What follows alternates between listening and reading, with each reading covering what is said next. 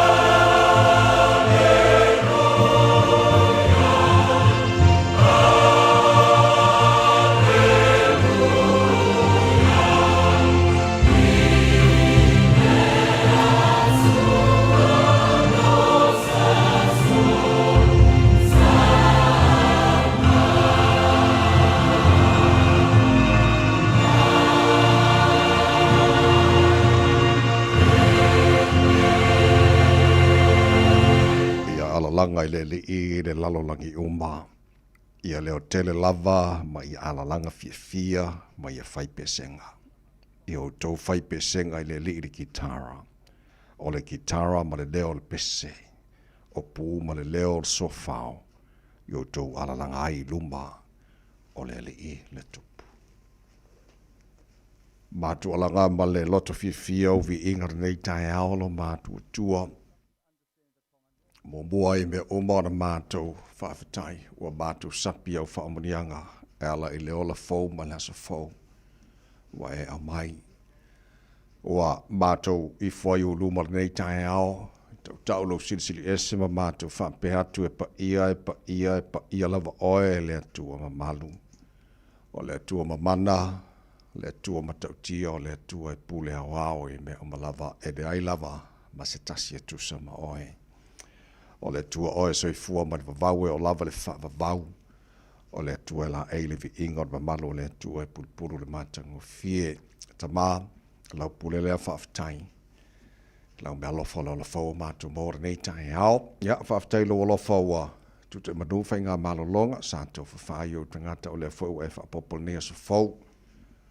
Lo lato sui fua mo le mātu ne yola o mātu o lia fōre nia stofi, lua se furu ma le tasi e yaso le masina o kuso le wholaungora ni fōi tau sanga. Mātou wholaungora ni yaso lo mātu o tua, whamon mole. Tau te maile malanga o whai nei, manu ia whaivole a whengai ma le tino ule nia sa fōu e a mai. Manu ia o ngane mātu whanau maru tia la tau le paolo lo walofa. Whamon ia fōi whaiva, whengai ma le imtamatai whaia ongolo ngafa ma le o oina nia mātu whanau. Whamaria le tunu pele I sa moa o sa auni le tunu mola na whainga palota na viaso o lo manai. Bātu te talo. Ia ta pena le tunu ia filifili ma le poto. I te itai wa e totofi a wale tau tuaina ma le whawhaina le sa moa mo le silima tau sanga o lo manai. Manu ia na i mātu tangata uma mana i mātu wainga sa moa ma le lala ma le pāpa awai so se tafora neke lope whamunia fōre nia tunu o New Zealand o mātu nofa mauma wai. Ia lofongi ale tu mal muli panga ma le tāpo inga na i mātu mātua tua asen sino o le tunu I malu maata malaura ne yaso ma ua pera lātu se fua lauli le itino se sili le nganga e ala lo whatasi mai. O me umo na whana mātu whaira ni yaso le whatalo loa o le tunu o le tangata malana whai ia mātu whaialawa I na ia fo iatu le vi inga ia te oe tamaa wha manuia mai e le tautua Radio Samoa ni yaso atoa ua mātu wole ma mātu wala au nei mea malawa e ala le sua whamana malo Yesu Kiriso lo mātu ni mana mātu whaola Amen.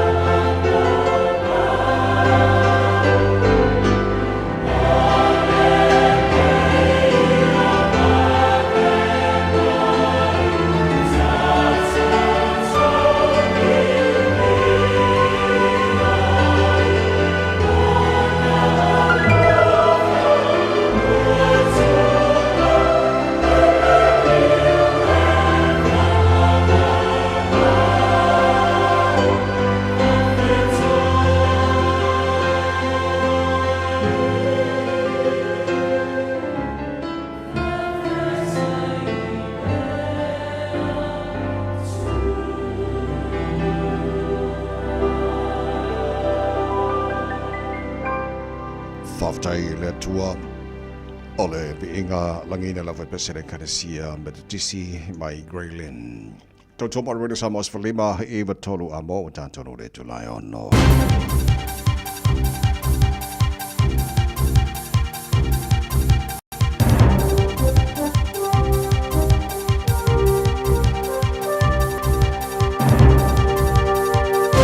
Good morning. In this update, the head of the army says the actions of a soldier who attempted espionage struck to the very core of their values.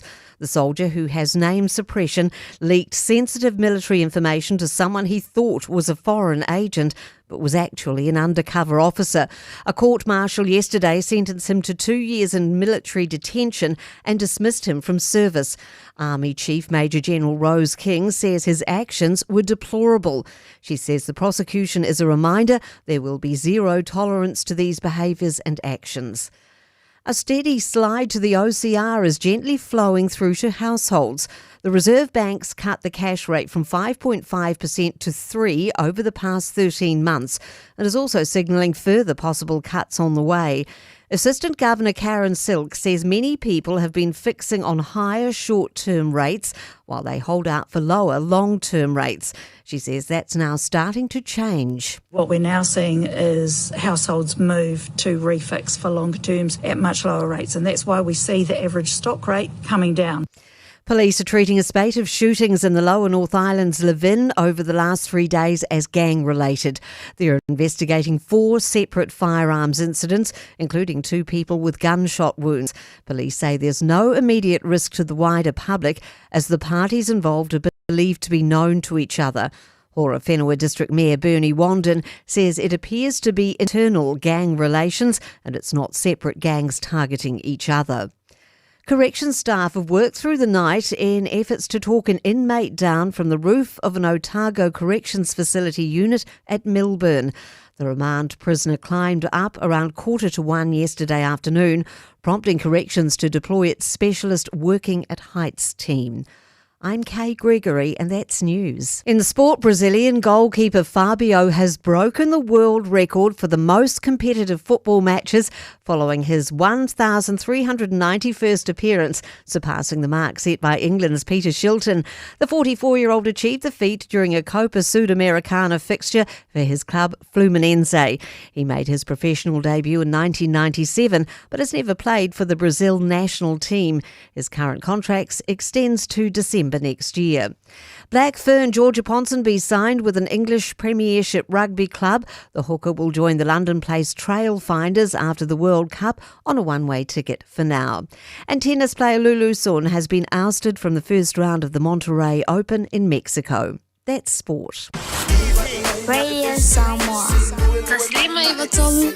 Amo.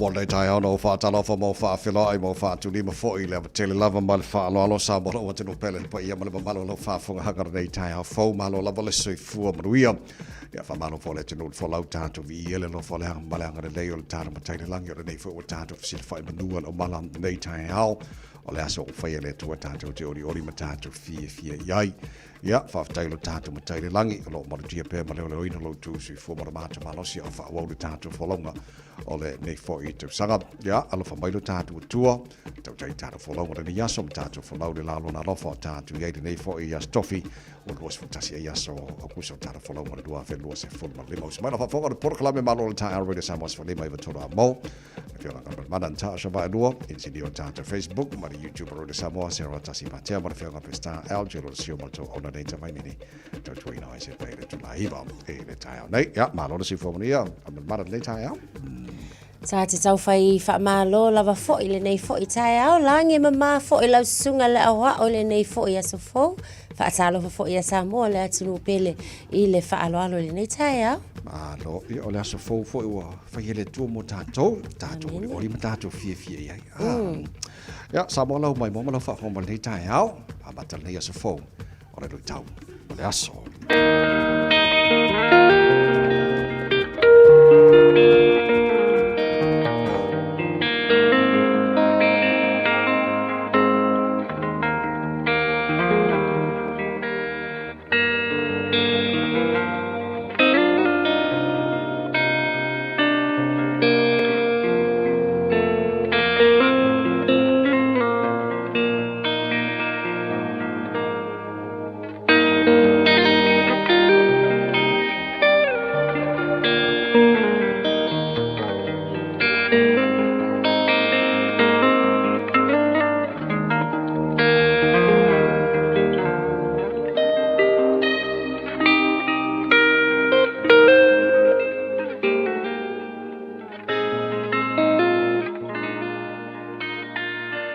Lui tau mo le aso. O le tupu o Iosefatu, King Jehoshaphat. Lua nofoa i ngā tupu i lona mata upu e sifuru ma le fitu, a o lona foi upu e 5. Ona whaatu mawina ai le alii, le mālo i lona 5. Ua au mai foi e yuta uma o mea alofa i a Iosefatu. Sa ia te ia le oloa ma le mamalu e tele. O le tupu o Iosefatu, King Jehoshaphat. O le tolus fulu ma le 5 tausanga o Iosefatu. Na whaia ia matupu o le mālo Yuta. Ai luas fulu ma le 5 tausanga o lana whainga mālo. Tasi le nei o tupu tausa afia o Israelu. Na ia solo ia fata whai taulanga sa tāpua ia Jerusalema ia tua whaapaupau. Ai toe whaafoi le no e tāpuai i lea tua soifua. Ua whaaleleia e Iosefatu le tāpua inga. Ua toe whaaleleia e Iosefatu le ngā luenga whaasalevi ma le ngā luenga whaaosi taulanga. O le mafua anga lena, na tupu tele ai le mamalu o le oa ma le tamao ainga i le tupu le nei o Iosefatu. Tasi ale vai vainga na whea ngai ma Iosefatu. Ua oso Iosefatu, whaauo i le tupu whaapaupau o a apo. O a apo, o se tupu e fasioti tangata. O se tupu mana o tele i le oa ma le tamao ainga. O se tupu na te whaao ngā ina le soifua ma le ola o tangata. O na fasiotia lea matuu e seina. Samo ai, e le lei le ola whai wō. Whai mai le muanga ngana wha Samoa. E wō, foa. O le whai ngā wō a Iosefatu ma le tupu whaapaupau o a apo. Nai ua ina foa ai a ia Iosefatu. Ona o a apo o se tupu ola mana o tele. E iai whetalai ngā Iesu e whaatatau i mea nei o whai ngā wō. Whetalai Iesu, a wō le ngaoi ma le ngaoi, e i ua ina ngaoi. A wō le fasioti tangata ma le fasioti tangata, e i ua ina fasioti tangata. I nei aso, o lona winga, a e wha wō i se tangata wha maualunga, e i ua ina e ola wha maualunga. A e wha wō i se tangata wha misa, e i ua ina e ola wha misa. A o whia ngai fo i tātou i whi au ma ngā ruenga o le nei fo i aso. Ia e mā whauwhau, ma toe au tilo, i au wō, e le lei wō. Ai a e wha wō i le tangata e le taritonu i le atua. E i ua ina e le toe taritonu i le atua, ma e le toe alu i se lotu. Samoai, tātou whaai tete, i a tātou whai ngā wō. E le leilo tātou wha wō atu, i tangata e fia, i le atua. I tangata e sāvavali, i ala o le atua. Tātou te tālo. Le atua e, a o au maia Samoa, i a mātou whai ngā wō, ina ia o mātou māfuta atu i tangata, e fia i lāua fio. Tātou ia ma lāua fio i le nei aso, e manuia ai mea uma. Lou lava suafa Iesu ua mātou te tālo atua i nei. Amene.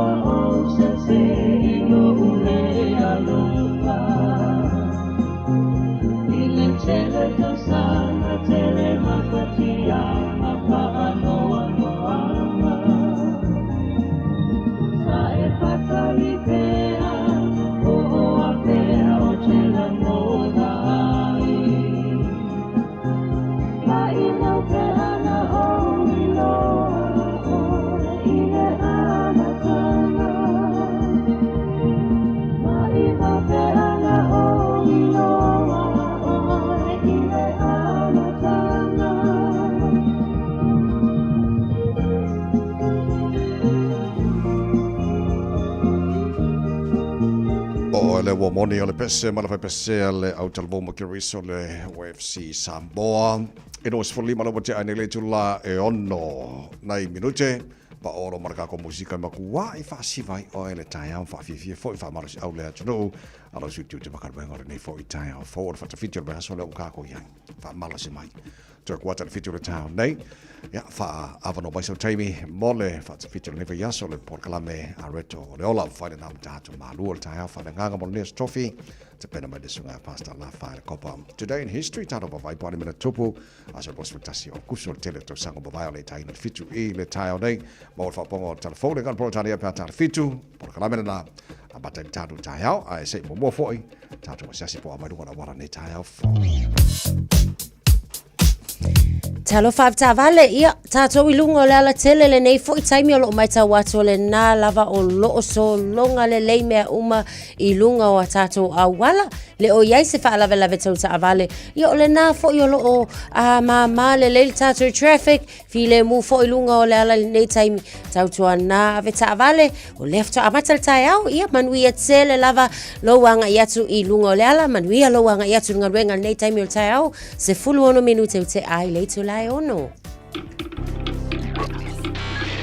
Tasilima I Watolu Amo Radio Samoa. Mai ngā mata tala taule nei fo I tai au fou tamaki makaurau au kilani ono whangale o whaasalunga Radio Samoa. Wawai atu I le nei tai au fou onolo I le malulu tu sai fa mamonga la mai tau winga fa mawino tau le so o le amatua I susulu mana I le la mo tanto I kilani e le nei fo I stoffi as for far mo runga na malulu fa mawino mo au kilani e le nei fo yaso ono lona mawana lo ta tatu o dia tai au ala fa solo fo ina mata ngo fiat susulu le la tele bahenga au kilani tu so le malulu nei matai au ono winga susulu fo le la nei ole a fa bena fo sulu la taia pa wal mo le audio ka hao o vai go yon tua la fa solo na awa pa uti munisio vai nga au kilani e le asto na I fa solo na lang leile sa fa solo fo lang leile so fua bena fo le so lua mana so lulu na va yaso o luma na yatu o fa mo na uti na mai la mai tau mo tatou ile nei fo taia fo tu langa masani fa nga solo le por kalame malu le taia ia ale Radio Samoa ale ampai pointara pa al tulanga ile tau tira si bahenga ni sila ia fa pena fo le tau Samoa ia manisio bahenga ole kelope se full fitu mala fo te ale tula e ono ia o se mai le tanti ana band se te tala fa fianga Radio Samoa nei fo fo ia na tunu anga juja manga be ngor tai hao ia so fifia fa te le tu ne so fo ia bolo to so fua ma no si wa fo ri juja manga be ngora fenga ia ma ria fa ne yaso se be mo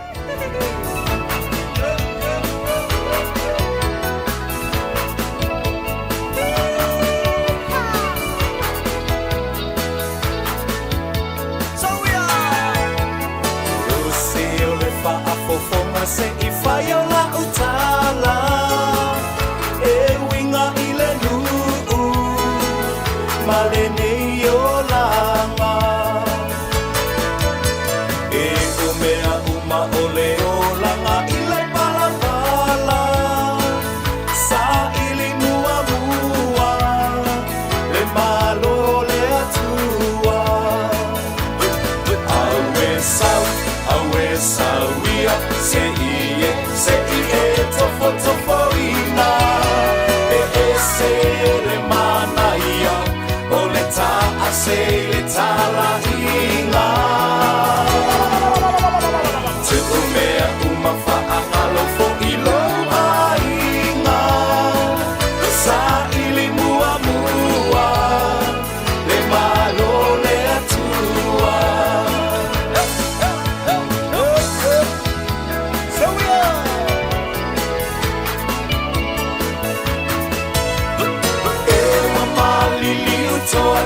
alofa Samoa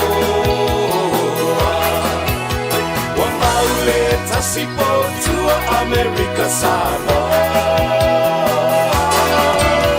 Me fina ngalo yo le atua ele maseu Ua talofa koa manali ile asalua tauto alua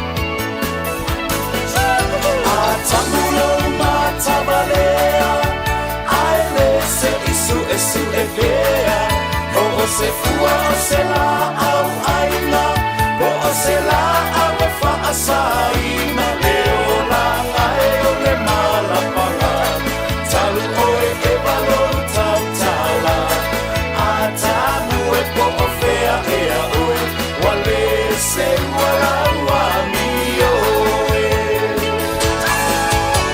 o le fafine lea o eva ua malaya o le lalala Siona ata ata ma bala bala au mai o e dia darling o e fefe o anio ale ai la lolani o le fafine lea o eva ua malai ai o le la lolani o na o siona ata ata ma bala bala au mai o e dia darling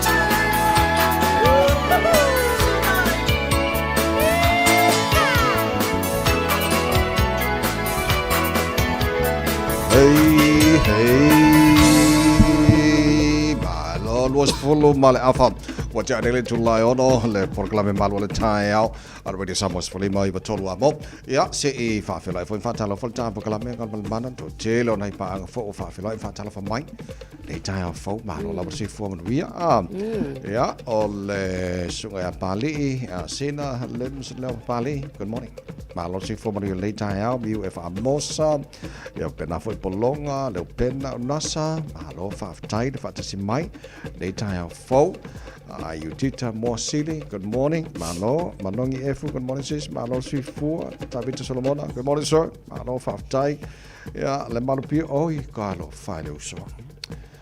Sao das kofiling ei le malu oka. O pepesi anget. Lava juso, malo Faftai le fata for mai. Lenga Telea, Mayaba, Simone Talia, Malo Faftai, Pina and Nico, out west, the best. Si Papa Savili Maya, Lola Faftai, and Kalama Aingamawa. Alo Faftai Fatis Mai, Aleki Karene also, Alo Fatu Nata out, Maria Favor Niasa Faftai Fata for Mai, Tarabukalam and Nata out, all it or 10 out time to Aingo Tara Mafuta, Nata Maru, Momanto Nay, okay, Nanila Mafa Bangane America. Lei Ote Loa, no more initially put on La Filenta Noile Solote Fire on the secondary school. Olena Mawa, Tetan Malo.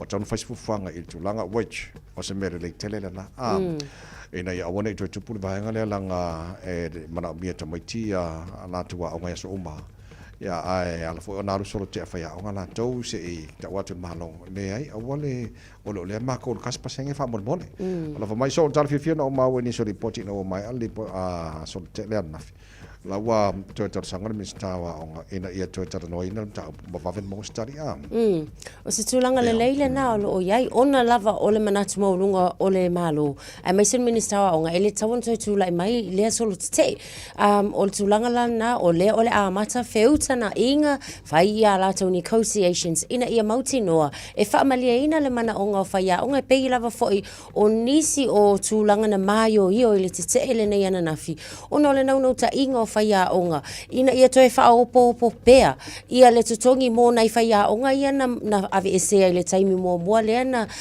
fa ititi ai tanga fainga renga o leisi to lo tilo e faia onga e ese lava faia onga la to ia o le curriculum nga lulu i mata uputa itasi a o le tu o deal mata maiti a onga i le taimile nei. O le tū tau le mawhau ta maiti. E mo o mia lava lai whai a onga. Pastoral cares, social cares. I to tonu o a onga lava.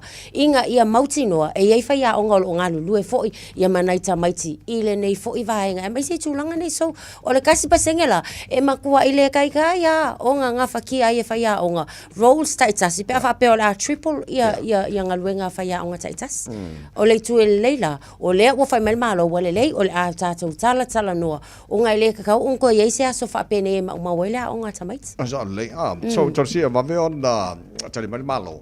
Ia, wha mari eina fwoi le tūlanga na sa iei le solo te nei whaia onga le sona nafi. Ia, once again, mo tātou whaia onga uma, o lo i kolisi ma onga maua lunga, ia wha mboe mo tari fia mo o tau. Pio iei le solo te ele sona nafi. Le se vaengan tupo nafi o le whapa ulalo le official cash rate. Toro New Zealand National Reserve Bank. So o le ale me le leil tūlanga le wā tātou titila wā tautala umatangata ia pa ulalo official cash rate. O le ale me le leil tūlanga le a mai se ala tau le o lo o ie lato whalamotu. Tūlanga o Mokesi, o te lole nisi whaltupen whai lo mai wā amata on drop a lato interest rate me tau Mokesi.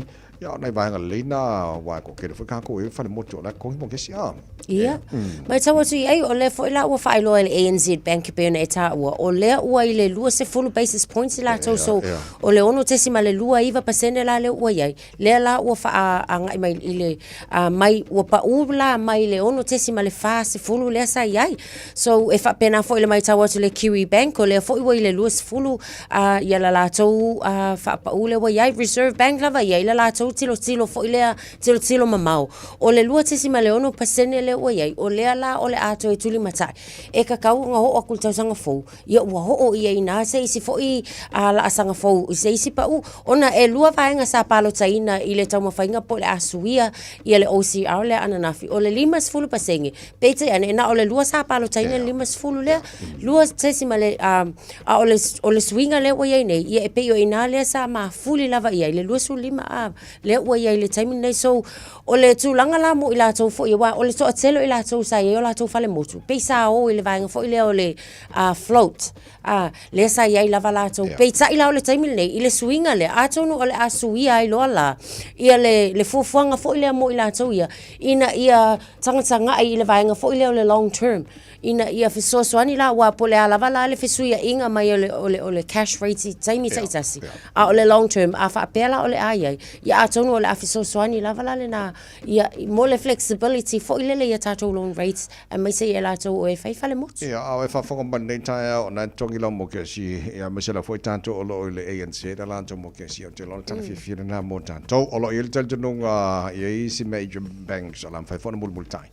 E le tulanga ia le drop o interest rates a le ANZ ia talu o na whapau mai lalo le official cash rate a Reserve Bank les on nafi o lo tilo leanga o le pei o le sipito a lo o tu mau pele tulanga o le cost of living i le leo si swing o lo iai ma tu fatu tusa ia mea umai e fo le mo le si vaenga ia o le a tu maua ona lazy swinger i le tulaga i le cost of living o New Zealand foi le ma le tatu savalingolo i nei ia faakuskusaga ala kaka lakou ia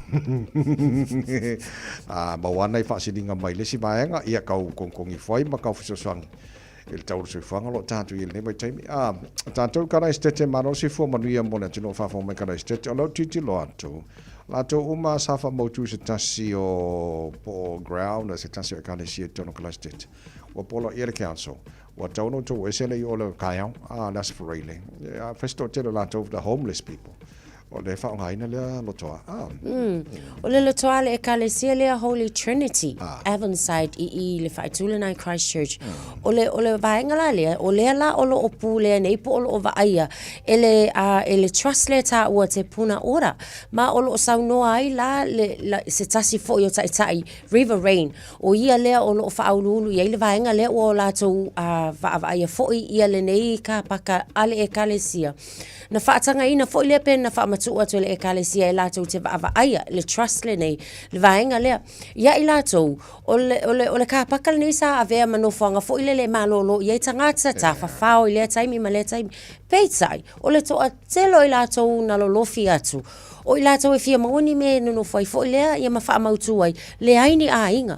Ia i lātou la wala i o lo opu lea ma vaia fo i ia le nei kāpa. O se langona whainga tāia i lātou, le te ena o tangata nei. O ne whainga tā tele le soifuanga lo iai. Ia a o lea la ua avatu le tusi. O lea ua avatu le tusi le council, o ta tau. Ia ona ave esea uma tangata nei, to a tele nisi o i lātou, o lea o lo o moli maulava fo i. O i lātou o nisi na amata i tutonu i le kāpāk lea.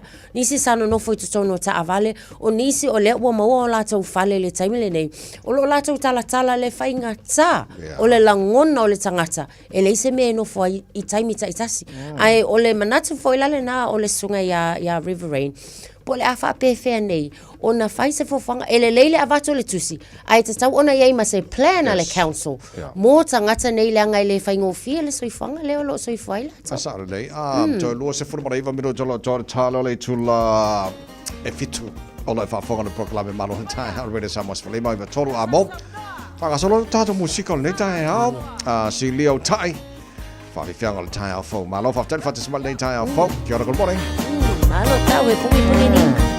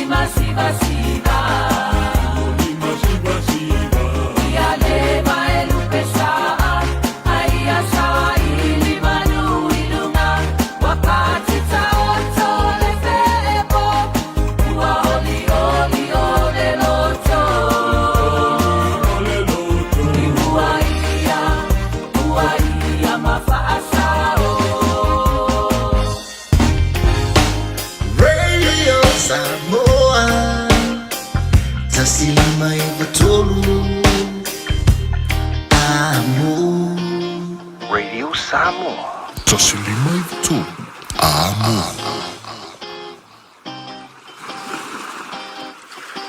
Whai mea alofa I a inga mawo I Samoa, e ala ili whaatawina o se hotel ta alofa voucher. E mawhai o na whaonga ina mo aso ta ua whailonga ina. E pei o aso whanau, whaipoiponga, pe whai malolonga mo ta whawhau ai whaiungo vai aso. Whaatau e oe New Zealand nei, ai piki e lau a inga I Samoa. Tanga I ane ili pacific40.com/hotel. Ma whaatau nei loa. Pe vala au ili o lua tasi, o valu tolu tolu, lua lua lua tolu. O lua tasi, o valu tolu tolu, lua lua lua tolu. O le vetu au lele ma le vetu ta iala o ngā amata e mawalunga la na au nanga tau early childhood education po a o ngā amata Samoa ma le Pasifika I Mangele. E iai whaia o ngā le stala ma whaia o ngā lango wa lava tā pena mo le awa o ina o le whanau. E uti avanoa o lo o tutoe, aua lai te whaatuai. Ai lesi tala nei loa lo walo. Wala au mai I le o lua tasi, tasi tolu lima, fitu valu iwa fitu. O lua tasi tolu lima, fitu valu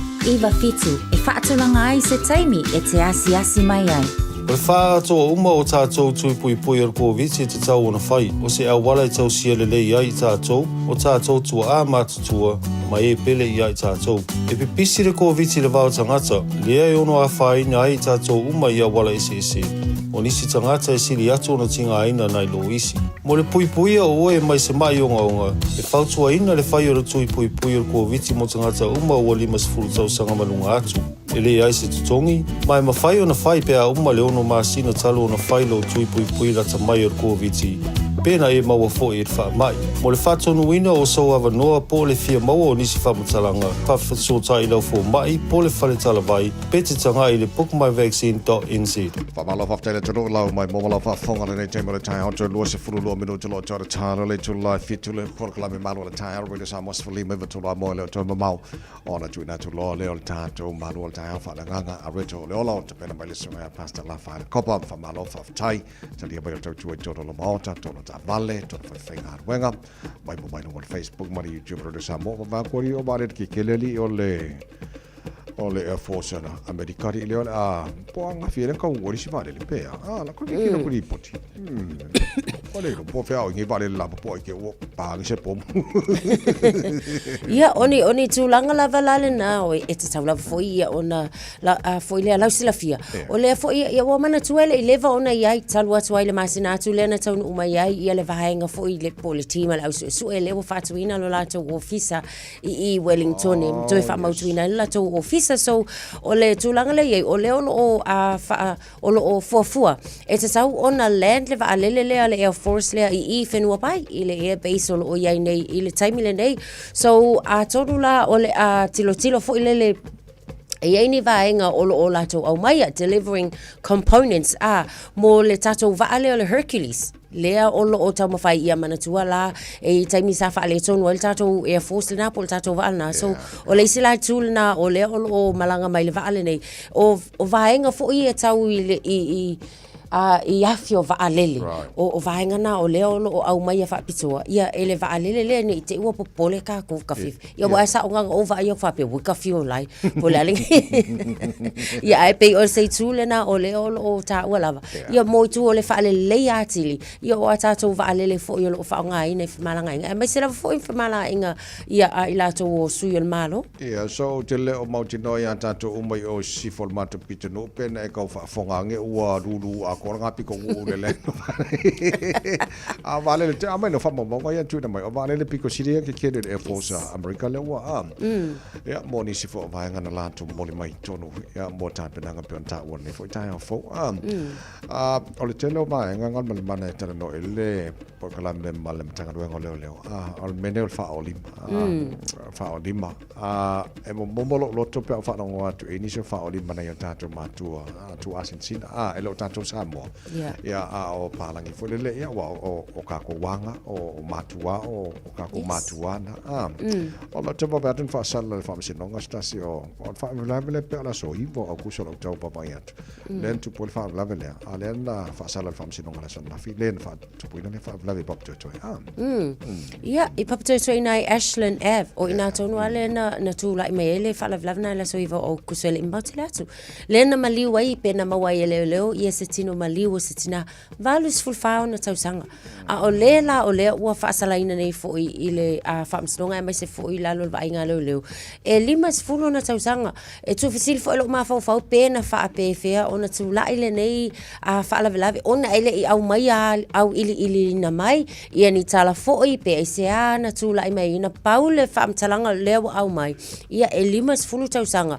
o le tamale ua a tau fia foi i lalo faamsonga e mai se vainga leu ona o le tulanga e tu sa yo le maliu o sinale yo le foi lo au mai le fa mai senga alimtanga luenga o leo la to ia ona o ko inga fa la fa pe e o ke a fa pe ai ke o ilo angenga o lo nei pala le lena tu po se fa la fa pe e ma ko ila ngonga ya au ia la ngona foi le lo mafatia popole ange ke ia nge ko kupu ai foi se si neighbor but o le o fa mau tu mai leo ele o ia ni se o to sa ile tu sa o le nei foi fa la o le o yo la to au foi ia tangata sa ia ai o fa mai senga ai mana ia fa na tu foi ia la sunga la on le tai al tau singa mal va ia leo nei ta to matu sa le ia ona nei banga na o nei foi tai for ba ia so ngana tonga o ta tu i nei foi malo de lei e ta ahi fa ka me mo e family tonga fi a bito ia e he wike le fa ka tonga mo ia ba ia so le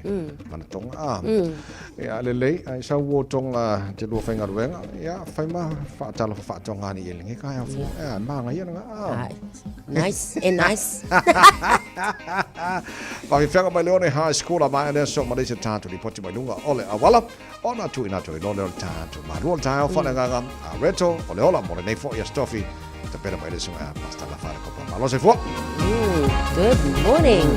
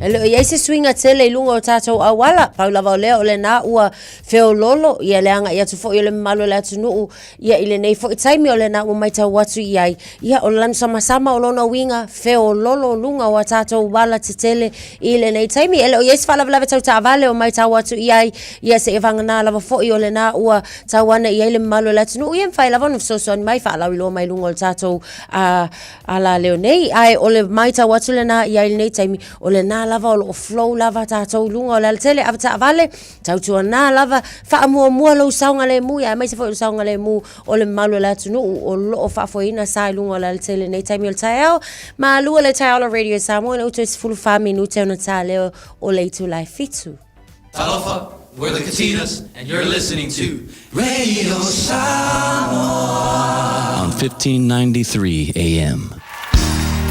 Bread of life sent down from glory. Many things you were on earth, a holy king, a carpenter, but you are the living word. Say it now. Come on.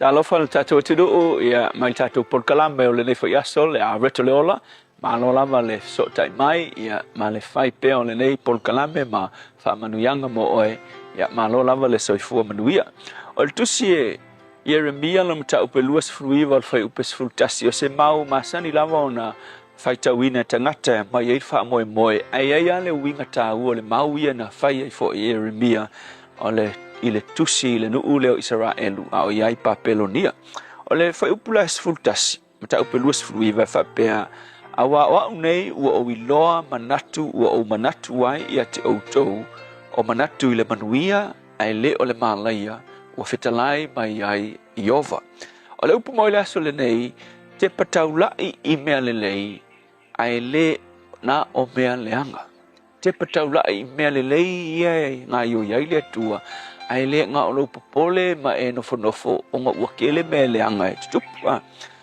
e le fa pe avea le te leo me le anga e tupu yo o kafa wa e mangaku foi fa pe wa e le fia yai le ranga le ngai wa le anga le la rangi ai fo tatu o tino i me o tupu e fa pe sole o le ko kusa sa mo ma o me le anga o lo tupu ai mangaku fa pe na e unga e fa pea oe ua le ia se ko nga yoi me nga o me le anga me o tup ai te lor kala kuspaia ma eva ai le nga yoi le tua e kele o me kuspaia po le ale pongi sao se mea ma se tu langa ke va ia ku le se fa moe e ia le me le nga yoi mai ai le tua e ia le avanoa e nga yoi fo le tua ma faia va benga kai peila le mele na tupu le no ule Israel o le tala leo le tala na tusia ku e Jeremia e fa malosi le tafeanga sai tu tono papelonia o le mewa kupu kafeanga le ua fa kafe nei papelonia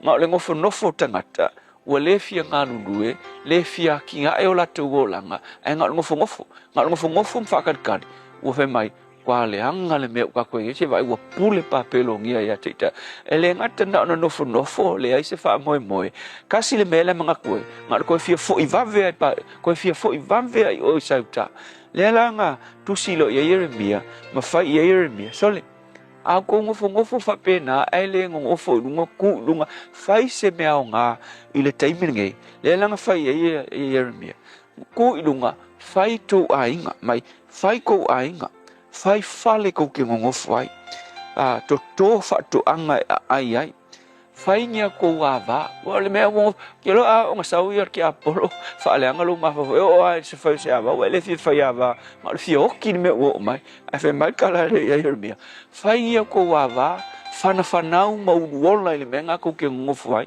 fa mai fa faingi ava au totan au totali faingi tane au ko fa ngau kenge inga ia ola o to ile nu nga ko ke ia fa mai ma ia o to sa ili ina ia manuia le nu nga wa fa kafea o to ia ele tua o winga le upo Jeremia o le upu fai atu tangata fo ie ua ngofo le isa fa moe ngo vai wa le anga me unga le foi la mo o foi le aso ngai a tonu a ve me tupu le tunu uma wa fa pe foi wa le anga aso ngai nga o me le anga me kupu vai awe ke va ai nga o me le anga ai como fai va ai le me nga e ngai o ia le tua sa il tala il tama fe mai nga kama malanga wo kama a moi ai ka alo vale ale sianga wo e mo moi la sianga wo nga a ke wa lule li le fa mo fo le ka kama mangongi le anga si tulo fa ka el me ka ngo lima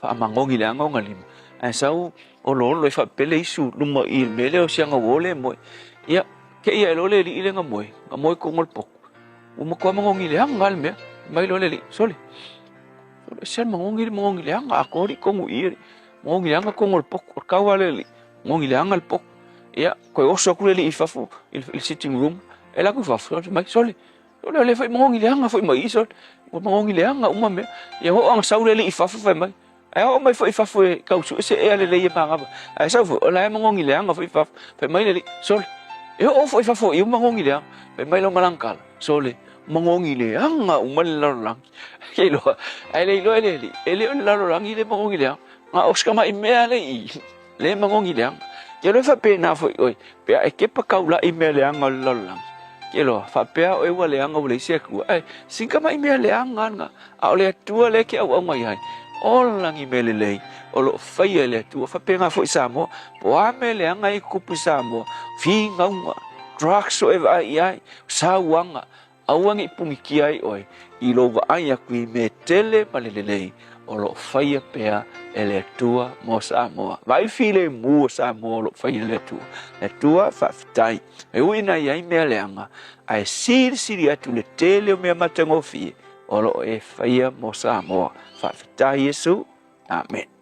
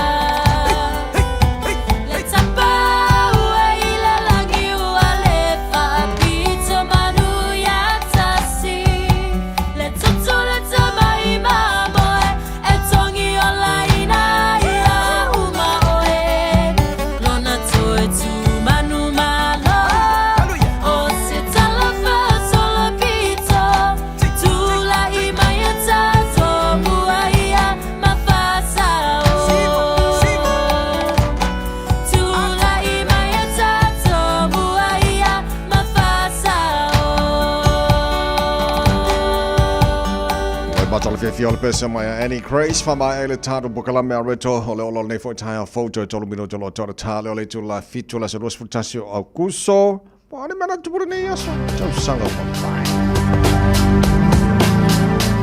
So sanga te siva i valu ia na whaalau i loa se tasi o hata ti whanga matango fie lau i loa whaapena ia ona tama autu mai ai le sunga i a Wesley Snipes le ata lea o le Blade.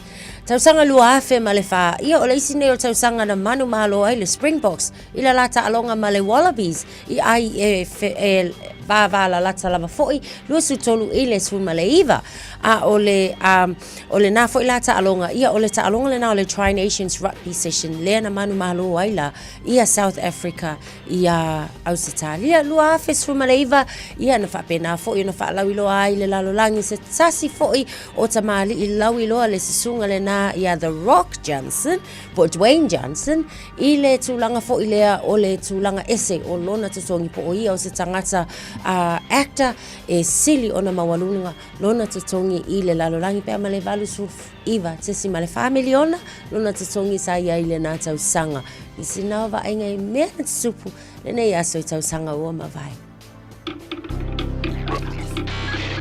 Tasi lima i watolu amo Radio Samoa. Whai mea alofa i a inga mawo i Samoa e ala ili whaatawina o se Hotel Talofa Voucher. E mawhai ona whaongaina mo aso tā ua whailongaina. E pei o aso whanau, whaipoiponga, pe whai malolonga mo tā whawhawai whaiungo vai aso. Whaatau e oe New Zealand nei, ai piki e lau a inga i Samoa. Tanga i ane ili pacific40.com/hotel. Ma whaatau nei loa. Pe wala au ili o lua tasi, o valu tolu tolu, lua lua lua tolu. O lua tasi, o valu tolu tolu, lua lua lua tolu. Talofa Samoa, i mawhai na whasoasoani atu Dr. Chen pe a whai te awhiele mai suka. Tōta mawalunga, le maua se whanau, mai sela, whatungao, ti ngā le ua po tuli, whaalusi le tino puta, kānesa, ma le tino mangeso. Maua fo i le kulini fulunifo mō nifo ti ngā, ma toi whaafilesi ai lau mānawa. Tele nisi o loa e whasoasoani i lo soifua maloloina. A whio ane loa e wa ai Dr. Chen, i le tuatusi lua lua ono Great South Road, Orahuhu. Telefoni lua fitu ono tolu tolu fitu fitu extension numero lua. Aua nei misi a whasala laua tu sa o lau Radio Samoa. O tawalu manga o lau whaiga palota i Samoa i le aso whareile. Lua sifurmaliva o kuso mai le i tu lai lua i le auli. O le a whaafofonga i le au i li nātu. O i unga o i tu malo palota ma sui tau vāta i tasi. O mawhai o nau i nātu le nei au nanga. O na o le lango mai le Enterprise Motor Group i Manukau. To ai male fesoso adi ale Arrow Memorials. Manuia lau whainga Filifilinga Samoa. Talofa lava, you are tuned into Radio Samoa coverage of 2025 Samoa General Election. Proudly brought to you by Enterprise Motor Group Manukau. Right now, our Enterprise Prize Smash Sale means up to 3,000 cashback or discount on your next vehicle. Save big, drive happy, and find your perfect car today. Visit us at 567 Grey South Road, Manukau, or call 0800 616 418. Enterprise Motor Group Manukau, driving great deals for our community. Hey, hey!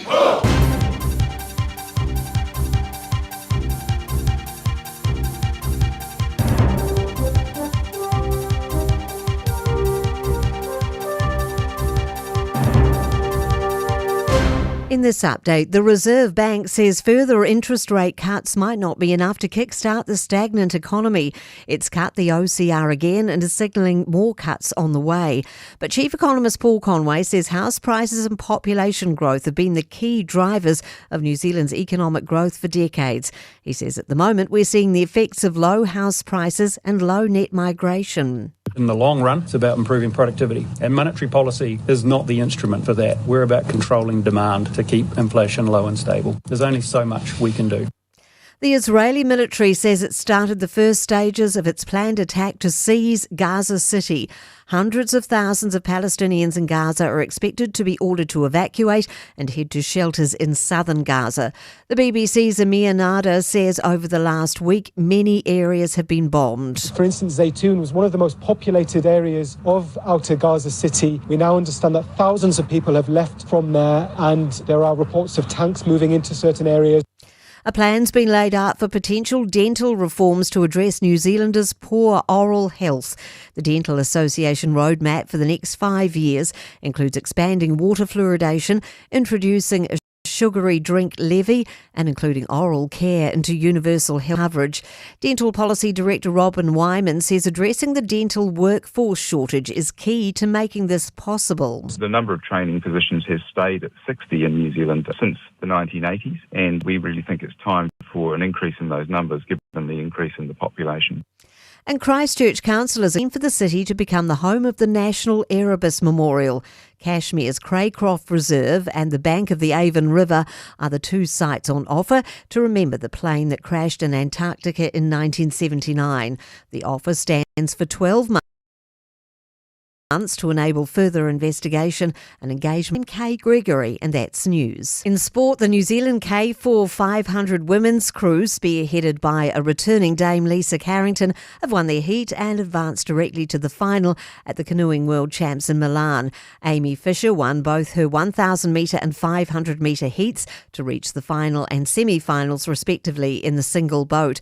Quade Thompson finished second in his K1 1000 heat, and the men's K4 500 placed third. Both are into the semi-finals. And shot putter Tom Walsh has finished fourth at the latest Diamond League meet in Switzerland. Walsh's best throw of 21.47 metres came on his second attempt. Joe Kovacs won with a best heave of 22.04. That's sport. Ua na ole Radio Samoa se furulima iwa toru a mo e tautuaina o e ilaungangana fitua so le vai aso. Nisio vaenga o tātou ala te telo lo mai tau atu le na ua tau mata fo yo na yai nai poloka ia mafeo lolo fo si o the traffic ngol tātou south and motorway southbound lo mai tau atu le nai faisi telo poloka ina le vaenga na lata tātou Cape Pass anga ia tu ile tau langa fa pena fo no mai tau atu Mount Wellington on ramp le na fo i pisi mai time le nei on the northbound le mai tau atu ia fa pena la fo yo le na la wa mata na feo lolo le pisi le na o lo wa yai Unira Road mai tau atu on the southbound ia le na wa mata na pisi so oles delay na ia pe ama le lima ile se fulu minute le travel time o lo wa matala ona pisi ile time le nei Princess Street on State Highway 1 o mata watu fai lava sitelo nei vaenga le na wa mata ona poloka Capine Street if apena foi Alice on State Highway 1 vaenga na o le na wa mata ona alu matu le time le nei o le tai au Western Springs on State Highway suma le ono lo mata watu ia o le na foi wa mata ona pisi apta vale tautua na lava o fainga malanga ia tautua na le saunga le mu manu e tele lau mafta mai le manu le tau Radio Samoa ina malima minute te ai le fitu. Radio Samoa tasilima ibatolu amo Radio Samoa tasilima ibatolu amo.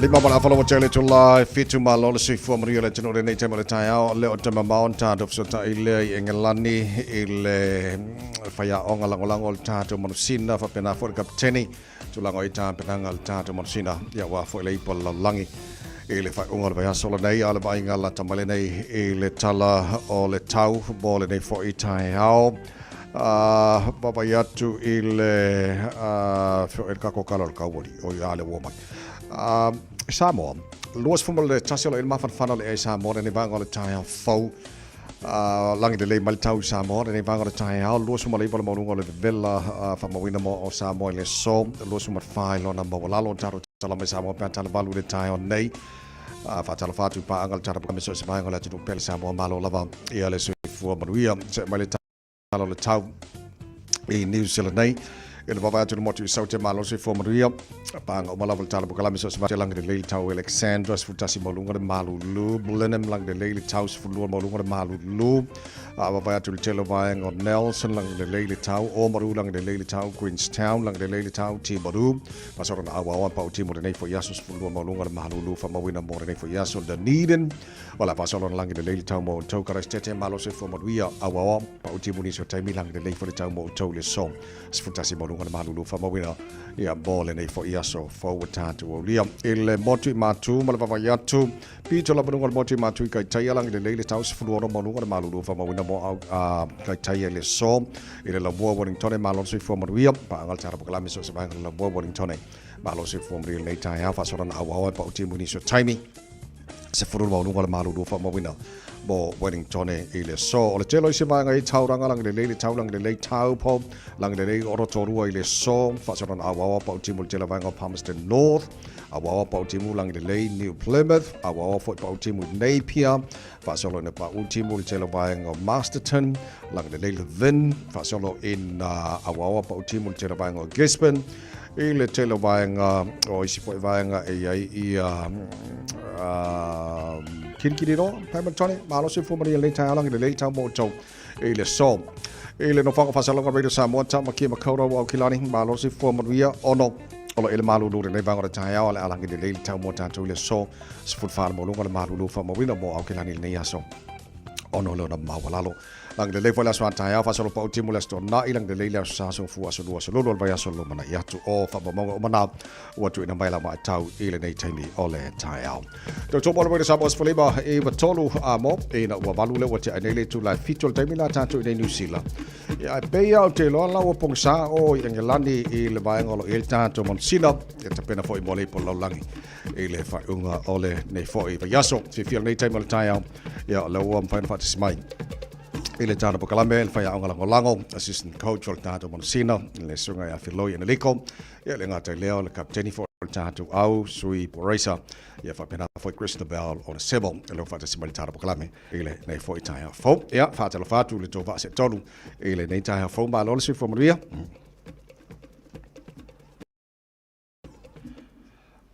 ya ba lo se fo ya vale soi fo ma lo sunga ya tavai ia o lo faulu lo foi eta to pokala le ni tao ma lo so fo mawa patado fat foi pa ia ma le malo tato tunu o lo papina na pa lu mai tato pokala me ia ma lo so fo mawa ma lo langi ma malo lava o mai o to le nei va pe nga pong sa nga engela dia ia sa ole ne wa pong sa ma to le ni tu le malo va te tele tatu tala noa o le o te lo fai ungo le mas ba yaso de nei o le a matai le ipol langi ele ba nga la before et mai tai ya le lau sunga le fai onga langolango le tatu au filo en liko o mai tapena ngal tatu Monsina moro ta longa fai ngol ba yaso ia fa tai me fa sili ia o lo papina na so lunga manuia ma so lunga le ia tapena ngalum fa na le nei foi tu le kilo pe fa sa unia tu mo tatu ta mo mo ele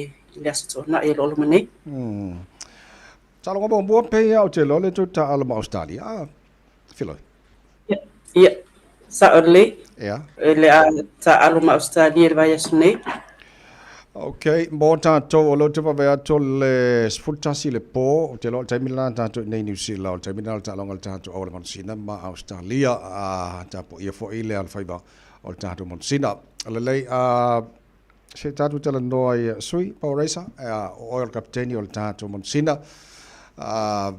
o la lo sila tulango ile le lotto o le toa o le lotto ma le lotto Samoa tatu tau sala foi ma tatu o le Monsina ya mol talo ma stadi le la amatel tatu campaign o le ipololang ya fatalo fat tavai ya fatai mole fafsili ya peona sauno atu ia le tato faya ongalango ya ro fa pe lavona manuia uma ya tuleninga mia uma ya lo fa peona manuia uma pa peona e ta ua ya le loto ya taineti uma ya e mo ia e faya ngale e feolai foi atunu I fafo ai o loo iai lava le loto toa ma le malosi o loo faapea ona iai te ineti. Okay, Christabel on Semo, o le altulanga o le taalo i le tātou mansina. Flanker, loose forward. Okay. Malo, le lei. Filoi, se ofisilia tua o le alu tu tāpenanga e fuanga i le au Australia walanga peo Australia lau titilo le maulunga la tutulanga i rankings o le tātou whaasolongo au tamaitai fo le tātou le tulanga summa le 5. O le atulanga i lau sirisila i le tapena i le manusina i awange i ko ilalo i le au malo sile Australia. Whaamolmoli.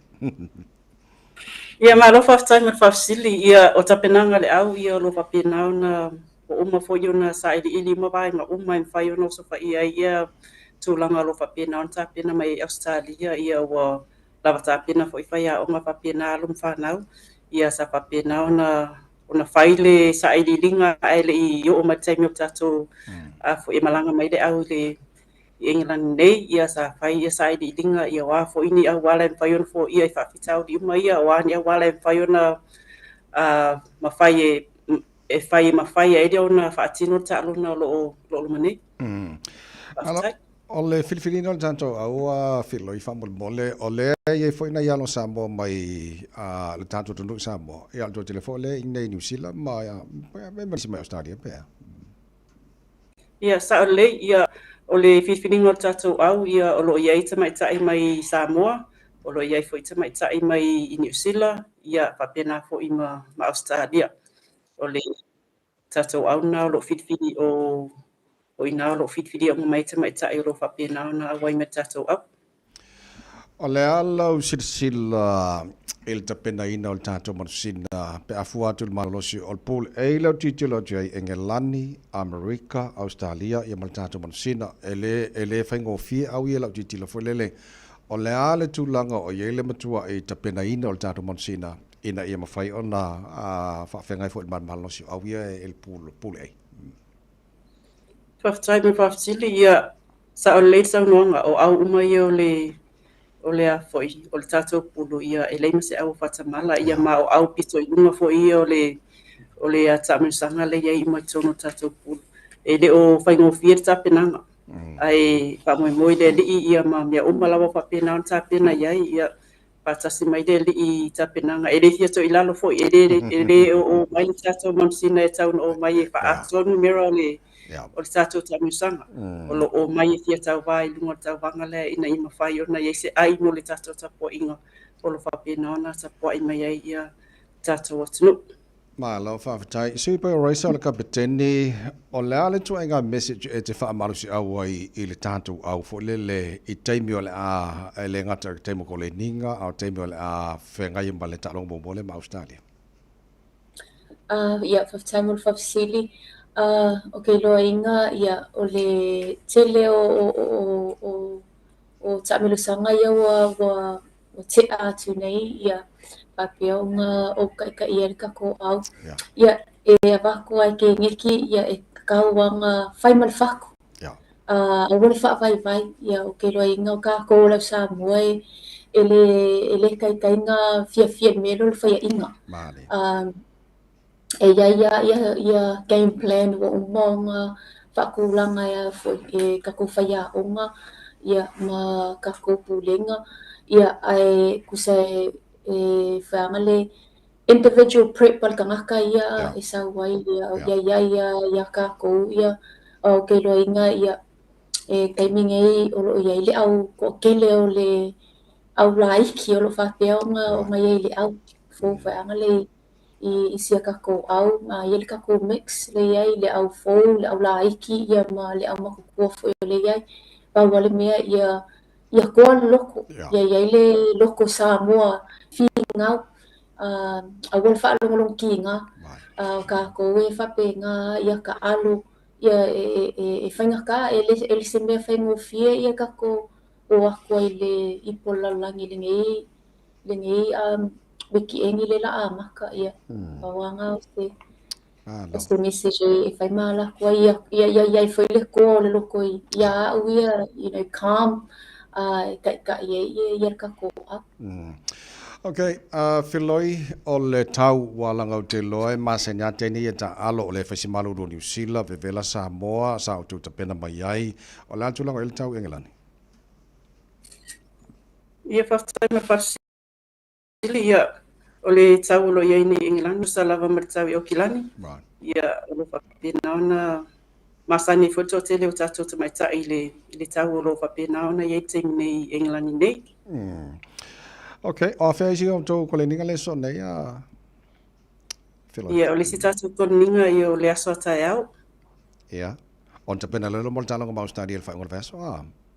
Ia aso tofi, ia aso wharaile, ia whai tatou game rehearsal, ia aso tō na i lo whatino tatou whamui. Okay, malo whawtai.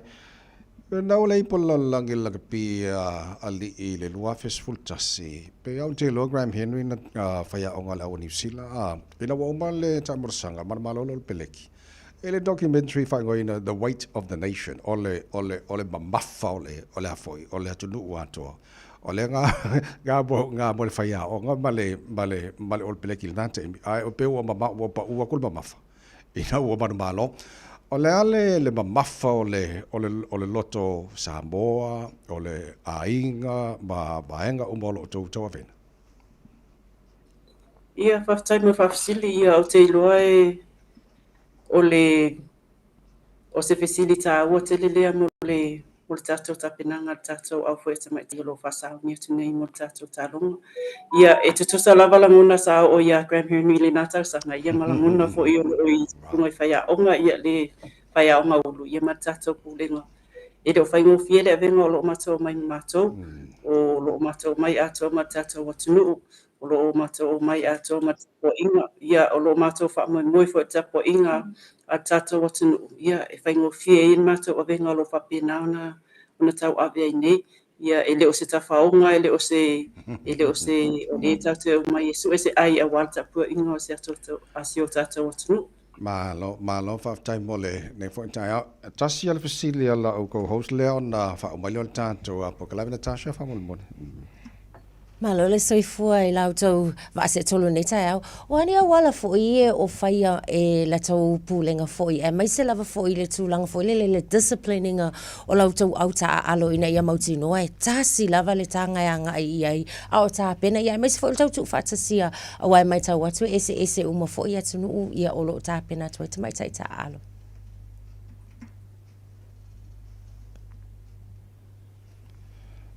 Na moment Fasilia Filoi ma Paures. Sorry ole tulanga o le tu fantasia ia ina ia tasi le loto tasi ia le game plan e tapena il tanto wa marcina foi le mo talonga o mo le I polo langi al Fasilina le na Fasil maila galban mana famol mole. Famol mole ele ma o tu le fesili famol mole. Ia fo I se o titilo o le fasili le na fasili atuale le co-host le tai a fulele o ani ta penanga e mafai ona tu fantasia o mai ina ia tasialo to tasi le loto tasi game plan e mafai ona ta penal tato marusina moleta montalonga ia whaftai o te lota penanga I whaformalai ia o patino mawainga umolo whapena ona whaipio na masani ai tu maanga si o tatou tunu. O le whatotua I le atua o lo whapena ona whaia pia tatou whainga lotu ia so umalava. Ia si inga mat whaftai le li ia whapena ona piyama pei le li ia walo na whasosoani mo tatou whamui mui. Ia whapena fo I inisi o wainga o lo whatino ina le aumat pūlenga I le ia mwhai ona lotu nga tasi. Ia mwhapena ona ngalulue whatasi. Ina ia whapena ona tini ma wase ai o le whaamui. Ia o tatonu malai ia o lo inunga lava disunga kapteni nei. Ia malana aulangolango ia whapea fo I along tamaitai. Ia le latonga luenga inunga malai. Ia whapena ma visosoani e whaia o. Ina ia whapena ona tu whatasi al tatou au ma was tatou a foi. Ai le au le a wale tapenanga mo whaamui lo lumane. Malo whafte tele ale mai al tātou taranoanga nei tai au o le leile tau. Le leile tau te pena il tātou talonga mo le whaingola vai aso? o pe po timu o la po timu ia ia o te minei lo mana ia lava tau le se la le se timu ia o lo mana ia lava le tau ia lo mafan fana foi ia okay ma lo fa tai a o le I fa mai al tato tana noanga de nei tai au o lo fa fonga mai ia le atunu atoa o matua o ainga o ekalesia a tapo yelo to al faiva mo ta longa fo el ta o le polo langa nei tu sanga o le ase vai nga to ti fisa no fa mo tato por kalame ia fa tai o te loe a vele nei lao ia e mole tuai le Whaftai tele lava I tātou a mata mai lava I se pitoi titi ia se ipa ia se pitoi mutua whaftai lava mo le tapo inga ia mana mia lava lang wa wale le ta'alunga alum whanau o lo whapina tāpena tu iai ia whaftai lava mo le tapo inga mo le tātou whamoe ia ele ngatai tātou watunu ia whapea a ingo tātou alum whanau o lo whapena na whasau ni atu e tau taua ia maua pe o tau le lototoa ma le whamoe I le atua awa ia tamwhainga alum whanau o le whapena na tāpena iai tātou laka pisa moa ia ma tātou paanga uma whaftai tau langlango whaftai le tau tapuai whaftai tau titi whaitama ia awa alum whanau o siu tātou watunu ia Samoa atoa ma tātou watunu o pa ia mo malo le ale o ia sa matalanga ona nei sala se ngana ia na faile ma lapela o nei ia pa pena tātou walu whanau ai whaftai tele lava tu mai loto whamoinga ia le pa pena ona tam whai alum whanau sem whai e tātou whamoinga le stona nei ia I lo so tātou vi inga lava le tua Vai tele lava. Malo whaftai tele mole nei tai au lau sungal whaia o ngalango filoi hende liko lau sungal kapteni sui pa raisa pa pena whai Christabel o Nesemo wha malo whaftai mole whamno mele tu taimi ile nei vai ngol po inai engelani ia mai le pulenga mala whainga luenga male malo le atunu ile nei tulangi ia o tau mamarana ia lelela o tu tia ia malie ia mai maruia le alo atu mo ta longa ia mate le whai ungol vase nei mala o skali malo kako Christabel, yes.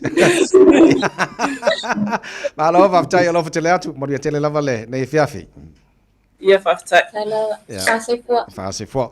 Lelei o le tātou manusina o te pena mo ta longa le whai unga le maiaso le nei, all the best girls. Ala whatu mo tau uma. Tau tō Marina Samoa's Felipe, tola mo ina wolosu whao jele July fitu, Marina Davis, lau Samoa, so ai man whaponga. Ole fatifito le voy a solo porque la venga por Tanzania. Thank you minutes. Malo se fue por día.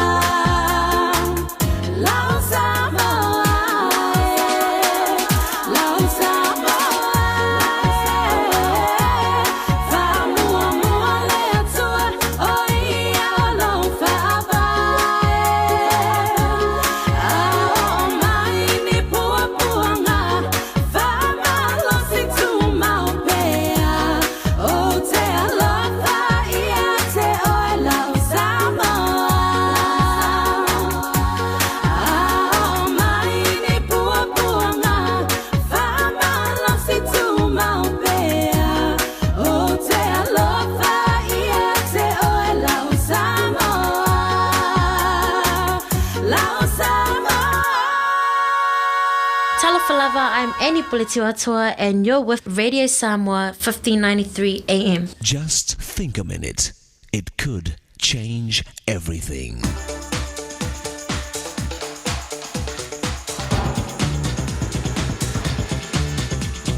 Think a minute. A lady was waiting for her flight at the airport, so she bought a small bag of cookies to eat while she read the newspaper.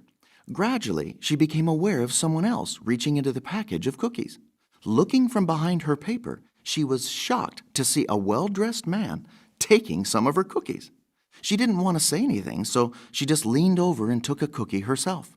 A minute or so later, she couldn't believe her eyes as this man took another one of her cookies. In fact, by now, almost all the cookies were gone. Finally, as if to add insult to injury, this man broke the last cookie in two and handed half of it to her, then ate his half and walked away. Now she was angrier than ever. In fact, she was still furious later when she was boarding her plane. She opened her handbag to get her ticket, and suddenly there she saw her own package of cookies she had never even opened. At that moment, she realized she had been eating the other man's cookies, not her own. Yet even though she was wrong, the man had still generously let her take his cookies. Now she was ashamed that she had judged him. She had been completely blind to her pride, assuming she was right, when in fact she was the one who was wrong. Plus, she was also blind to the kindness of this man to her. Sadly, we all have judged other people, even though we ourselves were wrong and guilty. We think we see everybody else's faults and weaknesses clearly, but we're blind to our own. We think we know much more than we actually do. Like the little girl who said to her father, "Daddy, I know everything." Her dad replied, "Oh, really? And how do you know that?" She answered, "Well, I thought, and I thought, and I thought, and I can't think of anything I don't know."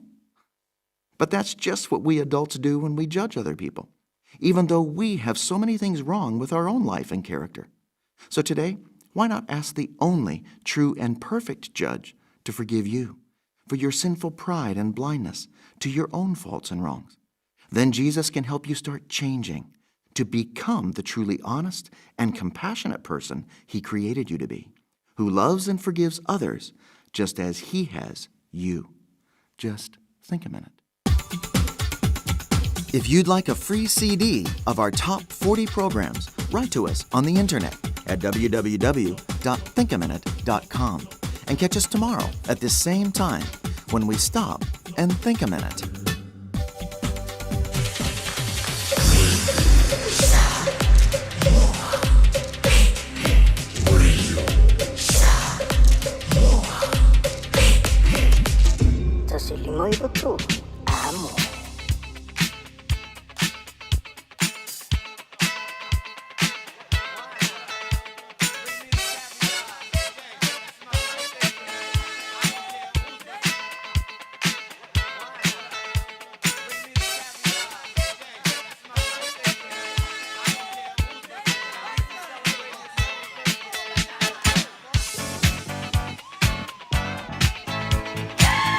Apatono le tula fitu fa mo ngas fa na ola stofi nei asolo subtasi o ku so matala telefoni mo o tolu fitu tasilima i batolo mo fo le banol tato emaili on air at radiosamoa.co.nz. Ma fa ne fa ngai nel tato Facebook mari YouTube ro Samoa o ka se lau pasene na ya va vena o mai la fa mo ngas fa na ne fo tai fo le le ava tali tato telefoni pe ta fa mo ngai le emaili ngal ya later vai o la ta amata Twitter emaili.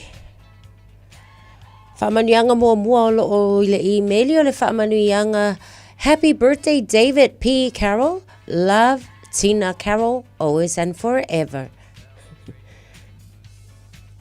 O leisi o whamanuianga o la soifua lauso ia me kala taito. O le aso ua atoa i ailo na whaase fulu tausanga. Whamanuia le tua ilo wa asa soifua sis. Mawani se tausanga se tele malo soifua. A wau tiu te whaita tono le ainga. Whaapea le ngā luenga le tua. Maua lo malosi o la malo loina. A wā le tausia ina o siau whanau pele. Whaapesi o tina matua o lo o tau mafutai. Whamanuia le tua mo oeses alo whaangana vatu ia pele. Andrew male whanaui o nehanga. Leisi fo ile nei o whamanianga mai a Iwalani Soma, wishing you a very happy sweet 40th birthday to our sweet mother Mekala Yulai Taito. Thank God for his blessings, guidance and protection over you for the past 40 years of your life. We pray that he will continue to bless you with many more happy years in life. Thank you, Mum, for all that you do for us kids. Know that we appreciate you very much. Have a fabulous day, Mum. Love always and forever from your babies, Salefoi Fa'angu, Amatanga, Tautalatasi, and baby Joshua Sunny. God bless you, Mum. Le la so na tu ta family nga le lungo ta Facebook ngabal mana ole family atu la soifua le malu matani ufengai maleata famina le mafa ole vinga fo ipe ile tu soifua ole fa tai mal fa manu ona wa le mai le nei tu sanga fa popo I aso lo soifua ole te talo alo fa le tu mate fa popo nisia so lo soifua ya wale tau singa o show ainga no mese fo ile kalesia mo le tele la balo wasu fo le malu matani u fenga I maleata alo fa tele atu ya alo fatu ya sa mana mea ya awala mal fanau alo fatu ainga mai Samoa Australia New Zealand ya aile mavalo fa angalo anti to filau to ngia le lei le nga opu tomoli ya male fanau happy birthday enjoy your special day o le family ngana Maya leonga oputamule. Se o vava ia tulta la telefonile emo mai talofa. Ma lo soifua la sunga tawai ma te usala o taiao. Lo soifua tama. O wala watu o tama o nungi paulo wa tau paio tamo ia o nga mga ruenga ai le se civiliat o tato whanau. Oi ka lo fai o lungia. Ia. Ale aso wa to ia lo fit furu no tau sanga. Oi sebi ia le. Tai de lo fo le tua I mlona ngare le. Mo meni tau sanga tere. Ya lelei ya la bala watu le pa mulimori o le family atu tato pulenga mala fanga wenga lo wasu fu ile so mo le tele la lo wasu fu ngia ya family atu le tu afa tele tama ya malo ya isi sta family ngo toina lunga lava tato email yo lo ele family nga maya alofa le utu lava o lo faanga mo le aso soifua se o tuangane pele o so tongi sau to ia liki tonga fiti sau o one hanga penisula I mole nuu a polima masafa to alefanga ia faafataia ma faafo I le vi inga I le atua ina ue au lia mailo o aso soifua I le aso ia e toi maua ni isi aso faapene I le lumanai a wau tiu te le ainga e maisele e kalesia ia maua pea le Ia e maua pea fo'i le faa malolonga le tino ma le mawhauwhau mai le atua o lo faanga nā mai lo tua whawhine o lo faa e te kori sao le utu lava. Ia malana mana mea o ofisa le utu lava manager of Allen Park. Faa pea sia ma whanau o Andrew Mazuzi, Matamaitai Olive, Matango Fie, Montel and Malia,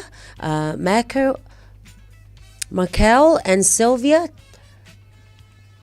Tajay o Lorian, Malimasanga Aulelei o Kenso, Xavier, happy birthday my dear brother, Aton wale amo so treat manaya Maya Henry, ia ma hana moa ma fa'aol tanga, love you from all of us, God bless. Staff up ngale ngole Facebook. O le whaamanuanga mai a tofi lau, sulu I whale ese fia mea si paia. Whaamanuanga mo le asu soifua o namu lau ulu, le atu lilangi malai loa, po wesi, pa le lei. Inei sa le la valu whaaftai I le atua wau lia mai lo fitu se fulu tausanga o lo soifua. Ia lo whangia le atua, ia whaopopo atu nisi tausanga se tele o lo soifua. A lo whaanga mo oe, e avatu I lau whanau, mele ma whaasoi ma le whanau, ma tia whawhine, ma lo uso ia sua se leni pa le lei. Manuia tele le aso soifua. Leise whamanianga mai Leuana Iusitini. Whaamanuia tele le aso soifua lo mātou anti a fualo lo ni se kake vi ia le tua waulia lo fitu se fulu tausanga. You are a beautiful blessing to our ainga. God bless you always. Alofa tele mo oe from the Leiloa GKs and GDKs. Fa tata famlia ka mana nei tai. Episodi la solo kwa seri o kusoi. Ia pa no. Ia lele e fo I mo le tunu fa mana to waso fa na ule so ia tatu avele vi inga mal pa tai le tua. Ale la mako allo fa ku ya ko pese le. Bale pule ka mala fa ka be Radio Samoa mal tana bokala be malon tai au. Bale tele la boto waso fo ngia. Bale lo waso fo le sofa tai le tua le tau sanga tele mo oi. Ja, lei, so lua se fulu ma le 2 minuto lo jora tano le tula e valu.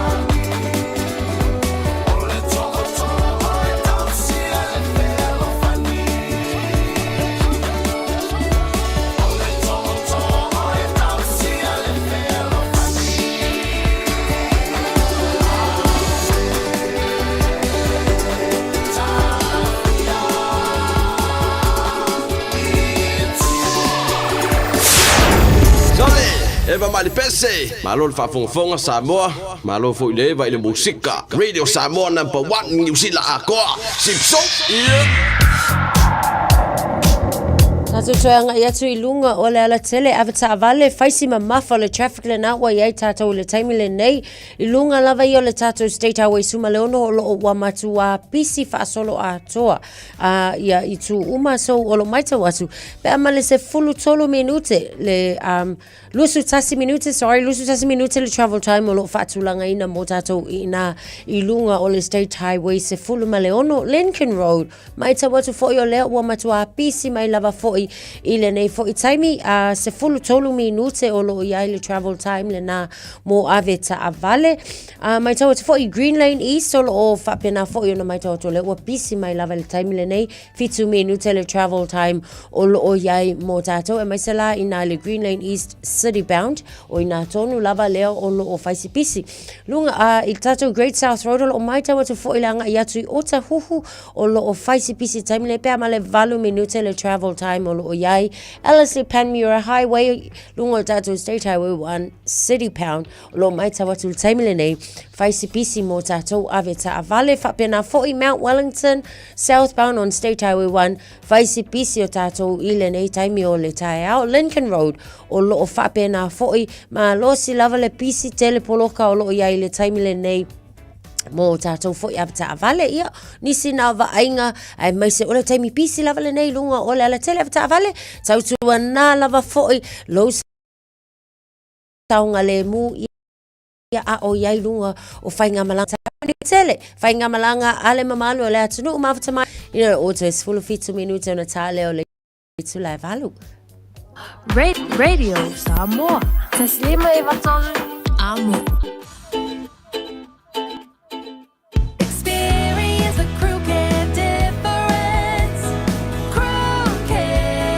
Looking for an opportunity to build your own business?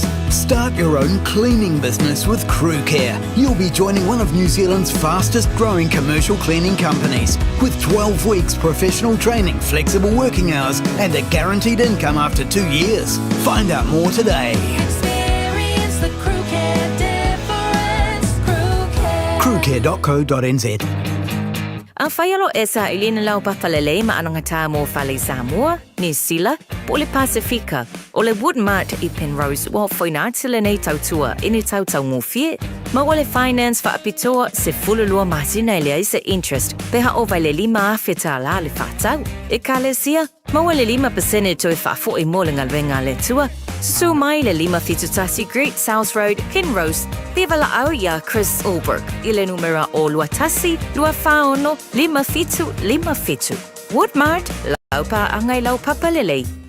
Mo tupe wha mo moli Samoa mana tua lo le Pacific Easy. O lo wha wau pea le tātou wha mitoa e nao le 5 tala anta tongi pea e wha ngai le Pacific Easy app. E wha tino ai au tupe wha mo moli mai lau telefoni wha mehai. O lo awanoa fo le tātou direct transfer. Tiposi mai ai au tupe le tātou account. Ma wha mali aina fasili lungo le telefoni. Ma wha tino la fo ino lau tupe ai ka wha mitoa. Mo le tongi no pili o le vai mo li te ngā tupe so se whale tupe Samoa pe te tongi nino no ngā tupe le nupi wha Samoa House Corporation po le Samoa Land mo so se au nanga Samoa o lo ma whai na wha tino uma e le tātou au nanga le Easy Pay maratua e late le fitu se fulua tātou la wa wha sopoli ai New Zealand wha pea o tātou ofise tolu i o Tara o Tāhuhu Mamangele pe wha ngā le Pacific Easy app po le direct transfer e wha sawa ilo taimi ai sili atu na wha sawa i nau tupe wa taunga tāle penisini mo nise whamtalanga pala au le o se lau o tasi ono po numero masani au kilani o le lua fitu ono fitu iwa fitu wha ma le lua fitu ono fitu iwa varu wha Pacific Easy o lau pa anga mo tupe wha mo moli Samoa.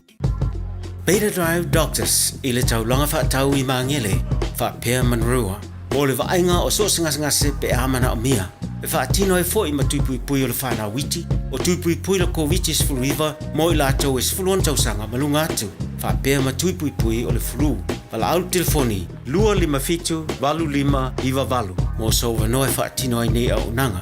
O fisa wha i mangele i taftafane o le McDonald. A manrewa i taftafane o le Whaletusi po le Public Library. Peter Drive Doctors Clinics. The 2025-26 Pacific Engagement Visa ballot is now open till 25th of August. You can access the free PEV support service provided by the Australian government to receive information about the visa process, requirements and what to consider before applying. To contact the PEV support service or book into a free information session, visit www.pev.gov.au.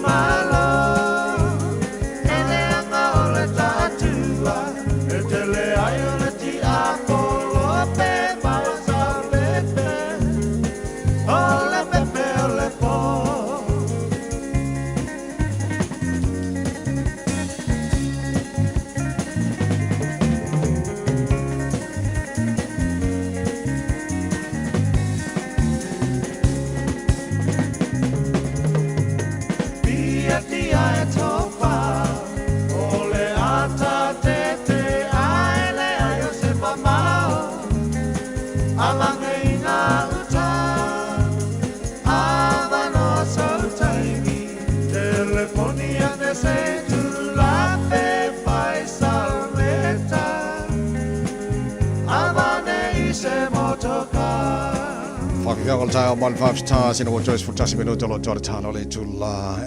It's 11 minutes away from 8. Local news, Newsline from Samoa is coming up at the top of the hour. If you're late, time for the Smiles or Opal Labour Party, more buying or transport, local government and small business. Honourable Tangi Utikere Kirana, Talofalava, Malo Lele, and good morning. How are you, sir? Talofalava, Malo Lele, Kirana. I'm well. Good to be with you this morning. Thank you for your time this morning. Let's start with your portfolios as spokesperson for transport for Labour Party. Public transport is a lifetime for many communities. What's Labour vision for improving access and affordability, especially for Pacifica and regional areas? Yes, well, you're right. Public transport is a lifeline for many communities, in particular for our Pacific community all around the country, and obviously in Tamaki Makaurau, Auckland, where a lot of our community rely on strong public transport that's reliable. The sad reality, of course, is that the current government have cut funding to public transport. When we were in government, we had, accessible fare opportunities and really supporting people to get around their communities. Right. And so I've been, holding the government to account around the lack of funding that they've directed for public transport, because it soon adds up, and particularly at the moment where, people go to the supermarket, go to the dairy, you see it's very expensive. The government needs to be supporting communities to make public transport much more accessible. Okay, Tangi, with rising fuel costs and congestion, what role do you see electric vehicles and alternative transport playing in New Zealand's future? Yeah, well, the future is obviously, really important to be looking at how we can do what we can to meet our climate change goals, and the lower emissions that we have for our communities, then that's really, really good. But of course, cars are very expensive, and you want to go and buy a new EV or a used EV, it can be quite pricey. Right. We had, support to help people to do that The current government are not really interested in this particular space. Actually, they have a law that's currently before the Parliament that might be debated today to try and change some of those clean car standards. So it is an important area, but we need to be making sure that people can move around the community. How does Labour plan to balance infrastructure development with environmental sustainability in transport, Tangi? Yeah, well, that environmental sustainability is about what you've talked about the EVs. It's also about public transport. It's about active transport, so encouraging people to be able to walk around the place, but also to use bikes and all of those sorts of things. So it is a bit of a balance. What I'd like to see is the government put more of its money into those balanced areas rather than just throwing everything into new roads all around the country. And roads are important, but the government needs to be looking at having a balanced approach, which is very, very important for our Pacifica community as well. Thank you, Tangi. A few questions for you as spokesperson for local government. You served as deputy mayor and councillor. How does that shape your approach to local government policy? Well, local government is very important because it's about communities having their say.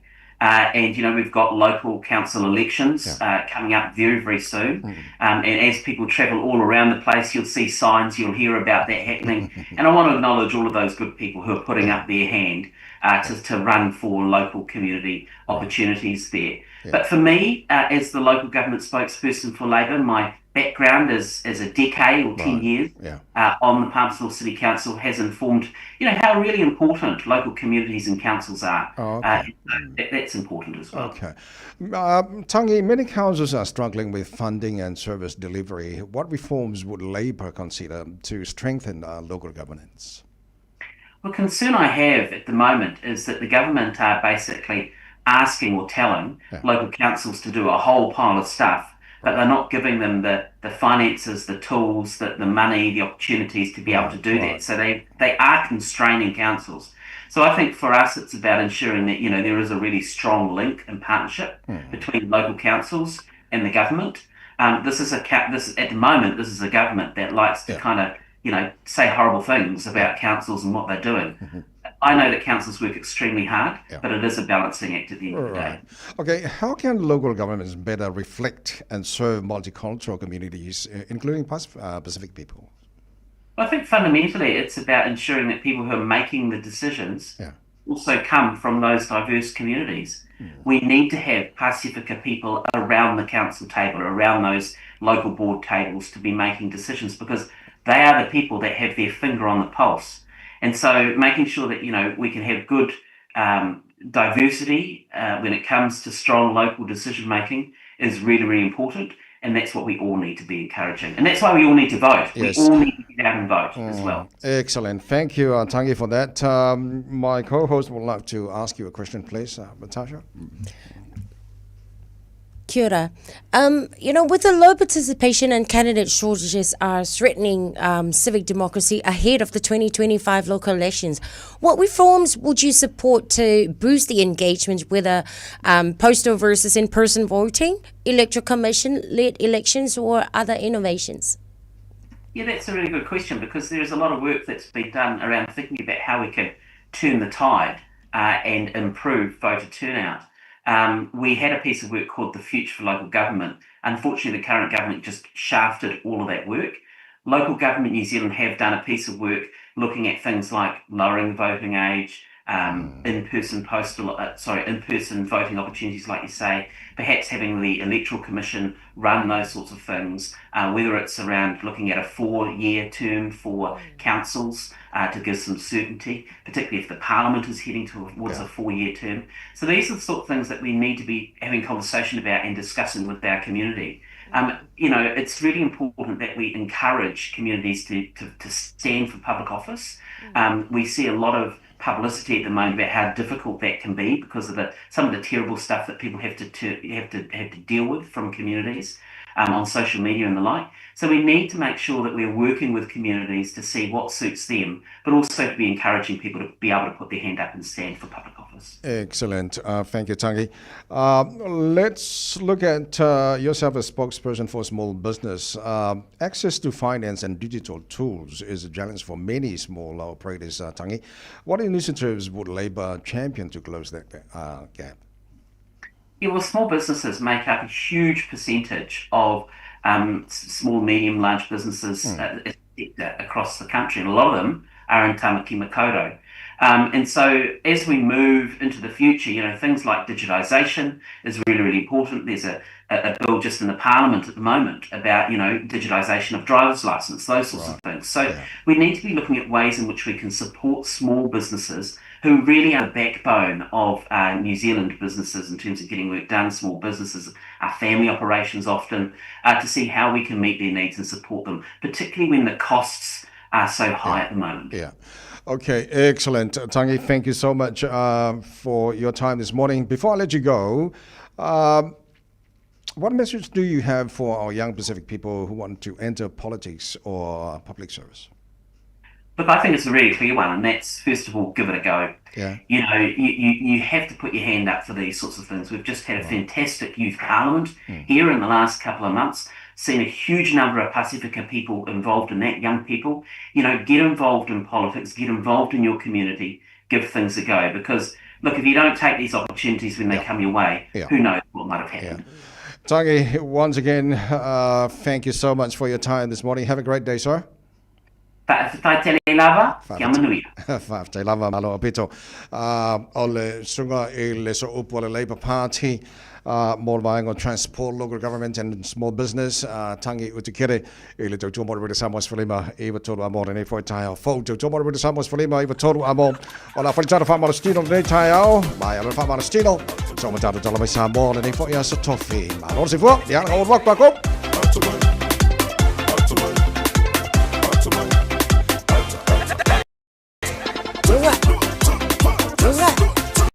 Altafa.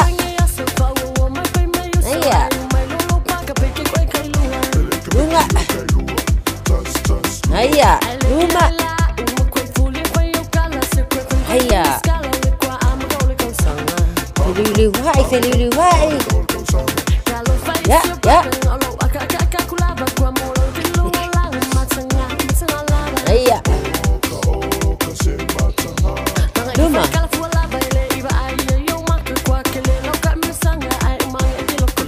Maya, maya, maya, ngai. Maya. Lunga. Yo. Maya. Maya.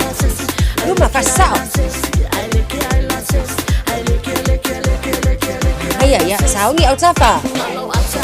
Aya. Ese pizzo.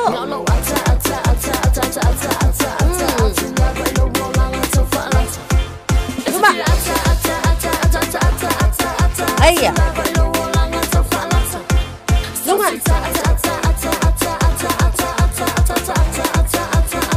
Mana ya? Lunga.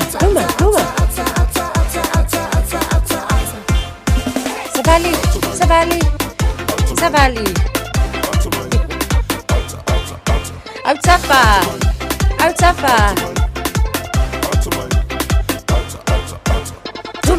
Lunga.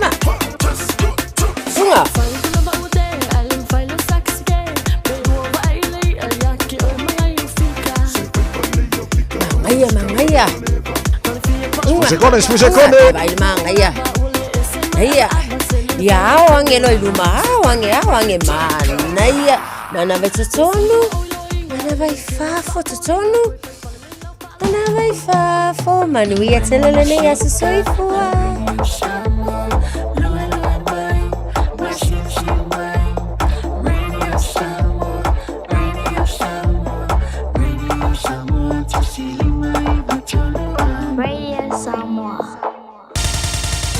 Usimaya lau whaafofonga o le whaapoponga fo ele nei o talafau mai Samoa. Awina sa mai mo oe e lau leiti o whalongolongo le Radio Samoa. Tasilima iwa tolu amo.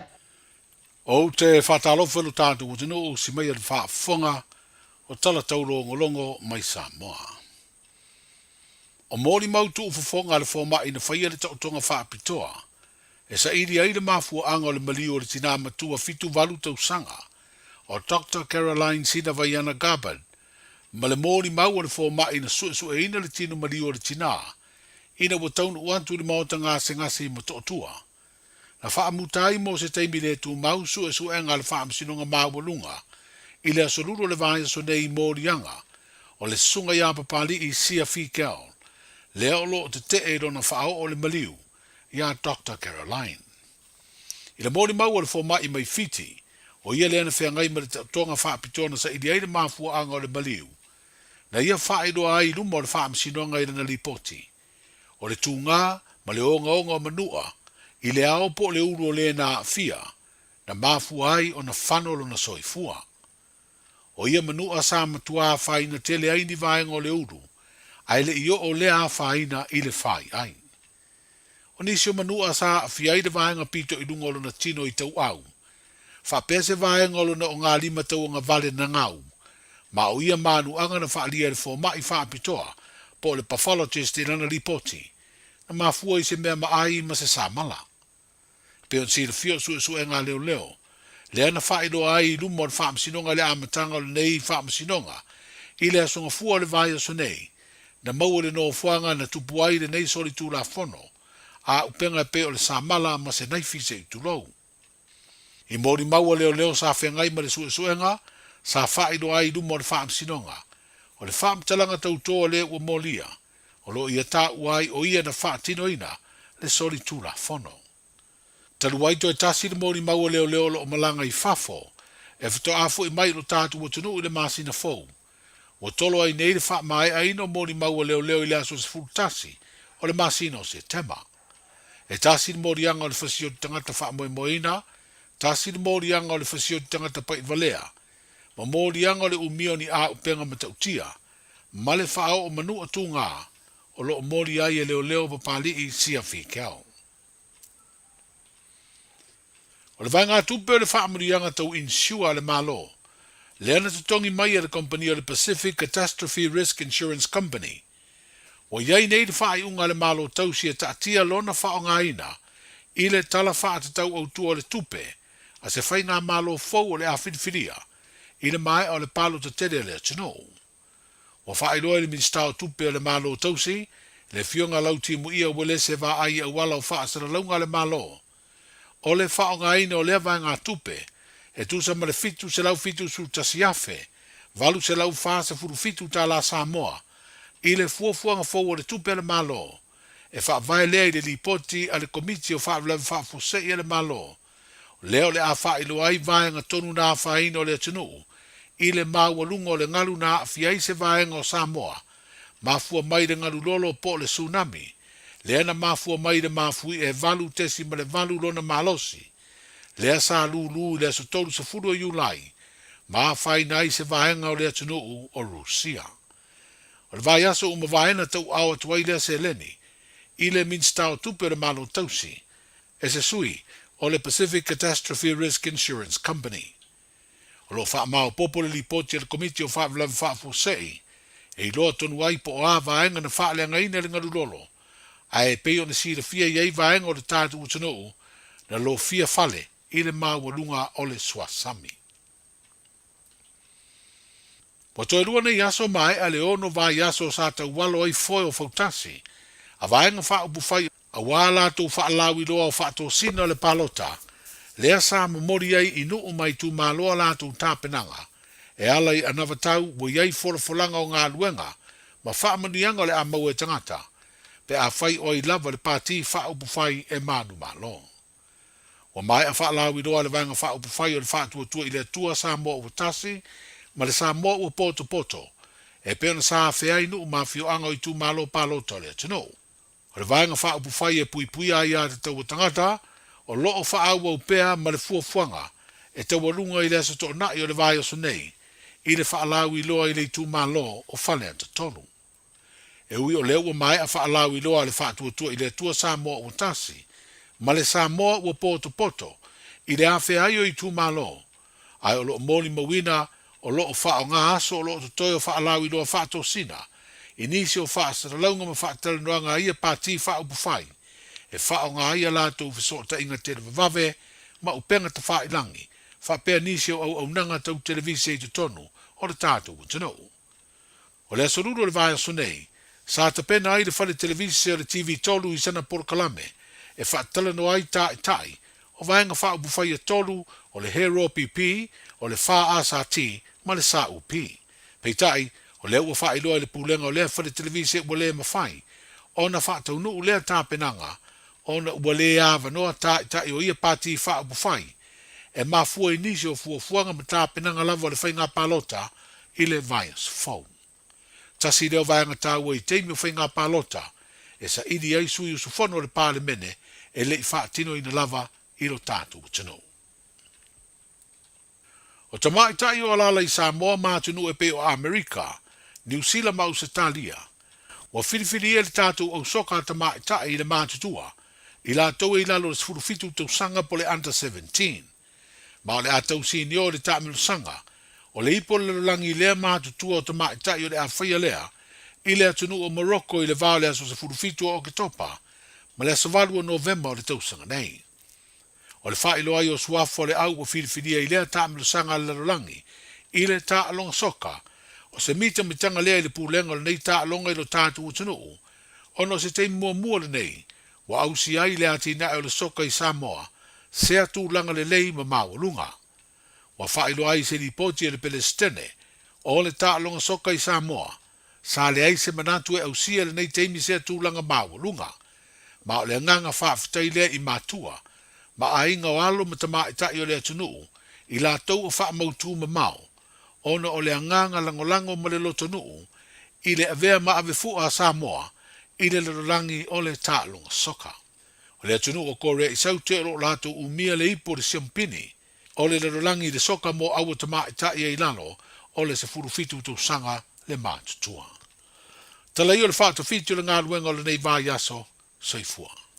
Talofa, we're the Katinas. Talofa, this is Pat Lamb. Talofa lava, oa o Lapi Mariner. Mau pelo li tio. I le Radio Samoa, tasi lima iwa tolu amo.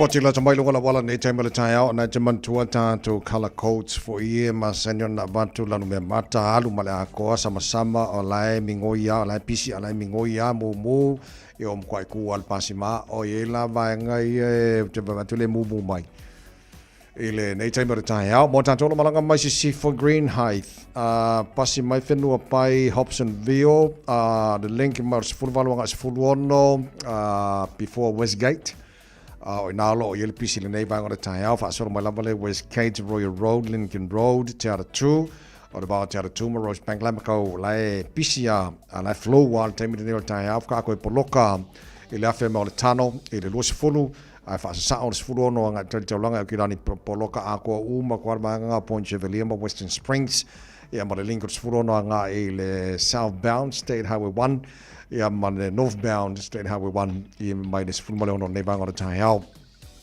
e lunga los fulu poloka ia le vao Dominion Road on ramp ma Hillsborough pasi mai lo Hillsborough lunga la wala papa ma ngaia la foi flow de leil ma le va lele after poloka lava le southbound los fulu le pasi mai Puinu Road on ramp fa pena foi Lemby Drive on ramp ma link los fulu anga southbound State Highway 1 i le nei vaenga o le tai au. Tātolo City Bound State Highway 1 malanga tule i saute anga le taulanga kilani lai PCI flow a poloka foi vaenga Masani East Tamaki on ramp pasolo to High Brook Mount Wellington on ramp Alice Lee Penrose pasalo foi Green Lane flow di dia se pa i le taulanga kilani o le taulanga na e fai pisi mo tātolo malanga mai North Shore anga le taulanga kilani bo no City Bound Northern Motorway around Rosedale Wairau Valley Glenfield Takapuna North Coast oka ka fifim ko poloka mga vaenga lunga la wala papa lai pisia la flowa se pa il taulanga ya kilani o le papa ya tuna tulanga i lunga la wala nei vanga ta ole se fa lave ma lol foi ma lol se sila ta bale le po te mai nai longa wala nei foi tai au. Sole, Eva Malipese, Malol Fafonga Samoa, Malo Foile, vai le musika, Radio Samoa #1 New Zealand Akoa, Simpson,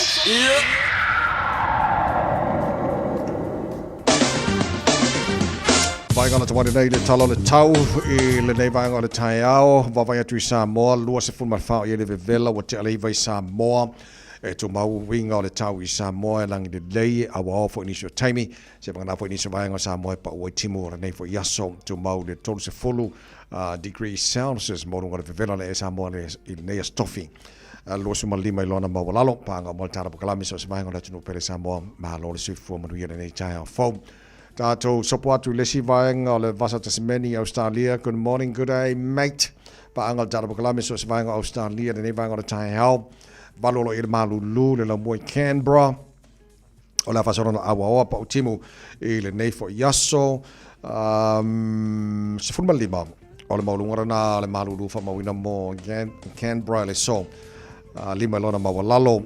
O lesi vaenga malulu so jiji lot o woi kukusa le leia le malulu o Canberra le so masini Australia o woi ka fefe yasi o malulu maringa yaso sifulima maurunga le malulu fa mawina mo tātou Sydney Australia pa utimu mo o tau le nei fo yaso atoa lesi vaenga malulu Perth Australia sifulvalu maurunga o le malulu fa mawina mo nei fo yaso Feololo o le awa pa utimu sifulvalu fo le maurunga o le malulu fa mawina mo Hobart se lang le leile tau o isi la vaenga I le kau Feololo mai la me le pone la tau Feololo mai le so le malulu ar kaimini ngai o te pone la sulu le la ma mafana fanai o tau le luas fulu le maurunga le mafana fana o le nei fo yaso Brisbane ma lorsi fo manuia sifulima lo il malulu le nei vanga o tai hao o le afasona na awa pa utimu ma losi savili ni so taimi luas fulu mafana fana fa mawina mo tau le so Adelaide luas fulu fo le maurunga le mafana fana fa mawina mo le yaso la matene na awa ia marsusuru mata ngo fia le la I Darwin o le bebelo le ea tolu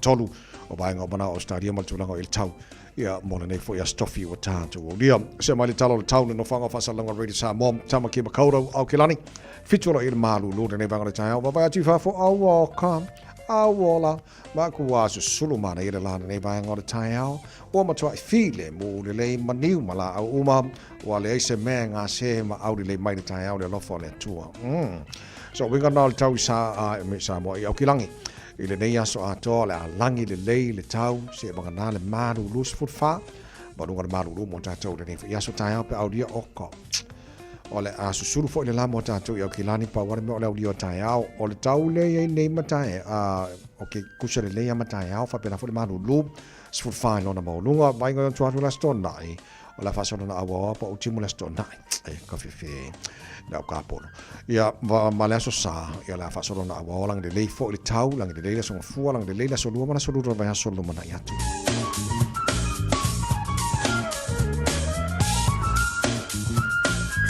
o pa mo ko na tuna mai la vai tau nei taimi o le tai ao ia ma le fa mo le tunu o la lampa pa ao I le tele vaenga o le nei la langi mana tolo manu ia mai le tau mo o tau I le nei asa fo wa tātou o lia le tautua mo le Radio Samoa se whali mai wa tōru a mo o leo wa se fulu ma le whāna wa te anei ia lei tū e walu ia o le whata video tātou tala mai Samoa pera whafonga le tunu o le nei fo I tai ao o le atu whasa lawina pēr tala tū lai se fulu ma lua le uru le so ma le fitu le po ana nei tau rungo tātou tala mai Samoa le nei wa yaso o le tāle walu e le tai ao a tai ao o le nau e whafonga ia o whanonga foi tūlanga iei ia le tele nā vaenga ia o le pia mai Samoa le nei foi tai ao fo so all the best I tātou au te mai tai soka le sa batu I nava yaso ia I ungo ta longa sa whenga iai I tamarisanga sa whai ia pia ia leo mo qualify I tātou au ia mo tamarisanga na I Morocco pe ona whafonga tuere tausang fo all the best girls ma neia so na kua hali le ia le mele o il soka hali le vaenga te mai tai ele I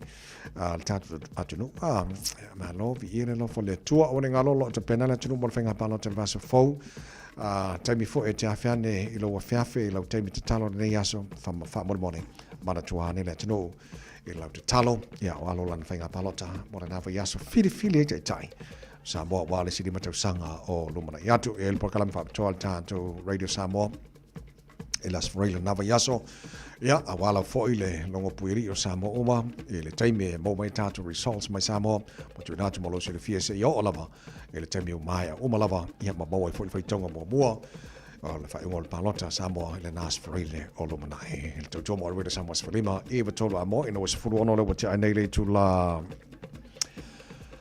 valus mai lava fonga tatu ma fa Samoa ne fo tai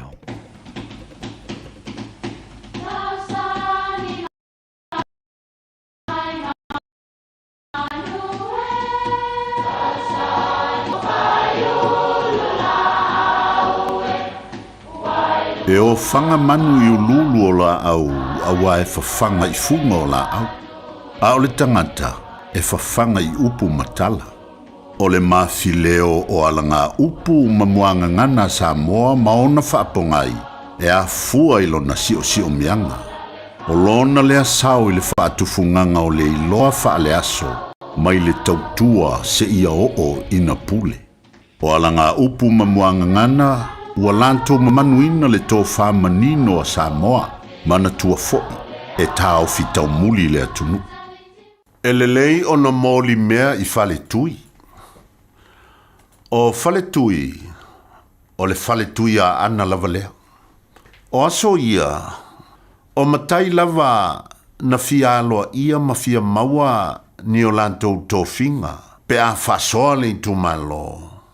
E te tau lava o na mōli mawina ele au whai upu. E toa anga atu. I potopotonga le nuu. Ma watu ni o lantou sao e ala ini tau mafa I a potonga foi. O le isi sao taua. Ia iloa po ani tautua upu e te ngawhatia. A e sili atua le to anga atu I potopotonga.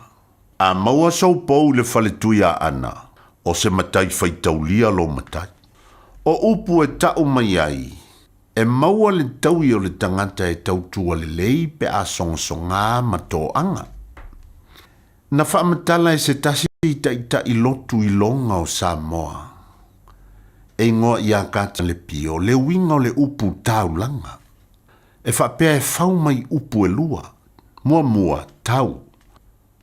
O mea ia ua tau ma mau I lo tangata, o mea e patino I a te oe. Lua, langa.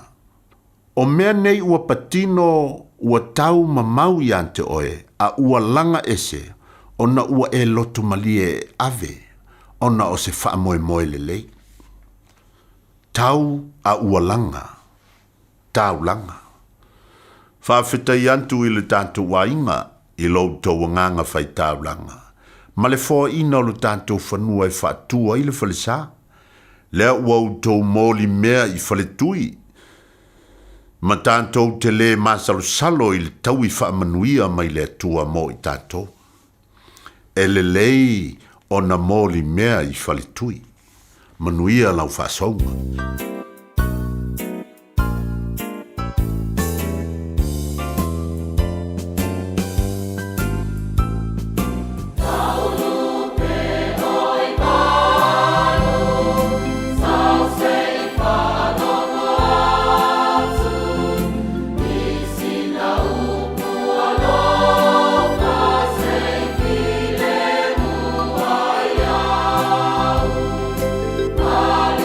Love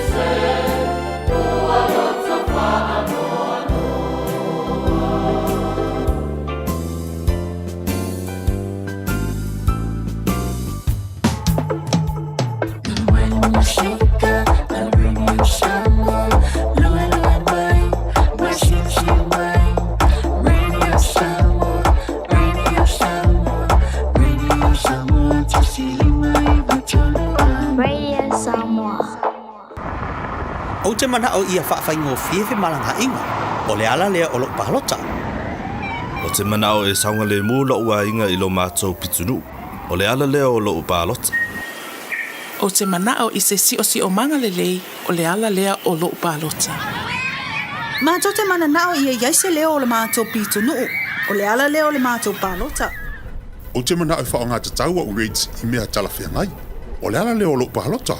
E te mana o I mea sini ona lelei mō Aukilani. Ia mautino e te palota le palota mō pitunu o Aukilani. Mō nisi whamtalanga tanga iane I le voteauckland.co.nz.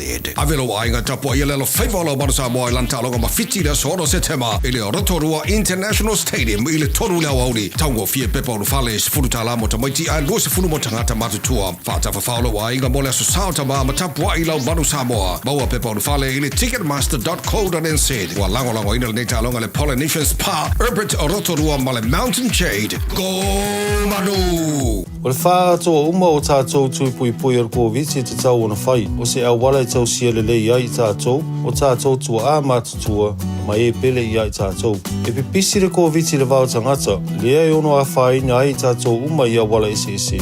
O nisi tangata e siri atu ona tinga aina nai lo isi. Mo le puipuia o oe mai se mai onga. E whautua ina le whai o le tui pui ar kōwiti mo tangata uma o 5 tau sanga malunga atu.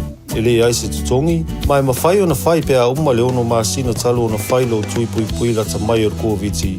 Pena e maua fo e wha mai. Mo le whatonu ina o sau awa noa po le fia maua o nisi whamatalanga. Whawhasota I lau fo mai po le whale talavai. Pete tanga I le bookmyvaccine.nz.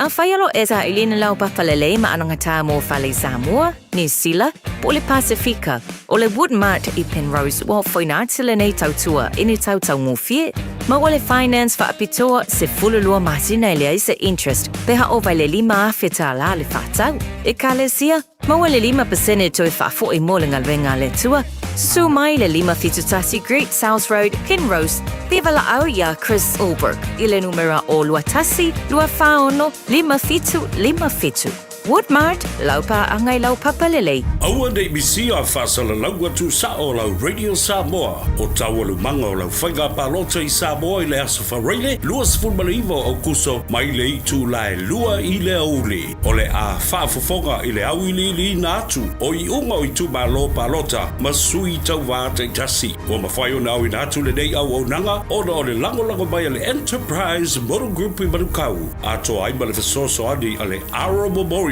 Manuia lau whainga whiriwhilinga Samoa. Lo se maloro lo tele tula balun pokalame malon ta Radio Samoa Sfalima Matolu a mo tanto molina tamatila ongara nei tai au ma lo lava on sa I ma tu te pena nei fa na nei tai malu lu. Pese na mo e penino tia fau no fo sala fai lo. Ino poi sala fai lo. Te pari la tua sibio polu feo te lo atu. E lo una au ne au le do. Au sua mare, eu le suka mai silie, oh tu tua nei e pia I tatan o le whare mare. Stay my darling to whaoi, tini leo tia le hanoi, le ngalo na wani o papi lo te mana tu alau matan, tele le pamata ni te to paoi, te alau pele tatasi.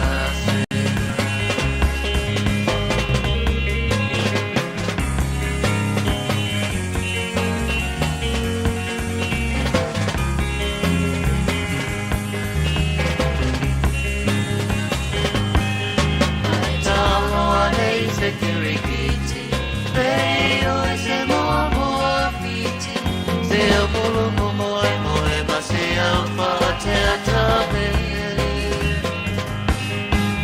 A esi kamai se mose, e o se mobilito si tosi manu mai vai, veo ne waya o se telefone, say my darling to paoi.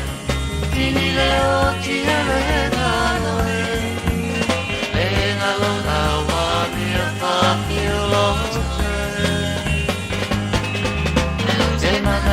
alau masani Tele ile pahamata hitaki topai Te alau pele chotasi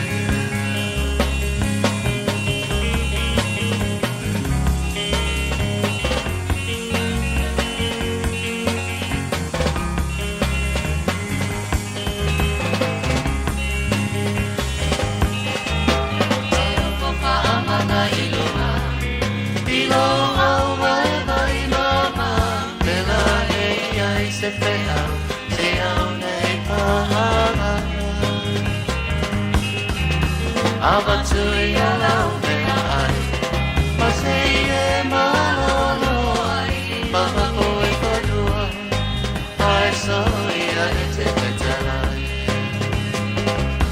Say my darling topa oi Tini leo tiele nanoi Nega lo awa mio papilo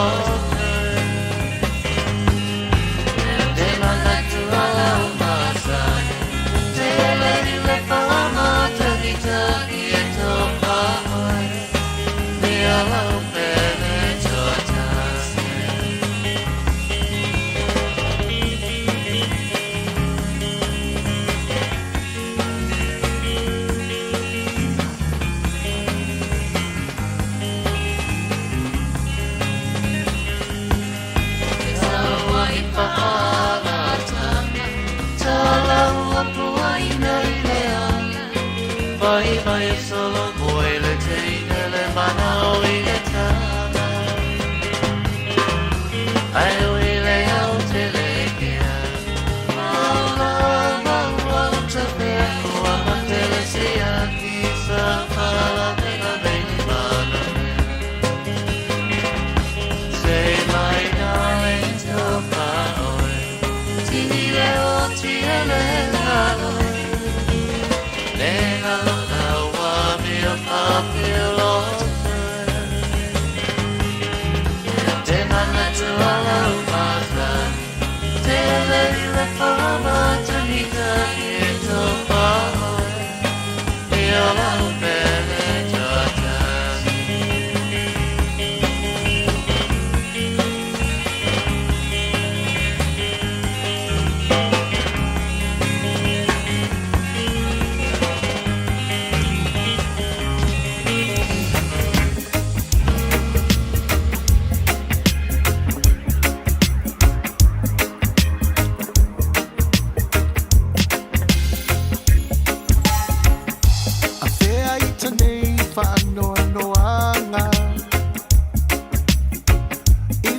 Tele mai tala tangata ye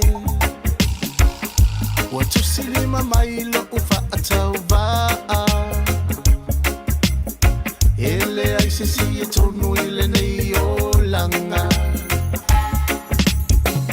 Ele ai se si e tonu ele nei o langa E anga sala umalava o tangata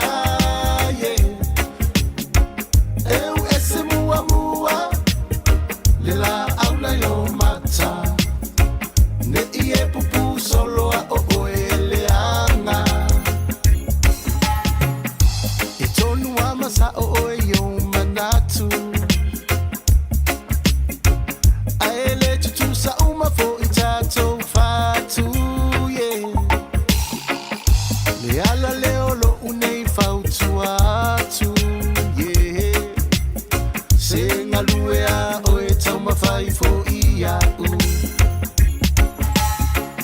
Ele ai se si e tonu Ile nei o langa E anga sala umalava o tangata yeah Eu ese mua mua Lela aula yo mata Ne ie pupu solo a o eleanga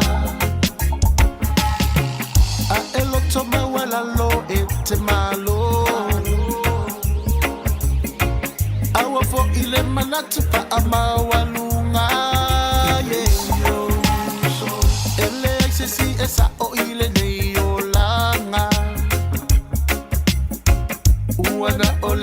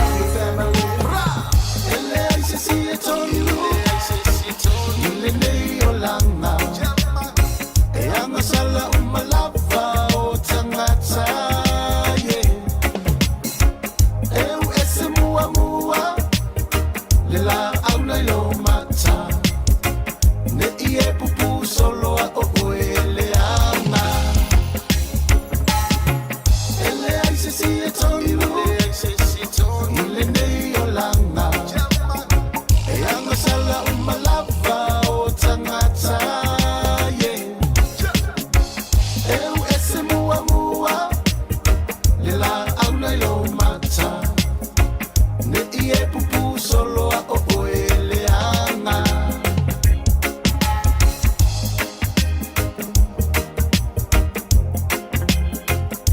Sami a tō mana pese le aise se tonu le nei o langa e no moto lua se fulu male ono minuto lo tōre tāle o le itu la e iwa tōi pāna minuto lo tōre tāna pokalame ma lua le tai hao le Radio Samoa foi mai pokalame tua ile a Stoffen Vasa Fou awa mana langi nei o le tau koko angi se ka pisi ma se kukumba oi kukama the late Maido Ben Vai Tama Ula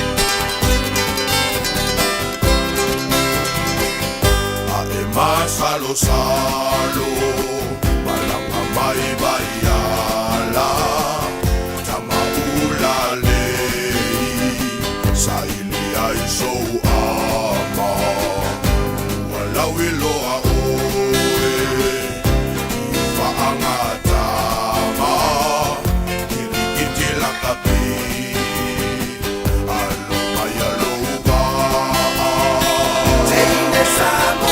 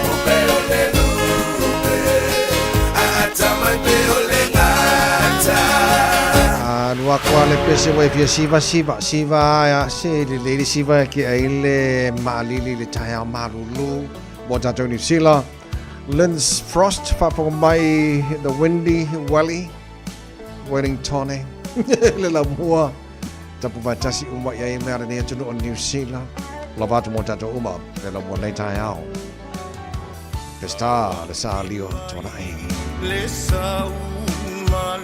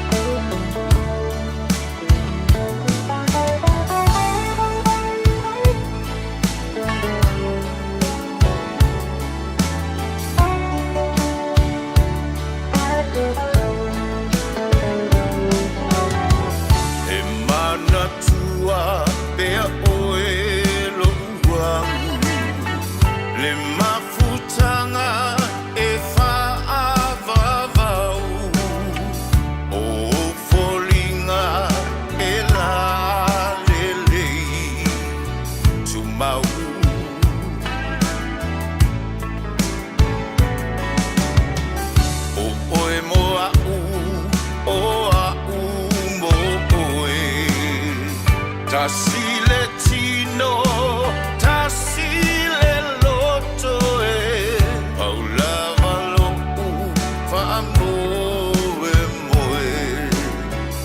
moe E mo o mia oe O lo taia o manino E mo o mia oe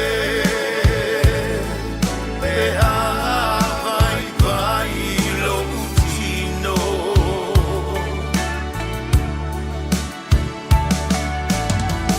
O oe o lo umano si anga A o mai o asoleanga Paulava lo fa'amo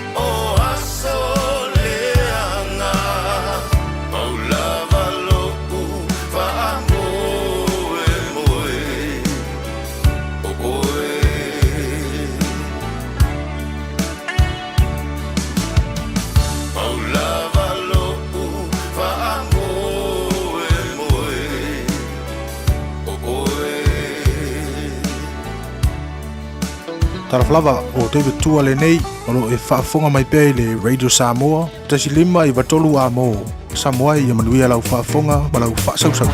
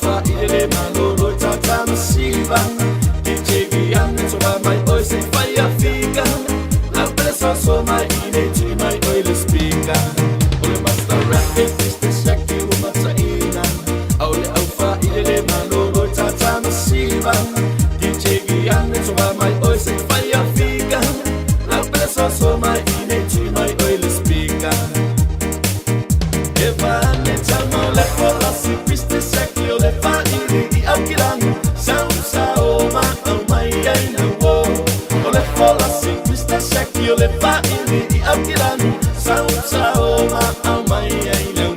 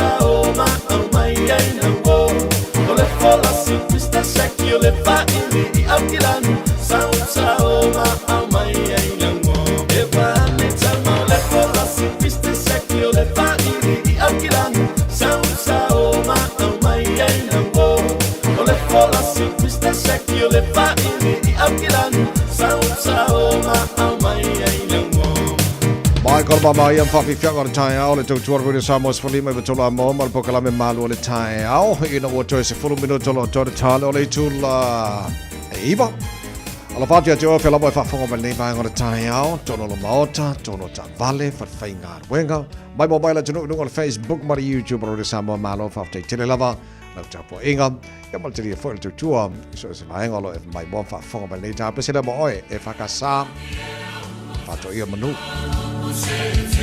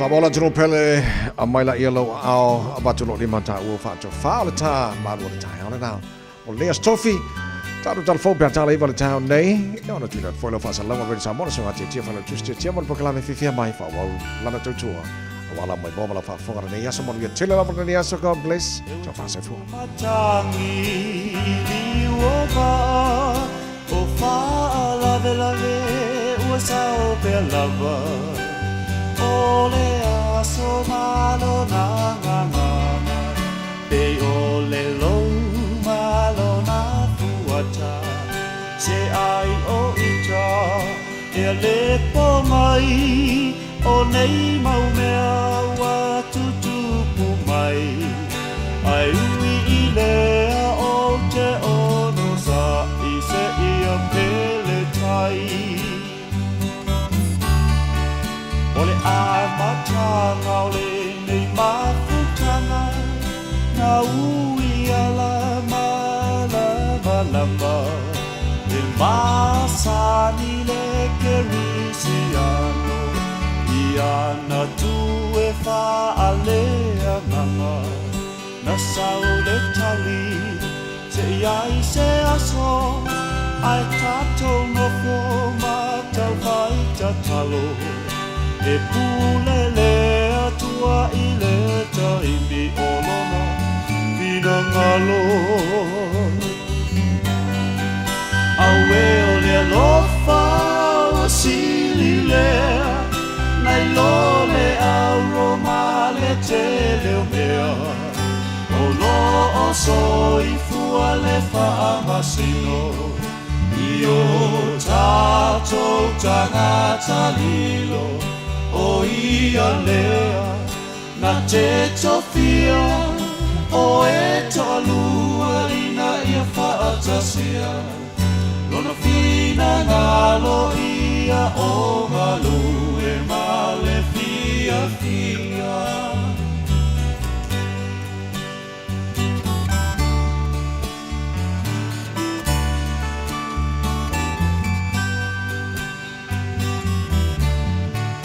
eu fai mai nisi e le tatau e la ititi lona mafafau ai mana tua e Samuelu ia Yese malana whanau au e matutua sa malua li'i a e na whaauina lava le wi'i o alau le atua so e ele malama ai lava se isi toi mana tuai fo ia kopo na fili o ia ilona loto ile teine la ititi o rasela o le na whaatau mai o sipa na whaatau atuai i ai kopito o le manui le na salilo o ala o le atua e whaale nganga ele whaale tino aue o le lofa o sirilea nai lole auro male tele o mea o lo oso i fua le whaamasino i o tato tangata lilo o ia lea na te tofia o e tolua ina ia whaatosia lona pina ngalo ia o malu e male fia fia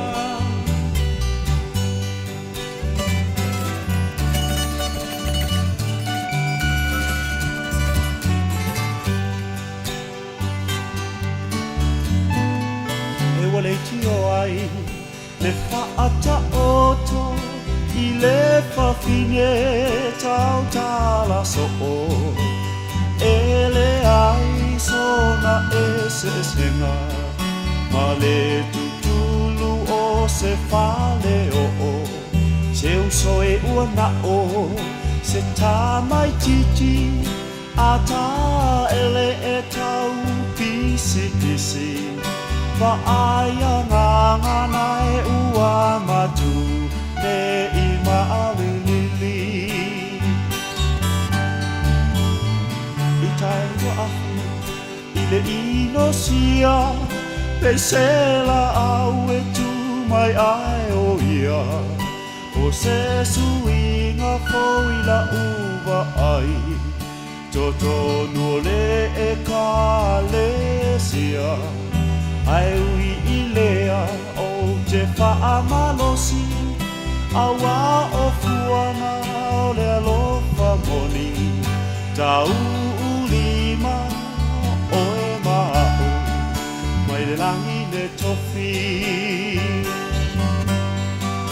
awe o le alofa o sili lea nai lo le auro ma le tele vea o lo o soi fua le whamasino i o tato tangata lilo o ia leo na te tofia o e tolua ina ia whaatasia nono fina ngalo ia o ngalo e male fia fia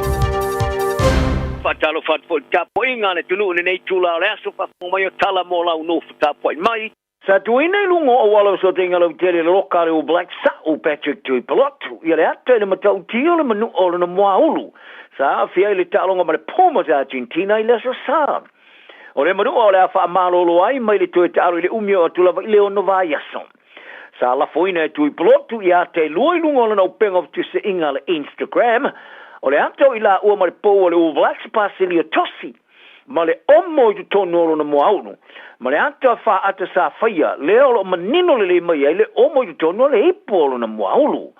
O tu e polotu o tu e taliu mai neilo na ainga i New Zealand mo le whaia olo na tau tonga. O tu e taliu wha si mai ma le no mersu ma tolu Anton Leonard Brown, le foi sa fia lo na ulu i no fitau i ulu ma le isi o tamata alo le Pumas, ma whai lo e se a fia ngai lo na foi whai ai. Sa sui tu tonu tu i polotu le 5 minuti o ta'alonga. Ma wha wawai o na ta'alo mo le ta'alonga atu e ui lava i le awhianga o lona moaulu. Ma avea i le whalemai i no mai ale ta'alonga. Sa mo atu wha malo sia le kapiteni o le Blues e malo lo. Mo le toe whale le i o le ngau o na uvae. Ai le toe malo si mai. O se kolopo tanga tele ini mea no whai o no whai se vaenga o le whanua le ka le sia i ka le estete. E leise isi mea o iai pe a whai e whaatino ngā i ngā whanu whaatono le taulanga e kilia i ale vaenga o api ai nei tangata. Pe tusa marito se fulu i tangata wala to whai ngoa i ale no whanga o paka o ta vale le kalesia a le Holy Trinity Evanside o lo lato ainga. Ua whaamatu ina le whanu whaatono le taulanga i se whaalinga e mo miai le tau fio le toi whaonga ino le no whanga ai pe whaatangai nei whaonga o se tola ua pinga. O le ato e tilo le whanu whaatonu, inisi o ngā yo inga whaia, pe a whai e o maile so whaile e le ise swinga o whaia. Ai o tangata whai ngā runga le kāle si o lato whalia o le kulupo tangata e no nofo i whale ie, te tonu al pasi, ma le ise nofo i le whale te wai me whai ngā runga. E ese lava tūlanga o a whiai, le o lima taita inai, i le tūlanga o no nofo i nei whapea. O le whalaabru tonga le te puna ora, sa whawaina e whaawawina ngā luenga o Susonia le Kalisia. Whalia River Rain o le whalaabru tonga, e leo se no whaanga api po le campground, ma le lātou maron maanga o le tola wampi po le camping, o se ngā yoinga e whaia o se whiawhianga. Leo lo whaia nei tangata, ma o lo lātou whaamuri eina mana ongo tangata, le eini mea e oe no whaing. O lo ia tālo si o le angaru le whaatasi le kāle si ma le whalabru tonga, mo le saili o se fofo i se whisosani lea a le whona whaatonu o le tāulanga. O whaalia se le fia le tamaita i ministawa onga le whaawau o le te tea whaia onga o maurulunga e uilama. I le toe te liu o le uni feutana inga. O le asona nafi sa vavali e se whaia onga mana tu ngā ruenga ina o le moa. Se mālia ngau tasi tele noanga i ofa le malo o le tasi pasene o le si tanga o te tongi I le tausanga I tasi mole isi tolu tausanga. Wharia Erica Stanford ele maluelue I le whai ngā malo tu whaatasi ron tūranga o tuwai I le tau lea I le union le sosio whaia onga o na o toe taliu I le laulau mo tale noanga. Ma ia wha mao ni ai sa toe taliu whaia onga I le laulau whiutana inga pitai sa wha o lava le latu te te. Ai sa whaalia le uni e te tau le malo o na whaata otu se o fatal whengain. Whaalia le asosia whaia onga o isi tala noanga mo pākeni e whaia ila song fua ma le solua o le vas fau. O Kenya whaia whauta whaatoa ingo whaarau whaasaina Budra cartels wala tau taula ia le Pasifika e whaonga ai ni tu aingo wha maulu e o whaavailua tai. Po semi-submersible submarines e whela ua ia whananai se vaenga telo whalau whasaina e tauala tu le tūlangi le Pasifika. O se tūlanga le sa whaalia e le tangata tomai whaapitoa e whaamaboponga o sori ngā tūla whono whaavao malo I o se Sousa Santos le te iuno le no whanga mo le pui puingo le tūlangi I le Universite of Canterbury New Zealand. Ua ilo ai nei ia wa maulo nako saps e alofia ina ia wala wha teknolosi o wha atawa I mamabo radar. Wa whaonga ina e awina tua I nei whalau whasa ina te walatu I moto le Pasifika ma ngai mai ai New Zealand ma Australia. Whalia Sousa Santos o le vaenga malepe o se tu aingo wa maulu sa maua I tonga ma le Solomona le masina nei. Wa whamauni ai le whatino ina nei kengio ia wala whela wa ia I whalau whasa ina I le tūlangi le Pasifika. Teritonia Sousa Santos, o nei kengi whasol tūla whono wanga I atu I motu le Pasifika, o ni atunu wafe, ai po atunu e toi utuai sua o nei wa maulu, teluai, o lo lato iloina o leo leo tūlangi, I leo le lei a lato ngā luenga le whatino ina. Ma ia tā wai, wa lato wa aia I le ngā solo inga o nei whelau inga, o whalau whasa ina I le wā Tonga, French Polynesia, Samoa, Fiji, le at Solomona Papua New Guinea Australia lea e mana o mia I le teleatu o se le leo na petoloina. Talonga o le talonga mua mo le ipole rolangi le stona I le vao le manusa mo mana I kale tahi e tonga o le a whata o toa I se whinaunga mo le awa lua a o tau whai turi ani awa no e qualify ai mo le tamarasanga le ipole rolangi le laka pio le ruafelu forfeitu o ia awa lua o le a tau whai whina wa e amataina la whata o sina I se manumalo a wa o amano e tonu mo le tamarasanga le ipole rolangi o le a tau whaoina tunu e wha e a whisa mo tonga ka nata ma Amerika. O a umelua, o tau whai misia I a la tama au tū o no au onanga a tamata alu kalapolo ta aloain. O le sangfua, sa tu wa tu le man sa mo tonga mo whai aile la tō rua to leninga inu kolofa de solua. Sa vaenga telo tangata mata, e a whiai ma le au tā poa ia sa mo sa la tō whatalia le au. Wa wha maro sia le man sa mo ta alo e unoma sa vaenga o na tamata alo I longa sa ta alo I ta longa mas kotelani, talo I dame. Ai wa whaalier whai au ma wha ululu le manu te spesi. O lo lato ngā lulu e tamo lo ama noa mai ai, ai e teri tonu I le langolanga o lato moina. Wa folo I lanto o wha maapa poina ni tamara sangori I pule rolangi le laka pia tamai tai, o pepa mauru whare o whata wina o matua e pasi ama mao ai tamara sanga momoatu. E au fie valu se fululua afe o pepa uru whale, I le malane Twickenham, mo le sua ngā champini, le stonai, o le vaso nei te tala I le tamarasanga ia engelani o lo tali malo le ata aloi ma Amerika. I le wheleo inga manau te stala I le asululu sa fora ai, ia le tol se lau fitsu lima afe, o le fa se lau fitsu furu afe o pepa o avanoa, ua mai au na whatawina. Tu se lea ua whatawina ia le numero pepa o fale sa whatawina ni tamarasanga sa tali malo I New Zealand. I le lo afe ma le lo furulua. Ai e silia ma le fa se furuina, e silia tua I le tol se furu afe o pepa o fale. Sa ia ili tamarasanga I polorangi muni sa tali malo I Ingilani I lua se fulum. O le sua ngā champini e sumalim tau sanga te wai Twickenham, e nā su toru awhelu se lau lima su toru tanga te sama, tamatai. O le sua ngā champini o le tamarasanga o le tau sanga nei, e whai ala solusul fitu le masina fo se tema, o le ata lepe ina le mata tia mo ta alonga whaava malota mai tai, lea lima sfurvaru wafe whasa lau iwa sfurvaru pepa, o le whale ili malai la valea. I le ta alonga Engilani mawhrani le luafe mara fotolu, e le tamarasanga tunu e ono por Six Nations. o le Black Ferns, a New Zealand, ma le mansina sa molo awa yatu i le ta mansanga, i le ta alonga mua le mansina ta alo i ma Australia, i le stonai, i le puru a. O le sofua, o le vasa fau, i le ta alonga mua a le Black Ferns, le olo lato umir champigno rei pololangi, ma sepania, i le puru di. Mo le tamata alo nei lumar kalapolitia Cowboys in Northern Queensland, i Australia, Teremai ananai. O le ama noe whai e masuia sa moa, o le tūlanga le manatu na ainga, la nanga nuu, ma le muri tūlanga vai oisi, sa lato suia, pe suia ta alonga a autunu, ta alo ais ta alonga whaava malo. O le tōsanga taruai, sa whai ere whai unga nanai, na te ofuina le ofurana moa na le tōsa moa, ina wa mahea ta alonga whai tauria lua, sa ta aloi mo le kangaroos Australia le ruafe ma le rufuru lua, mai le toe tilo la vai toa. Te minei, pain ass, wa ia wha mao ni alona li liwa te alo mo sa mo morisi lo tau sanga. Ma wa wha ngai e te aina nai le ata mo e le au tafa. O se tasi o tamata alo i luma piro sili ona le le i le rangi. Sa longo e nai le vanga tala ale NRL.com.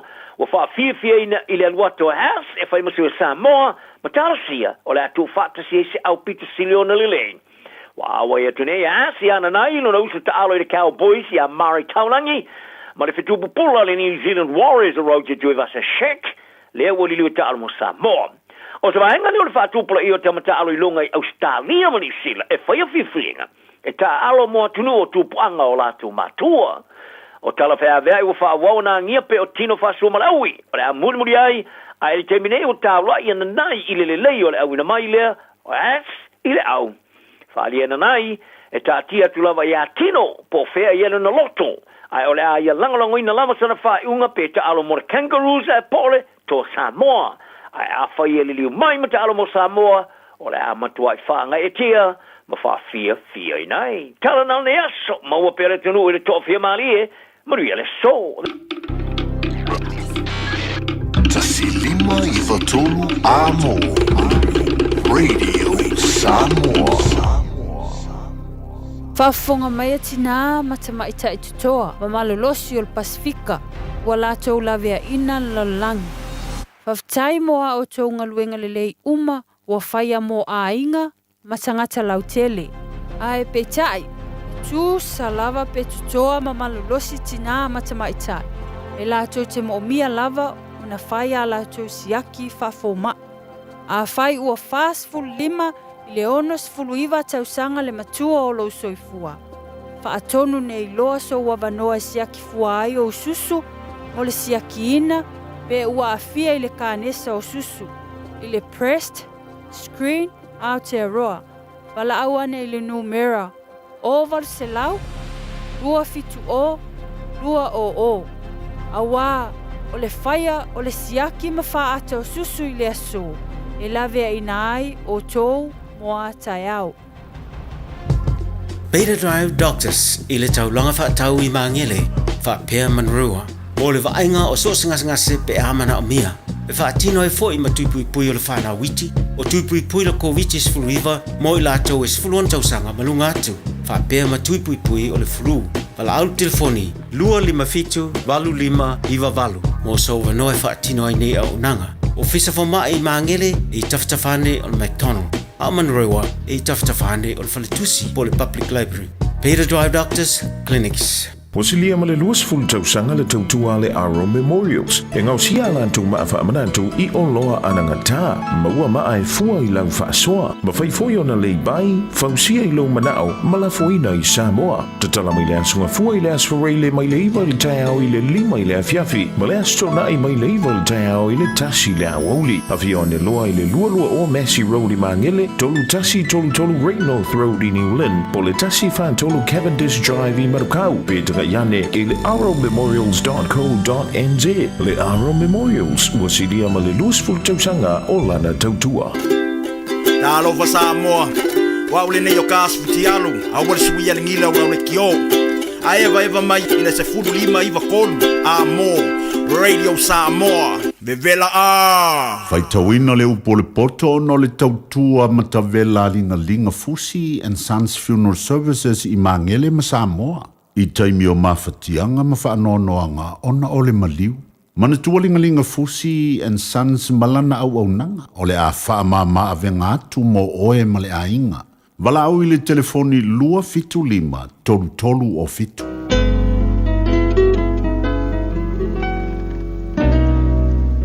O le finangalo le tupu o mai taia i le ao le li.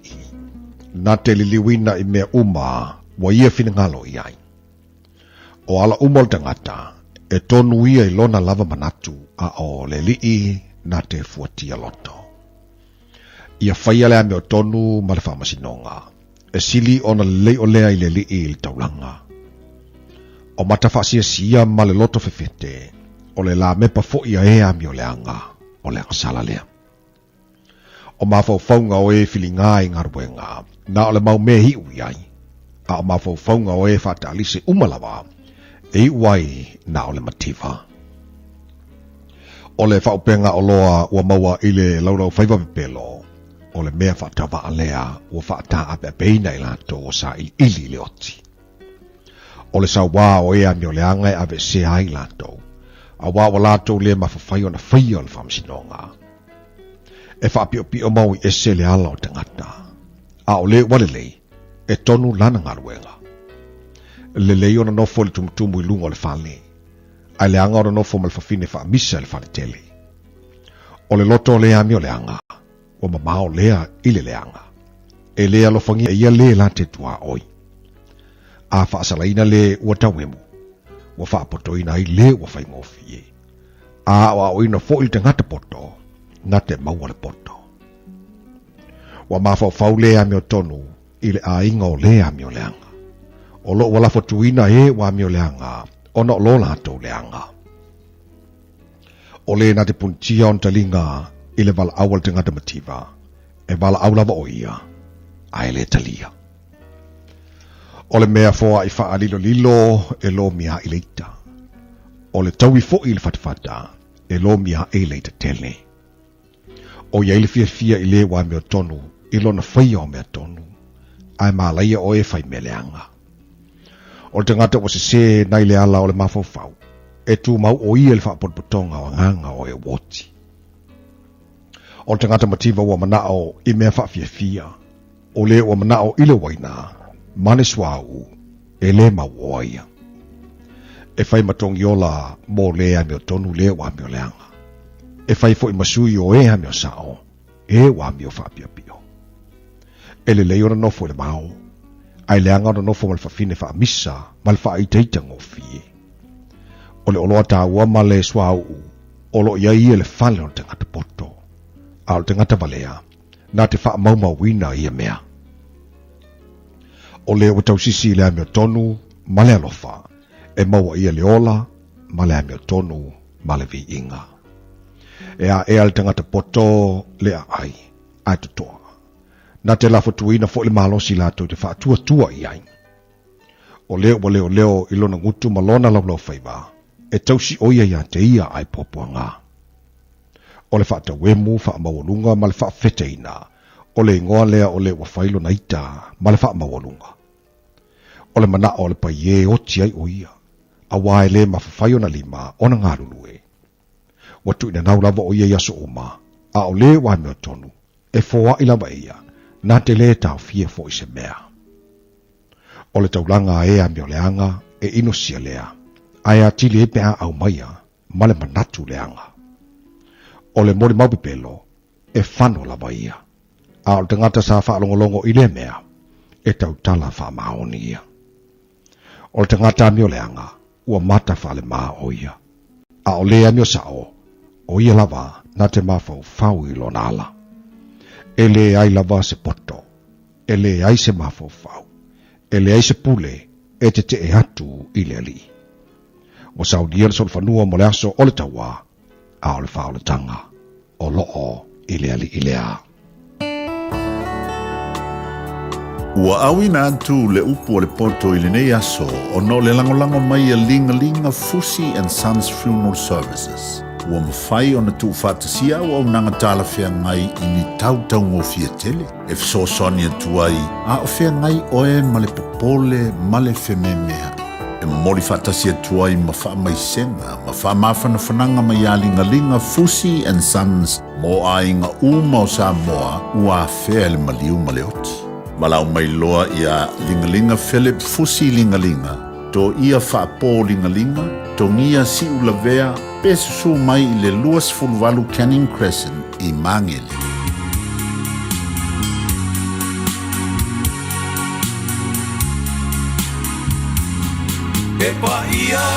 E pa ia lava oe, lo atu ae.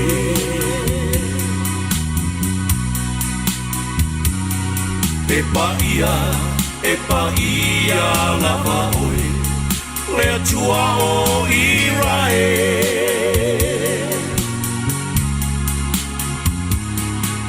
Watumu o le mea nei, Ilo mamalu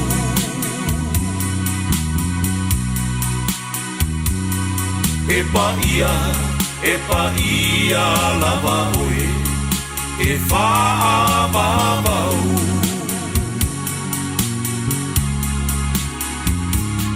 E pa ia lava oe Lo atu ae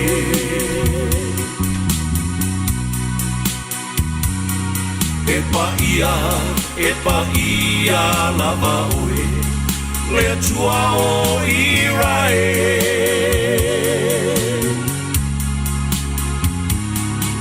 Watumu o le mea nei, ilo mamalu.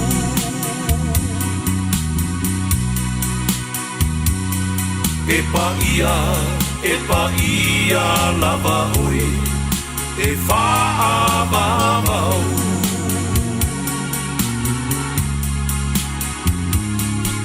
Wa ui la ngona ina nei Lo mai mai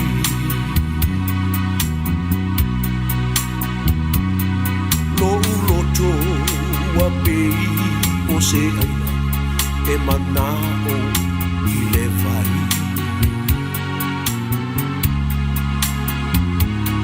Fia ai I laula o ai Pa ia Yesu O lo suafu Ia via E pa ia lava oe Lo atu ae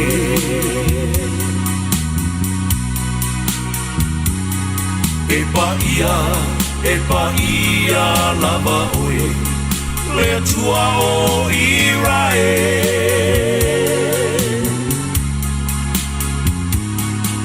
Watumu o le mea nei Ilo mamalu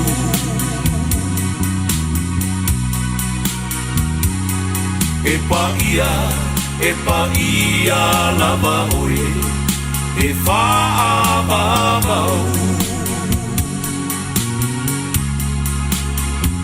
Mato te fo E a luas fulurua minu te leo te enei le Julai Walau whaafonga mali tātou wā tinu ule nei tae au Ia le tātou pokalame leo pole poto wa tomua tuai fo le tautua mana unanga mo le malo tātou wā tinu ma tātou Pe ona iei le nei tae au o le aso tofi Ia, mātango fia fo e pa ia oi over Irae, pa ia oi le tua siti ese o le na whaia le nei aso, le na whaia fo ia le nei tai au fo, ia awao le whauino tātou tiu te mga ruenga, pe ona tātou ngā ruru hai. Ia vi ia le li, whaftai le tua, le o mwhai ona tātou tua I mafuta, ma tātou tua whira I le tai au fo. Ia mani fo ia so mātango fia le lofo le li, te mali sei fua le tātou watunu maso tātou wola, ia pe ona tua mawele ni mafutanga mafana, Ia mana nei foi mafutanga mātango fie. Pi ona yeli nei tai au vi ia lele. Mātango fie le sunumare la. Nei aso fou. A wale wha owino tātou tiu te mga ruenga. Ia pela wana wha tātou mole nei vai aso. Ia o se awanoa foi ma se rau lau lei. O la mawhai ona tātou wha soai ma se tasi o alo mo te whanau o tātou watunu, ia pa se tasi wha te mali o tātou watunu, lea o mawhai o na si ilo na au, ia awa ia whaalanga maia, ia ale, nei fo ia tunu o lo tātou iai, tapena atu mo whai ngā whiwhiringa, po whai ngā palota, whai tu malo, tono ni au kilani, ai whafteile atua, o le ua mo melewa noa, o le to whai atu ilangi, le sunga atu ilangi, ia William Leolahi, o se tasi wha te mali o tātou watunu, ia o le umawhai o na, tapena atu mo le whai tu malo lea, mo le nofanga lea ina i manueua, ia ai vi ia le li o leu mo lewa noa, tātou tata no mo whaso o nei tai au, ia la am whai o na, mo foi se langona, ia mas manatu o le sunga ia tuilangi, mo tātou le nei tai au, tuilanga pi o na ian tāpenanga, whatalo whatu, tuilangi nei tai au, malolo si fomoni ama le fwetlangi matafi. Ia, malole soifua, manguia tia lo fionga, ia, whaftaila wa mole nei ava noa, ia, na tu foi whatalo whatu i le au mai mua tātou pulakana me nei tai au, ia, talo ia, sām whaingau Samoa leo o seu whamtalanga, on tau o tele an tātou tarango e tau pula ia, mole mea o tau le, tama i tumalo, komiti wha alo tui whale. Ai whaftai lawa, tia, lo fionga. Ma lo whaftai, tui langi, se le mātongo fie ina wa uwhalongolongo fo i, ia whapea o lewa e tāpena. Lewa e whaasauni ia e te tāpena atu mole, whai tu malo leo mon lewa. A le mitamitanga fo i le loto, o fi naunga ni yolo whai. A o lo o ofi atu wai, ia matama whanau o le tātou wātunu. I fi na wino no fōha ia. Whai tu malo ia. Ina ia se sao o le tātou fo i atunu. I tu tonu whaalanga mai o ni atunu lo tātou iai. A leo manino le matala vai. I whena whai lo tulangi. O whena ia wafi anga Samoa. Ia lo fionga Samoa e o te matai mai te tuilangi mai whatausi sa fotu la whai. Ai fo ila matui tui nai sa fune leo tu mta vai. Ia mlesi tu ia wai ia la tau e sifo leo ta titi nai na yafu. Ia male au le tinu i vai lo whaleata. Ia e fo ilo pitongi we o lo whai o leo lahi. Ia e alalam e te puna mai i ngai ni we le mea tau alofi. Ia o te masalo le fruit salad mele te lo ta no ni tai au. Le mala ia la, o ina le mala ia tele. O le lai whalongolongo whafongo fo tātou watu no le tai au. Ia o se sao fo ia o na isi au pito. E te tono nia tuno lo tātou iai. O le fisili, tuilangi. O stai mimomole le umu whai ona e tau whai e te ofia te tonu whalanga mai au. O se whainga whiwhilinga whai tu malo i au kilani. Ia, o tonu lawale na, lo te mimomua lawale na o si ilo au ina ia fo ai se au nanga mo tātou tangata Pasifika e mese fo i nei i le tu malo le titi leo o Manreua. Tonu ula leo. Ia. Anei, e se mafuanga tuilangi. Wa e nau ai e te fia o tu tonu. Te fia o tu tonu no fo Manreua. Ia, o le mafuanga, o le mea na o na titilo tu ai, ia malamalama tātou au mai moa, mele o le tau le local board, po le komiti whaalo tui whale. O se whainga o le malo le Auckland Council. O tangatala ia whiriwhilia, ia tangata utai tasi e whai masui, e whaia, ia whai unga, mō lātou pitonu. Wa o lau tēnā lai nai le mea tau o le gardens i ngai Manreua. E tele na ia fo ngale la ua tilo ele melo teno foi e bi fo ngale bi mo uloa i le tula na pitun ulale le gardens a ola tula o i le situ o Manreua o i Clinton ba Weymouth bi fo ngale o tilo e manga mianga luenga ni se mo so le sofuanga matatu matatu te minne ima mela le so fo maloroina ya o te iloa, e te taulawa ana o awatusa u ngale fisoswani e tatu tangata i mea la ia langa o le local board i Manreua e valu i angofo local board. Au wa aile au whaenga i tonu malawa Manreua e fast food pasenga tangata le au whaenga Manreua o le Pasifika. Ia. Au tiro tu local board i ngofo e valu lai e tasi lava tangata nga whai masui mo tātou. Ia o te mila nei leo wha ma vaila si alo na si tamaranga. Longa winga, e leila si whai masui ma tātou i lunga lungfoa la lea. E kasi, e tasi le mauli, ia ai ono pa langi. Ia lau a tiro iai, e le tala whea ngai malau vai. Mari. Langa te tau lava ona iei ia se sui o Pasifika i lunga inga ina ia whaaleo ai ia tātou mana onga. Ia. A tu la le situ, e whāsu pasenga la lea le a whai a tangati nei man reua o le Pasifika. E lunga mele i titi la lea, tauna iei no foi la ia, tauna iei tātou sui, e tolu. A lewa e toi, o le isasi. Longa winga le sa tātou leo i tonu whiwhilinga. Ma mela ia e tauna whainga le ma whai unga mō tātou. Ia, wa ora ia o te nau te le mea leo o te tonu le malosi mo le mea o tautua. Ia. O te whaamalosi e fo ele mea leo le fisoswani o tātou tangata mwha leo ia leo ia tātou le māsaingina o tātou langona iai. Ia, ma whai masui mo ma tātou tangata taitasi, a inga taitasi, ma ia iloa ia tātou tupulanga, tāua te le lātou leo. Ia, o te masalo la, ia o tia, na o tele i whaingale nau ina o tui mea ia. Ia. O na ngai eisa uo ngai ei tutonu le mea lea, o whiapu ia lela o lakula e kāse e lua. Ma whai ma se aonga mo wau langa o te mo lero o tūla iai. Ia awa leo o natu langa, o wha ma vaistama. A lela wa alunga o ngau. So, o le pau lava le mea. Ia o le nau ta inga. Ina ia o ngā la u lo leo ia wha o ngā u. Ma whai masui o wā ia tātou tangata i tonu lava man rewa. Tulangi, a whapea nei te ua alu. Suanga le vaatele. Maua se wanoa i te onu ofi i tu tonu. I lea fo i tu malo. E mawhai ona e fsosani. Ona eo o tu tonu. E wairo i mana ongo tangata. E mawhai la ona e fsosani i mana onga ni o tātu tangata. Lea la atau whai ati i atoi. Ioi, a ulatu o manuia ia tātou tau whainga. Ia te le tavle, te le lava ia e ngaluenga i tauna whai mō tātou tangata i tonu lava le pitonu ula leo man rewa. Mo mea lai o le whaava noaina mo mea o malai ta alo. Mo mea o whale ta alo ma whale tusi. Mea benga ina ia whaini polo kalame e whaasino i tātou vaivainga lewa iai.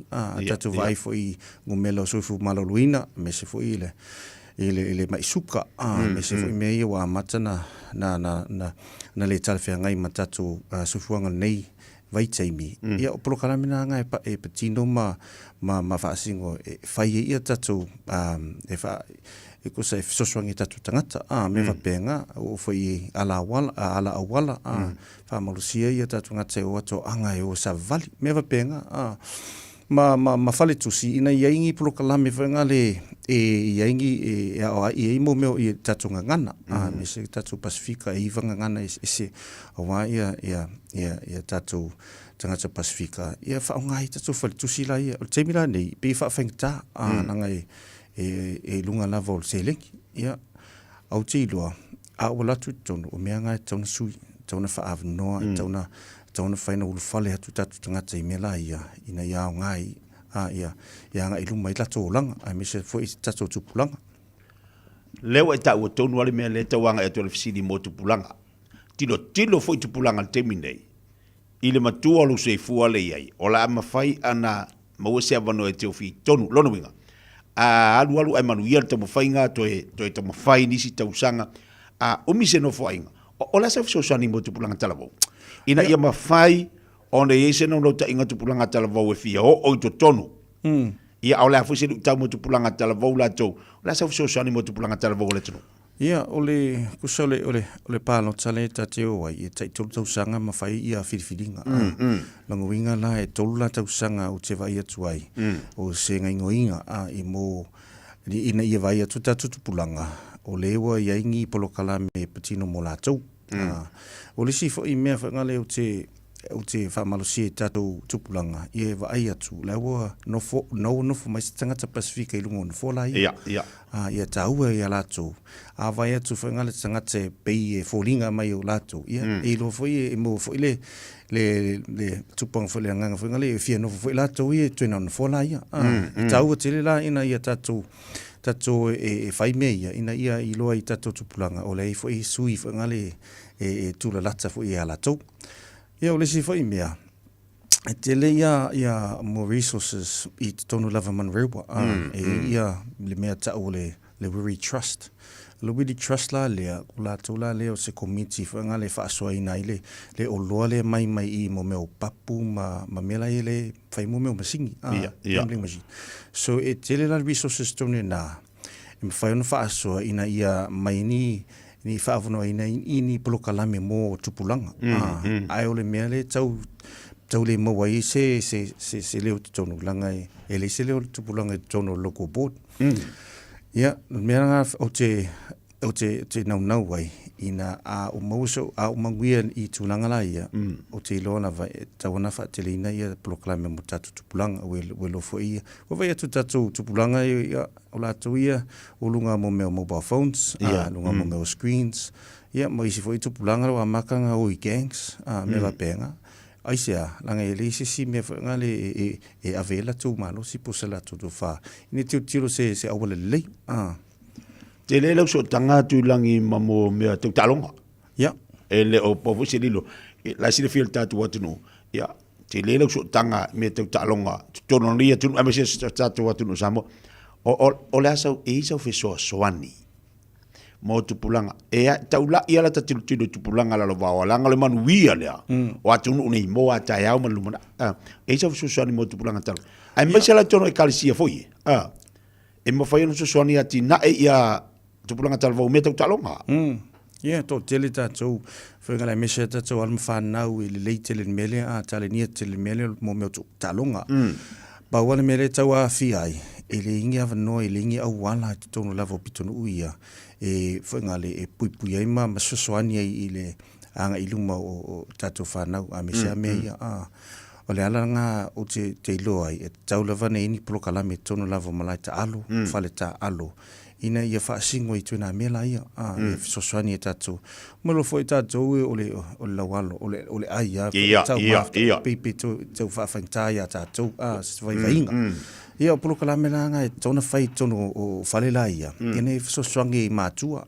mo meo o mea ai tauna ai mo meo tam tene ta alo tato vai fo I tene I tato tupulanga o amata na lauilo ia tene I wingo ta alonga ia taulana na faini me fa ngale I mela ia if so swani fo ia lato ia ua ia o lo te vai atu I Manrewa I will have a fast food pasenga tangata o Pasifika iai au te ilo lava e le o fo ngale e le o le leile le sofuanga tato tona Manrewa ia melanga e tau ana tato mafau le ia misa ia te milale e palota ai ia tato palota ngale I lunga le ioinga ma le mana malama o tangata ia e whai mausui o lo leo tono meila ia so o tulanga la na tele ia tato alam whanau I tono ta alonga la ia ai tele fo I tato alam whanau ele o lunga me ta o professor langa o le koulalanga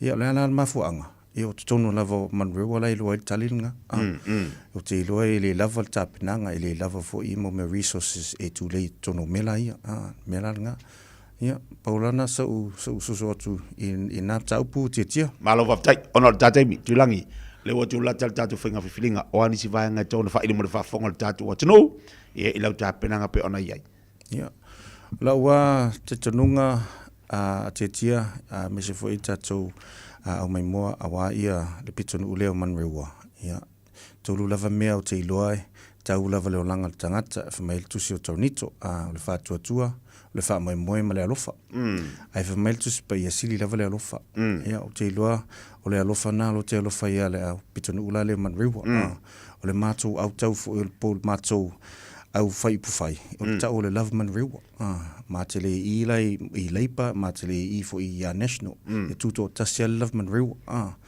ia o le tūlanga la na palota mo le tangata nai te ilo e alofa tele ia Manrewa ia o le mātou au la na paona se mātou whamtalanga e soso atu nei tae o manuia ia ai whaftai mo le nei avanoa ma alo whaftai tūlangi ia o le whafonga mai le tātou watu no le tae au ia mal mafta mai e la tolo ala fo il pitonu ule Manrewa ia la wa fa fonga le si ilo wa au tape na tu mal finga filinga ia ole palota le faitu malo le fo pitonu Ia ale talo foi na tato wa proclaim le taiao. Ia le tautua foi mal uranga le Samoa. Ia mal pulenga e mo mole tui fa murianga. Ia manu ia le tapena atu le fa moi. Pi ona ia. Ia palo ta mole to fai atilang. Ai o tele I lave tala atu. Ia tatu malama I me ta e palo tala le local board. Ia. O local board pa wana se palo ta fa ngale evaluate o fit feeling. Ele na o tasi. E mawhaiana na tusia ia I ngoa evalu tonu lava lo palota. O te lofo e lai I alum whanau isi tūla ia. I tonu lava manrewa. Me lo te whai atuai. Lei se tamale le tuto tasi o le Samoa. E fo I tene I tamaita I le si au. Ia mo meo tangata Pasifika. Ai vai lai lo tusi palota evalu I ngoa ngai ke fia tusia ia. A tātou Pasifika. Tusi talo ia I tātou ingoa Pasifika ngai ai. A valu ia ingoa kusilalu le valu. A oenga ngā lo kasi po le lua. Whao ngā umu le valu. Ole uniqueness ngā mea le local board. You get 8 choices. Not just the one. So that's... Olo na winga tuilangi o la ia isi vai ngola fo itofu tuli mai disi olum top whanau tunu. Yoi. O kuso le vangola lea. O ngi vai fo ngale tu malo simol me ole tu. Ai vai mon me tangata. E ngai valu fifilinga. Tusi lalo le valu. Whao ngā umu le valu ngai tusi ingoa ngai ke iloa. O le a whai mau sui, whai mau leo te tonu lava le pitunu ula leo manrewa. Manino le whaafonga le tātou watunu manrewa. Ia, tō mamana, palo tāne lua whaafong mai, ia watu fo ia se whatala ula. Ia, amai se, ia o leo tāpena, ia alum tama whanau tātou watunu, ia fai whaalanga maia, pitunu uleo manrewa. E tāua teli, tāua tātou leo, tāua le sao tama whanau tātou watunu. Ia o langona fo ima tātou leo na, e mawhai, ona iei se leo I te tonu, la tau te soalau puleina, me whai, I te tonu lava au kilani. Manu iau whai watu ilangi, manu wha moi, Tati toi mafu te stei mea momo. Ia, whaftai lava tia. Whaftai lo whamunia le toa, ia, au mai mua, whaftai. Ia, sei fo ia. Ia, nalei, whawhamari tātou watunu nei tai au, na ua manino le saunuanga fo ia lea tamari o le tātou watunu. Ia, tāpenanga pe ona ia I manuewa. Lau whai ngā whiwhiringa, lewa tāpena tuai, ia, tamaito le mauteli sala whai. Ia, ua voi se sao. Vai le whiri lei mea kamikisawa. O mai aka mai kisa foku la fai, kuri oso le vaa, o mai uporu, kuri oso le vaa lele o mai nei New Zealand. Leo tāpena atu whaala ngā maia. Ia por whainga whiwhilinga, whai tu malo pe ona masari tolu la tausanga. Ai o le tāua, o le ofi atu peia ona tau wha atatatu, o le iai o le leo, o le iai o se sao, o le tatu watunu, I tu tonu, o le whaatatanoanga o ni mtaha upu, ia whai tu malo pe ona iai tu tonu au kilani. Ela na manino fo ile vai aso te atu nei au faso ai ia li amanaia a Lorenzo Kaisara papatoe ma otara lewa se mai sa o manwewa I o lalme taun tatu titilo ye tama fana wi o tatu wa tunu tai bala wati to as furmaiva a suriva minuto jalo le tula as fulu ia ona to avatu le fasalawina o tatu tala I vai fanua B to the I to the T, Ying to the Yang, up in this thing, D to the rock, my dog, hang. Everybody in the club in the heat, pussy get the poppin' when we holdin' the beat. Bitches throwin' on they pose in the hands, ass keep poppin' on these female pants. Every motherfucker sippin' a litter, see the coca they be when they be drinkin' a beer, and they be pullin' on the mama like, bitch, come here. Pullin' on the mama like, bitch, come here.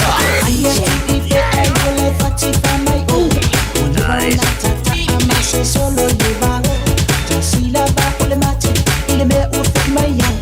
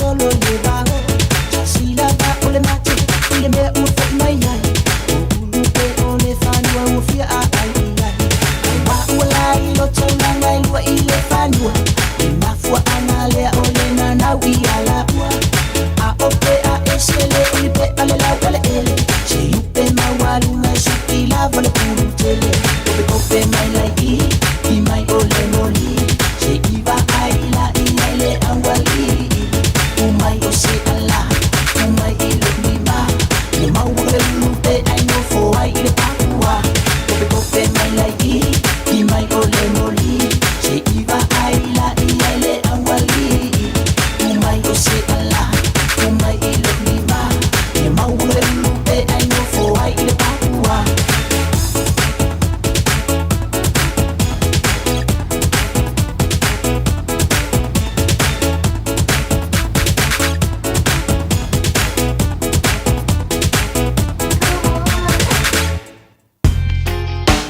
Radio Samoa Tasilima Ivatolu Amo Radio Samoa Tasilima Ivatolu Amo Whaafonga mai atina matamaita I tutoa ma malolosi o le Pasifika ua lātou lavea ina lalangi. Whaftai moa o tō ngaluenga lelei uma ua whaia mo ainga ma tangata lautele. Ae peitai, tū sa lava pe tutoa ma malolosi tina matamaita.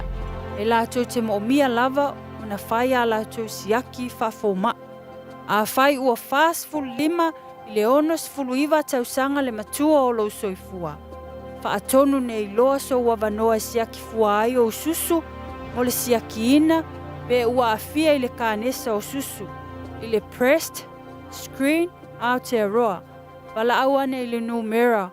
Oval se lau, lua fitu o, lua o. Awa, o le whaia o le siaki mawhaata o susu I le aso. E lavea ina ai o tou, moa taiao. O fia maua sau ta vale po sau piki apu. Ai tongi ta I vaiaso, lua vaiaso, pe ta I masina. O le sleek cars o le a maua ai le fisoswani. Ua ta pena le au whaingaruenga a le sleek cars mo oi malo a inga. Aua e te popole I se mea e tasi. Te tala fitu aso, mai le sifulu I le taiao, angai le afo le ono le afiafi. Tele la lai au kilani I saute, mili mai loa, I le o lua tasi faa, fitu lua selau, po le o lua o, fa lima, tasi lima tasi. O e sa uni malanga I Samoa, mana tualoa le moana rentals e maua sau se taavale e te filifili mai e tu sa malo manao. O lo whanga solola na whabitoa e se 10% pe ai whaunga ina so se tu ai ngā taavale, mo le tolu aso pe silia tu foi I le masina antoa o kuso. E ma whaiona pe kila taavale mai le malewa lele I whale olo po whangalii, whaapea no tanto ofisa au tu I ala fua, pe maboli e tu foi I le whaletala malo o lo e wha mautu ai. Ai ngā whabitoa, lo ia tanto insurance cover e te filifili mai ai ina nei tupu se whalewelave ai o lo iai le puipuinga. Ma tu olo iai le tanto account I New Zealand pe lafo sao fo I le Moana Rentals e whaunga ai le Pacific Easy e whaunga ai fo I le credit card e whaatino ai le tungi no lo sa. Mori si whaamtalanga wala au le Pacific Easy I le oval se lau o tasi ono po no merama sani au kilani o le lua fitu ono fitu iwa fitu wha ma le lua fitu ono fitu iwa waru wha. Ma talo sanga e transfer o I le Moana pe asi siane le Facebook o le Moana Rentals po le tanto penga te whaelangi o le moanarentals.com. Moana Rentals o laupa angai taitoloina oe a oe malanga asiasi I Samoa. Radio Samoa. Taslima Ivatolu Amo. Manu a ole alo falena ole atima ileva ole ufatu mano umama.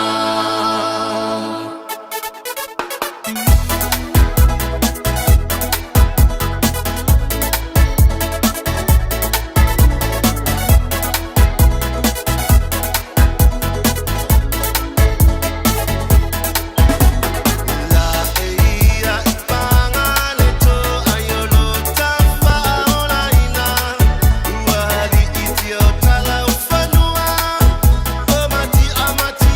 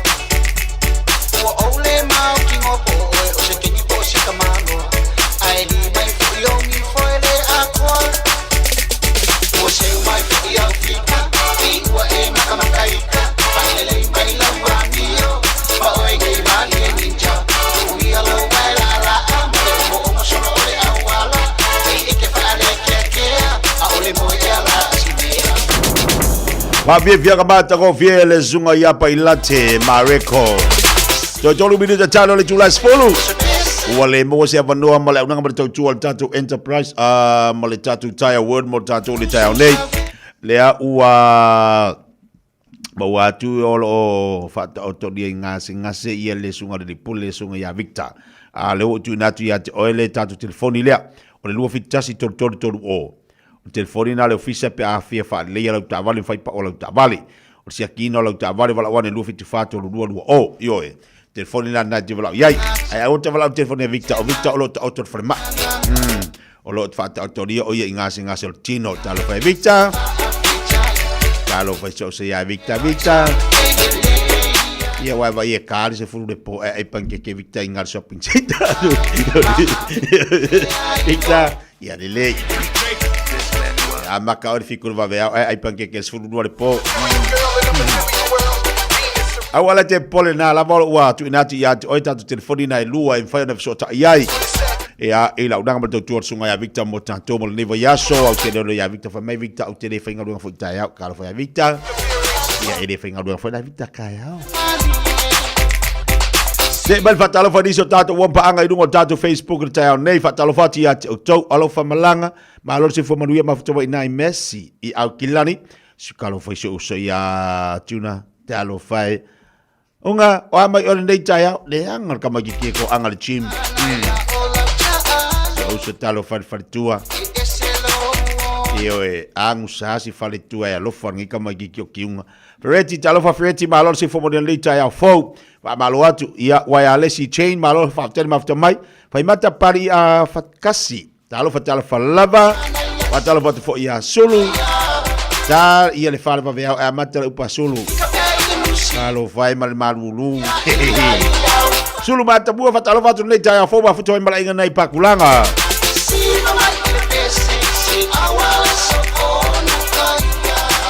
Liso tatu pa anga leo te wa yasi o asi ko no YouTube yo e fatalo fatia leitu po tangaloa ma lor se fo dia lita ya fo Rachel Sifa good morning fatalo fatu le mafuto ma 9.9 e Glen Innes fatalo fatia ke wati tamati ma lor se fo loud lay Lins Frost fatalo fatu yo good morning ma lo se fo maua malangi ma lita ya fo ya to fo lo mafuto mai te pro aleni Fatalo fatu tatu totua ia tatu fa fifianga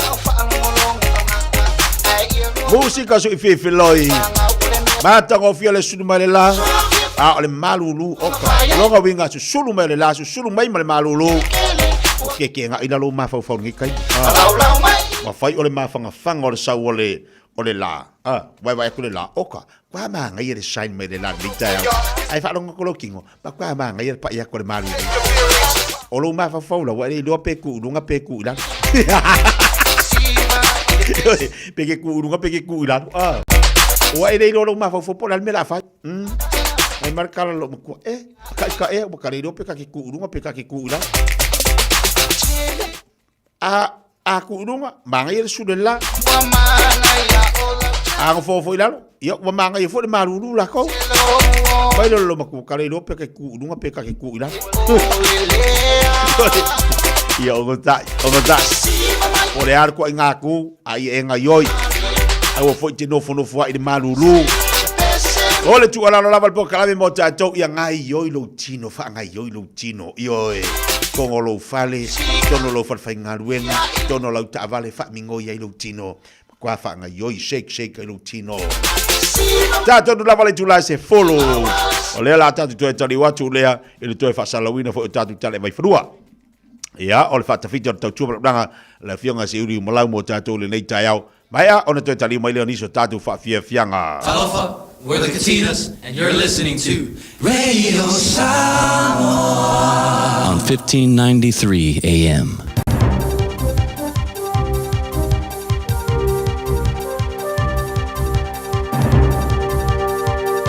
Fatalo fatfo tapo inga le tunu nei tula le aso fa mai tala mo la no tapo mai sa tuina lungo o wala so tenga lo tele lo kare o Black Sa o Patrick tu piloto ia le ate le matau tio le manu o le moaulu sa fia le talonga ma le pomo za Argentina ile so sa o le manu o le fa malolo ai mai le tu talo le umio tu la le o nova yason sa la foina tu piloto ia te lui lungo le no penga tu se inga le Instagram o le ato ila ua ma le pou o le All Blacks pasili o tosi ma le omo i tono na moaunu ma le ato a wha ata sa whaia le olo manino le mai ai le omo i tono le ipo na moaunu o tu e polotu o tu e taliu mai neilo na ainga i New Zealand mo le whaia o lon tonga o tu e taliu wha si mai ma le numero sumadolu Anton Leonard Brown le foi sa fialo no ulu ino fitau i ulu ma le isi o tamata alo le Pumas ma whailo e se a fianga ilo na foi whai ai Sa sui tu tonu tu ipolotu le 5 minuto le ta'alonga.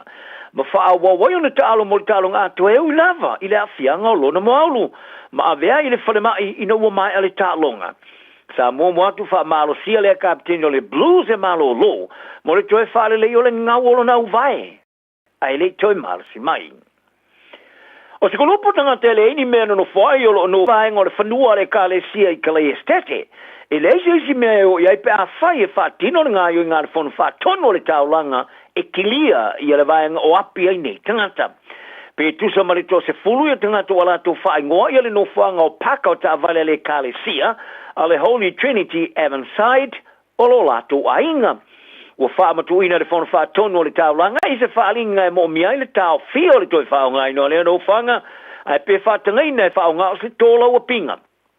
O le ato e tilo le whanu whaatonu inisi o ngā ioinga e whaia pe a whai e o maile sa whraile e le ise swingo whaia.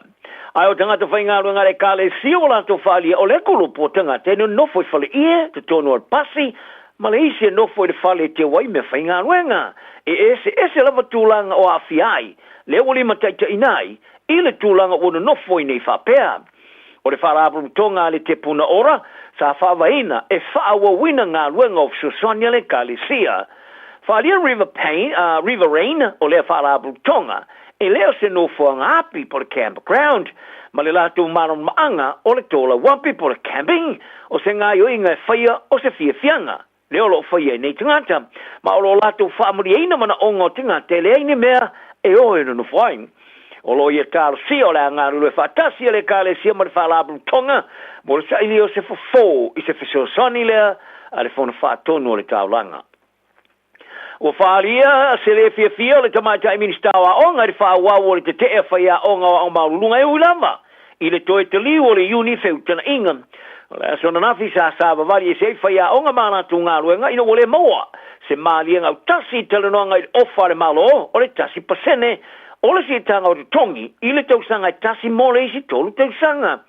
Whalia Erica Stanford e le maluelua i le whai ngā malo tu whaatasi lon tūranga o tuwai i le taulea i le unia le sosio whaia onga o na o toe taliu i le laulau mo talanoanga.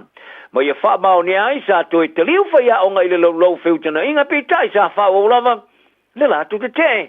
Ai sa wha alia le uni e te tau le malo o na wha ta otu se ofa tal whengain. Wha alia le asosia whaia onga o isi talanoanga mo pā keni e whaia ila song fua ma le solua o le vas fau. O keni e whaia whiuta whātua ingo whalau whasaina bo drug cartels.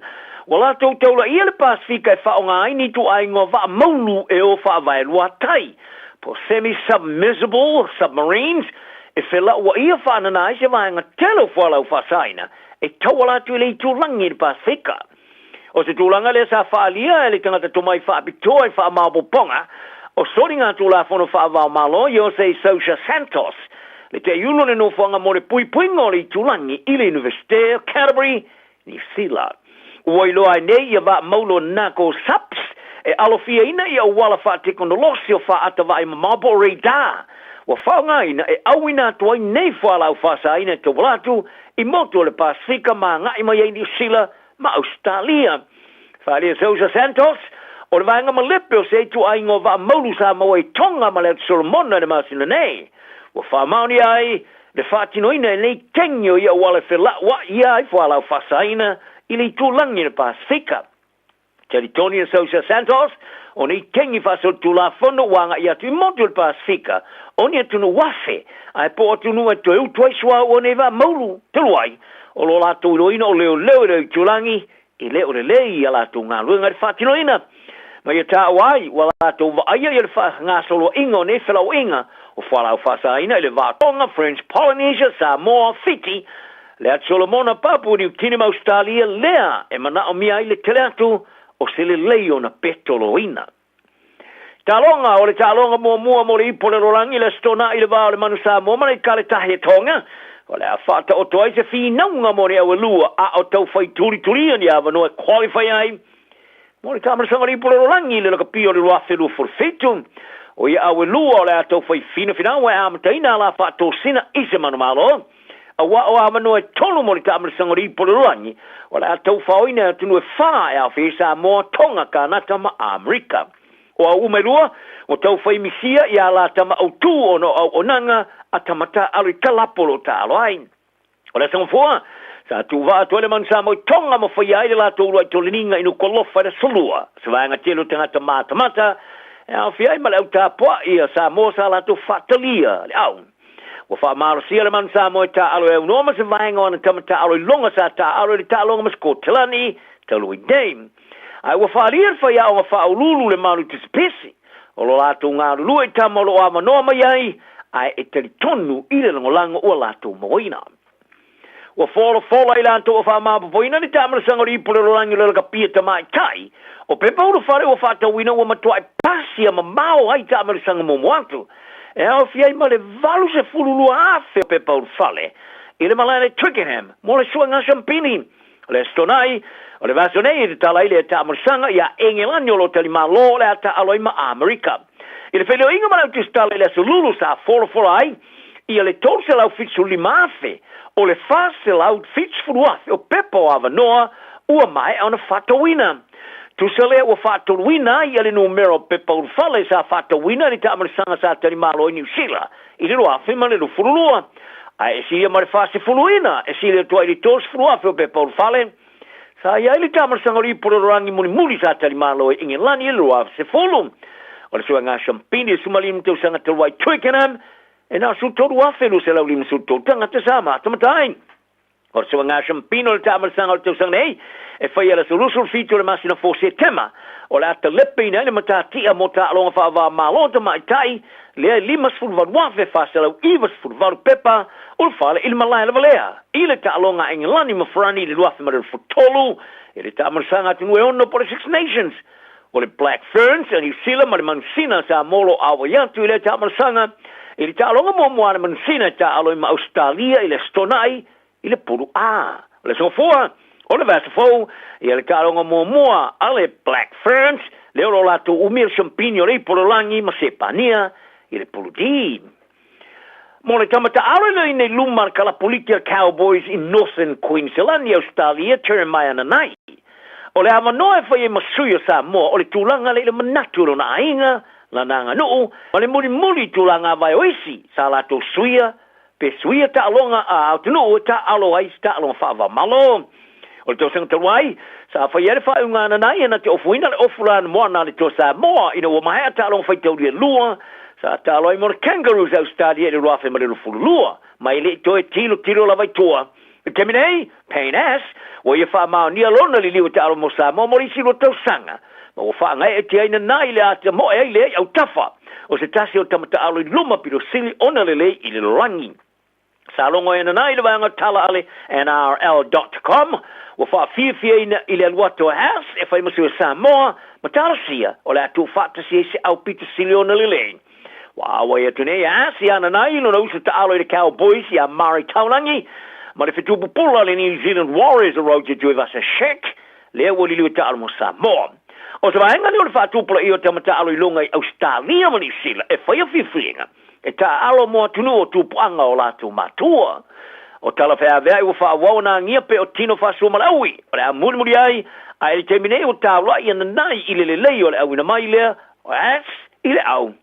Whaali ana nai, e tā tia tu lava i a tino, po fea i ana na loto. Ai o le a ia langalango ina lama sana wha iunga pe ta alo mora kangaroos e pole to Samoa.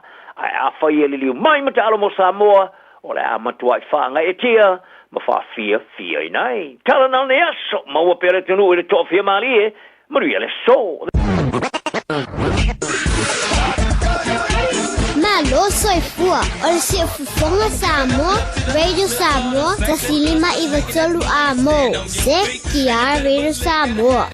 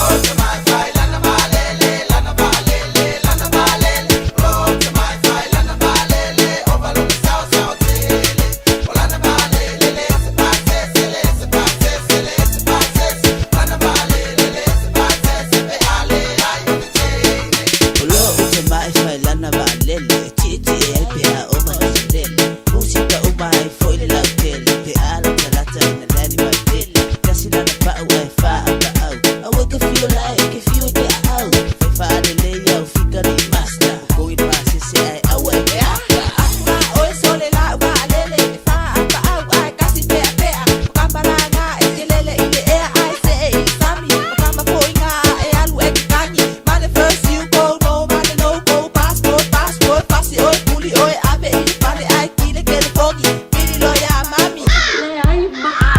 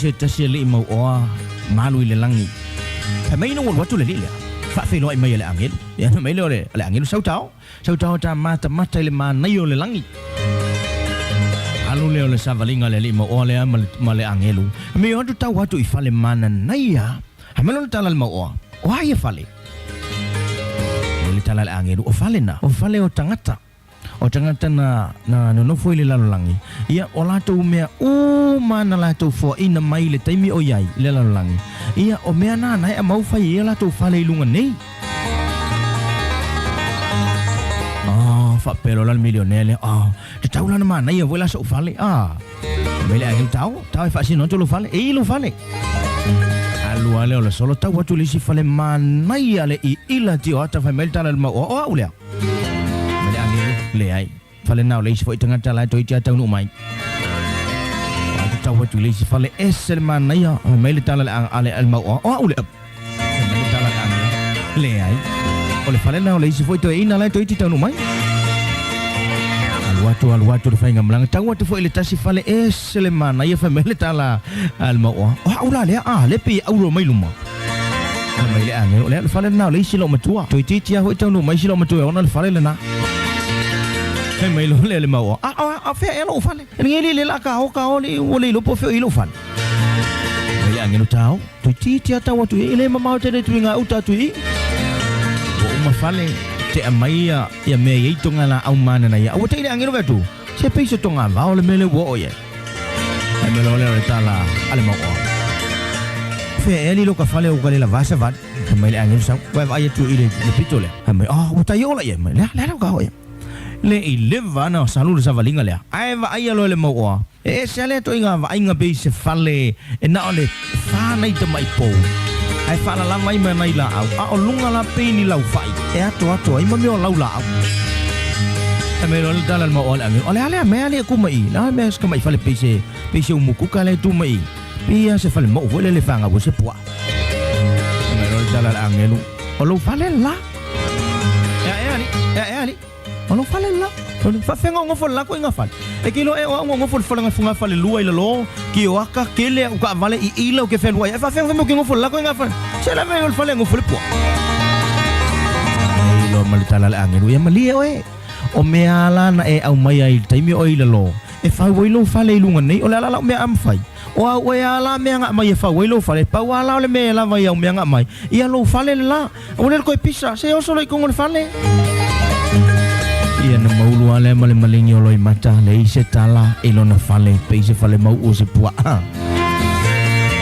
mana tua foi o manui o le langi e ta pena tu ile la lo langi e le fatu ata pena ile langi manui o le langi o me te fai ai lalo nei a foi famila fionga le o me fusi ai lane e fusi ai le langis lona winga o lau au nanga o me uma te fai ai lo fa tu ai le lalo langi e ala I lau ta puai le tu ai lo wanganga malo fa maoni o me na o na ta pena le langi mo oe e fuala manui o le langi I me na e fai ai le lalo langi a wona I fa se ina oe I teleo o me e te fai ai le lalo langi nei ai alu vale ai lo malosi ai e manatua o le tele o lo taimi ma lo volanga atua e tu wina I le ngaluenga le atua ma e au nai le atua ma lo whamaoni ala I lo talio ke riso e vea ma lima whaola I lo volanga ma e tau tuaina le atua ma lona fina ngalo e ala I au ngaluenga e vi I ai le atua ma lo whasoasoani tangata umaina I ala atua mawale manuia o le atua o na e tusi a umai le langi o manuia lana ia mau palena o lo whaatali mai le langi mo oe I le taimi muli. E moni le langi o wane MC o le nofuanga o lo iei le manuia o le tu.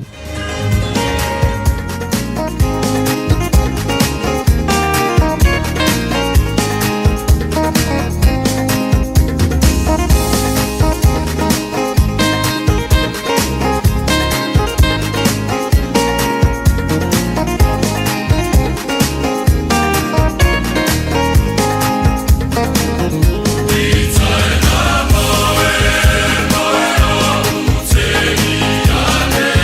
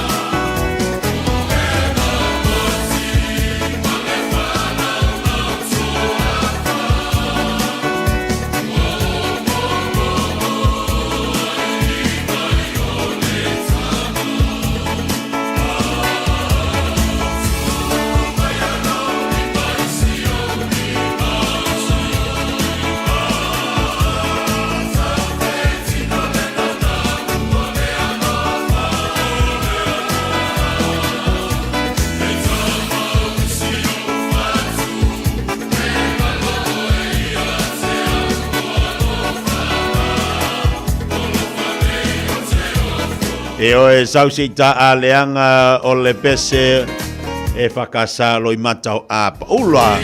Ia mana i tātou tala papu e whaamari e fuile ni tae au. Vai e oe e ngofo whonga whare rua i lalongi e laku ngā e ngofo whare lau whai.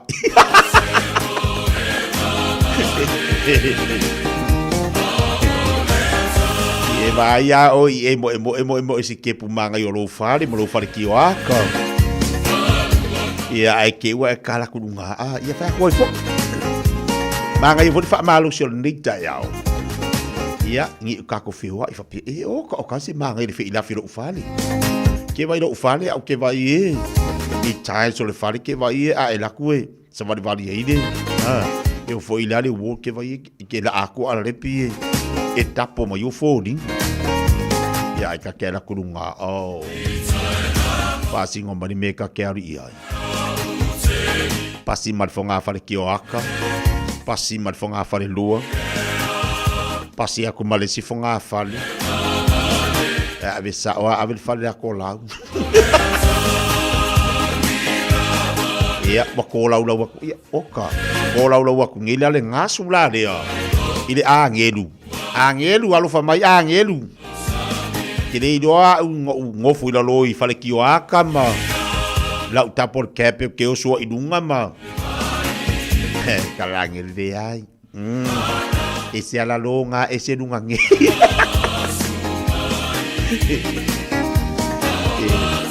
O me fusi ila lo, e fai fo idunga nge. O le mea le au mai le mokango fo mai. I fai fale le la ka mi o a. Ia pe akafua ila ka whaalongolongo aku i ringi imang i ringi fo i kama i ori. I fo ringa mai fai fale le ka kwa mi o. Nonga winga fai fale le la ua mi o. Fai fai fale le mala ua mi o. O la ua mi o mala ua mi o. Ngā fai la ko fai me fai fale le la i o la ua mi o. O, ai fai fai ko ua mi o. Ngā fai la ko kau le pua mala fo mai ia. Ngā fai mai fai fale le la i o ka ua mi o. Pea kako kango fia ku sisi vaenga. Fai fale le la i o ko ua mi o maka ua mi o. Kamale le la i o makengiri le. Mako ko anga e o fai loko.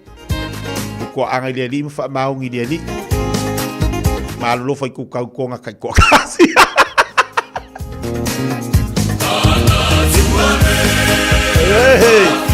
ma fa maungi ngaluenga o mea o manga le ka umai ma fa maungi ko ngaluenga vai fa maungi ka usile le kamai yo ya ma isi kamai ki da ko kongi manga nga kamai ya ma fa maungi ka usi makua o mea umanga le la umele lisi lea. Ile saudisio le lisio le. E mea ka koa kore ngā. Ia ai whaasingo ma le whale. O lai le whale ke ngofo ai. Ia whale ki oaka ngei. Whale ki oaka lunga. Ai le whale ki oaka lalo ngei. Ai whale ka pole. Ai whale ko mumu. Ai whale ko mumu la lea. Wa whaia ko mumu kele ia. Ia ongo sa ini o langa le kako ki o lai. Ia ongo sa ilanga o mea kukupon soi fuanga ma le o langa. O mea ngai kako kilo iai. Sa maongi la ia. Nai pai mai ia. O mea fusi e lalo nei. E fusi e fo duna. Fai le leila i o tato wa mio. Tama le lei ma teine le lei. Sa maoni le lei. Ia o ilo vala awina. Fa maoni au ngā ruenga. Fa maoni tausi no ainga. Usu le tai au, o se sa ngā ruenga. Ai le usu le tai au, ai ese le mea ngā iai. Ai sa wa.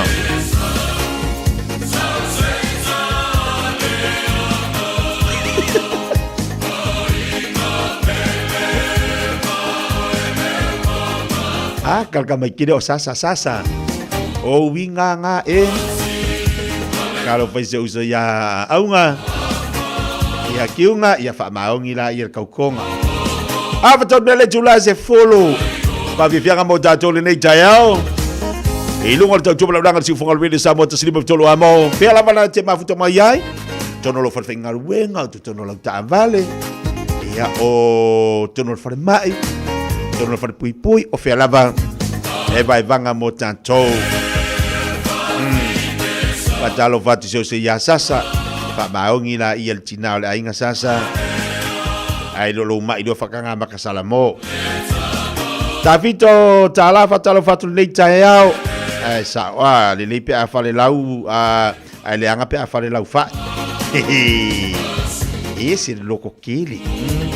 Que taala fatalo fatu le tayao fo. Ma lo se ko manuia lene sia.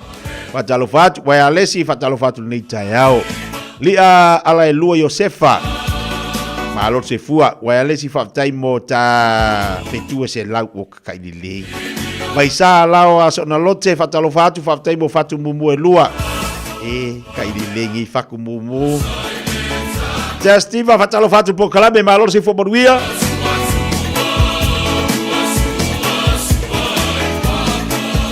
Manu tai fa sao lua fa ono fatu lanu moana. Malo ale ono sai tito mangaluanga. Lefa utatu il fata fito ngaluanga nei vai aso. Ai vai le manga ior kako usuari kaiao. Ia pe malili pe malulu usua. Usua marfa mauni ngaluenga. Di tu la fo ina tatu ile tua. Pele falili fatalo fatu. Malaya fa mai pele ile na ole amio. Ia lofa marfa maum. Oh isole. Oka mangaya wale mangaya le fa malu si mai motato ele fa pe tau na ole fa mai ele tau na ole amio ia lo fa mal fa maong atalo vatu Aaron Sila malo si fomodio li tayao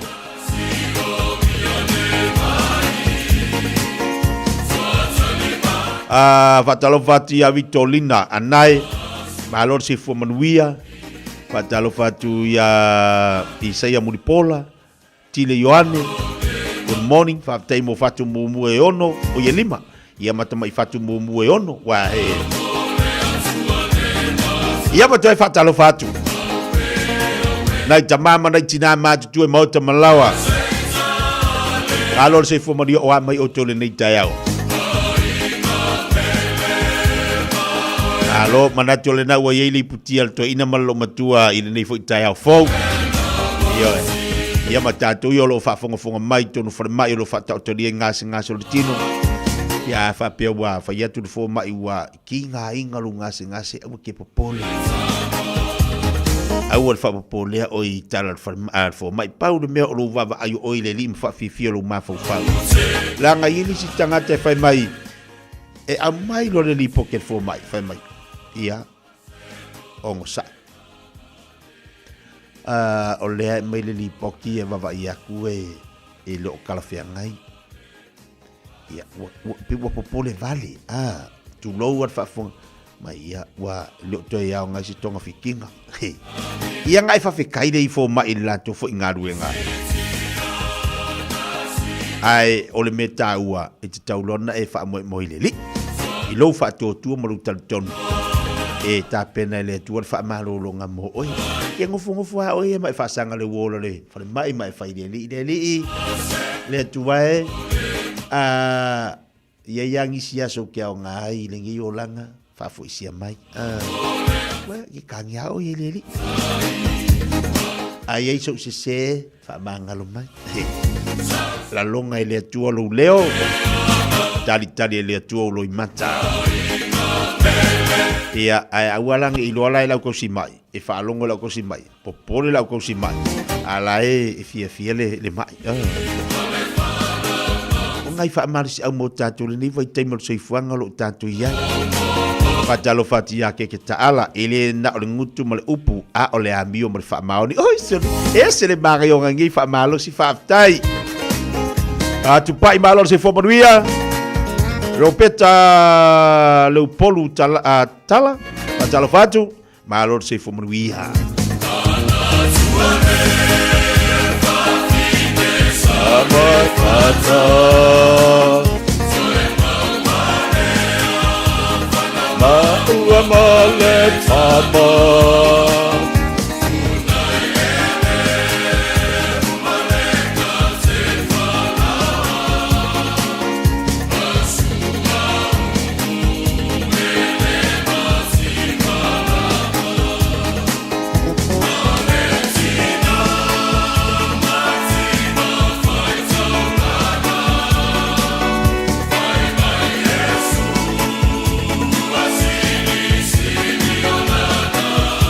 Awa ngalo ole toe vaiaso ni mal vaiaso fou. Ea ona fatalu ina lole le fainga palo tal tato wa. Tino. Mala tua olo yela unanga mal tautua al tato le tio o la fai ona tolo lo wina tuai le tato fainga palota ile vaiaso fou. Awala te popoli o la fai ona fa fonga ilunga le tautua le Radio Samoa. O le anga lulu tu le tato o fainga luenga mo o ele atu pele. Ea fia lava la tafar ke lope olo e au mawai. Awan emisia le asfalaile aso lua se funmariva o le afata uina ile tatu fainga palota o le ama fai ona ngaru lua tu ile tatu le tio ya ma avatu fo ile unga tatu fainga palota si yo o lava ile afiafi Paule mea o talo tatou o tatu talo matu inatu ile tua le fainga fifilinga tatu watinu ia toa fia malie me uma ia toa fi malie me uma yeli file mu le tu ta pena i loto o tangata uma o leo ta pena al fainga filinga e vevesi ya i lo tal tonua e vevesi al neva i taimi e o atu le fainga palota te ilo ta pena ele tu lo file mu i loto tangata ai mai sia tatou fo ila au ta po mal au palota lo no Paule mea ia awane i toe mafau nisi mea o lau tatalo le nā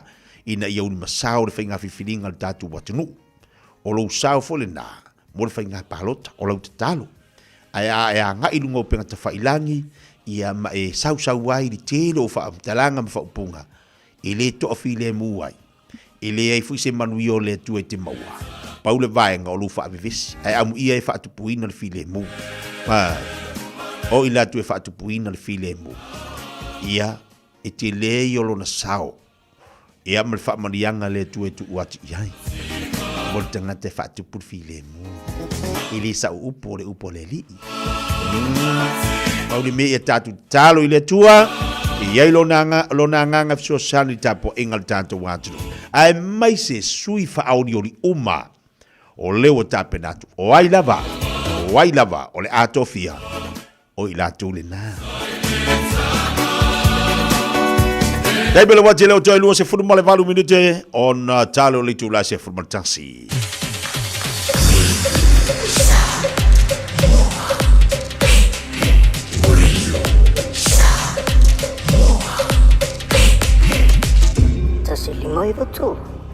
If it helps them feel safe, they can keep the light on all night long.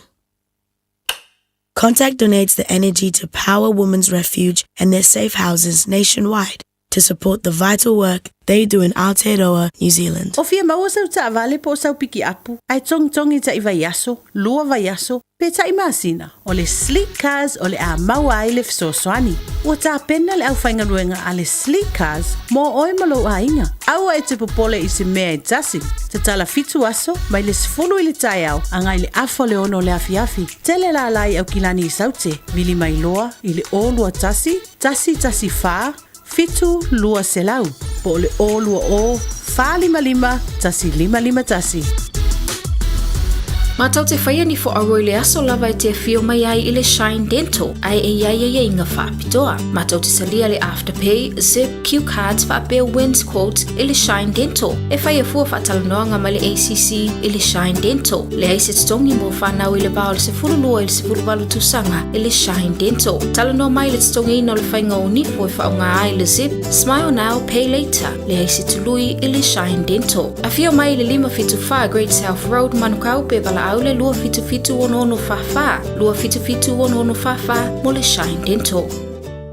O esi la fia e iwa te si male tolu wha miliona ta la le se leni ale UTOS ua toe wha asafua atu i ona sui whai unite i le lua o lua wha. Whai sau teo ngā tupe e teo wha awhainga luenga ai lau se leni ina ia vave wha tau nuu se wha moe ta ua a lau a inga wha pe e ka le sia. Wha o ngā au nanga le ANZ po le talofa voucher, le M ta la, male my cash e ala i le Click X. Wha afso tai mai le ono valulima lua ono iwa wha iwa, le www.utos.ws po le Emaili o le info@utos.ws po le Facebook le UTOS le whaapunga tupe te whaawhaingaluenga o le mawaenga tausia Samoa te whaawhaingaluenga e mātou lau seleni ai sele e oe le manuia. Ua na o le Radio Samoa se furulima iwa toru a mo e tautuaina oe i laungangana fitu aso le vai aso.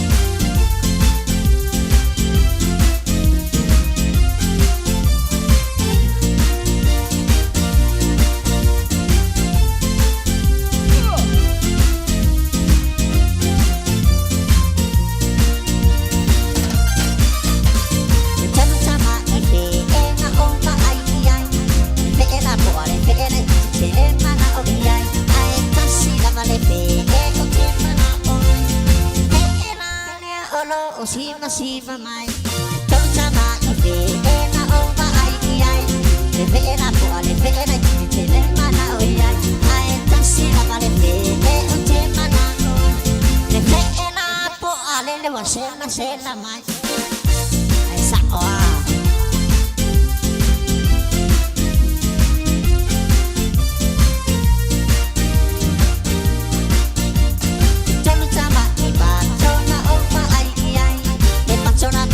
Facciona ti tiene mana o iai ai tassi la vale faccio con te mana o saula vai a malanda tiene si mai oh ai sa awasela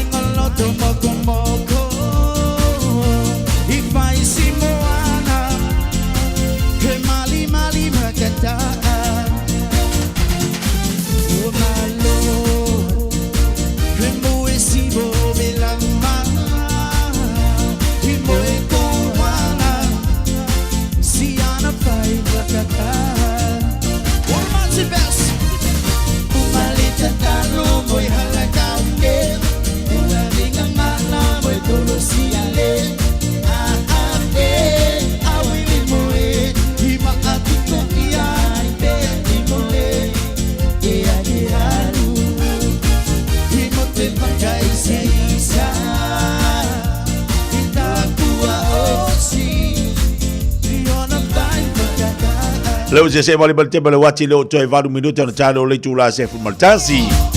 Talo tula se fu maltasi ia ona matu fo leo le tatu watu no tatu tala fo le ngana pretani pe na ifo le tani ta yao. Pa ta fiti o tiu te manga luenga leo fenga mo tatu watu no. Awore kali ante oi ole wa umana fatatano atu ni so tamari o tatu watu no leo ta pena mo fainga fifringa fainga palota. Fai tu malo pe na ye au kilani. Ole sunga tuilangi pe na ile fa so le tao nei ia ole fuas ilima le tamali o tatu watu no. Po le foi tama fana u Samoa fi ofia tu no fa langa mai. Pe foi la ia le sunga ia portofai ali manaya. Lorenzo Caesara. Ya o tatu te vava ai ai I tiu te manga ruenga. O lo fatino ina te tono community tatu I le Pasifika mesi tatu Samoa. E ai ni so tamali I. Wa leva fo ona te tono. O la lava o lo iai fo ia temi nei. Oni so lanto ia wa fa ma vai mai. A le ta ua ia te auia o avanone. O le maua o se leo o le tatu watunu. E ofia tu tonu. I le soala upuleina. O le whaataltal noaina. O niso mata upu. O lea o lo whaasoa mo le manuia o tangata I tonu au kilani. Ia po fo tonu lea tu te loala. E ai nisi o pitonu o le nei atu no lo iei. O lo iei fo itama whana o Samoa. E peia o tanto ia au kilani. Iha o lea o lo mawhai o na tatu talanoa ma tatu whaasoa iei. O le taua la o le manino o lau whaafonga ma lau wawai. I le pitonu unai te iei. Mai tangola ia lea tilo tilo. Mai wawai tama whana o tatu watunu o lea o lo tapena atu le nefi ngā palota. Mai fisiri lo mafau. E se mafua anga. A o lea se tāua. A o lea se mea e mawhai ona ia whaia mo ainga ai misia. Tā te mita I nei tangata. Tā te mita I tātu tamawhana. Langa fo leo fitu tonu. O la fo ia vatu I marifu o tātu watunu e pe o Samoa. E le fa pe o filo I te tonu fa pe o. Mo mua tau lo ta ainga. Lea e mo mua tau o Samoa. Tau le ngola tunu. Ia o fe sa wai, o fe o Samoa sa wai, tau le ngola fio anga. A oina I ona mātua. O vaenga whapena, tātu si tiloi. I sa iri ngā mālo. Sa iri ngā mālo. A tama whāna wala tātu watu no leo tāpena. Iai. Ia e to o tele I lātou. To o tele I lātou leo tāpena atu mō lea whainga whifilinga. Ia o fea lava le pitonu unai te iai. Pele vaenga nai te au mawai. Tau tuanane ma oe. Tau tuanane ma oe. Ia lau palota. Ia ma FC Sili. Tau alo Sili ma manino ai. Ia ua le leo tātou leo atu tonu. Ia whaatatanoa a fia mo fisi fisosani. Aru iai. Whaasoa iai.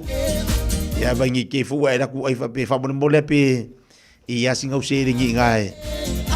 Iai. Iri whape whaiak ngai aruala ia re ai kala fuku pe. Oe, ere ia koko.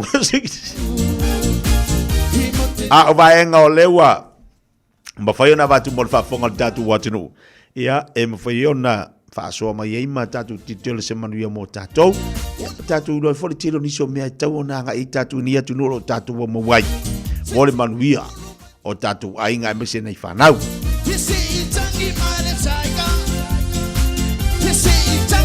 Tua lala pēr po kalame mo tātou o lo whaise special wha mai. Whaise special fulu. Ai maise ni vai temi o lewa amata na whaiwi u le tau malulu.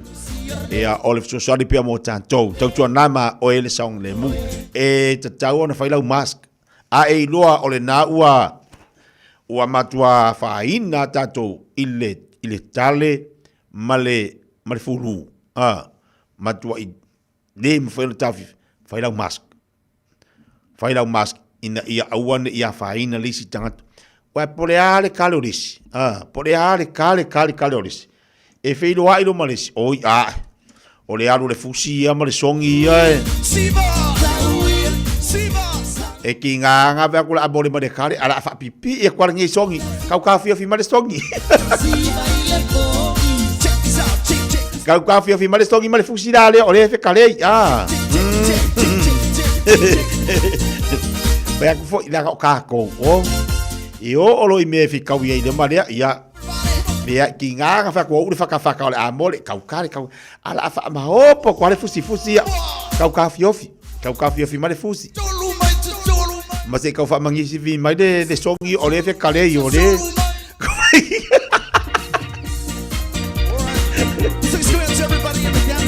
se i uma fori fa mai ia nga ko e pa kupula ia mai la ia le fa nga songi male ma fa nga fusi ai mon ngai kai mi ia kau kupui fo ila le fusi da ko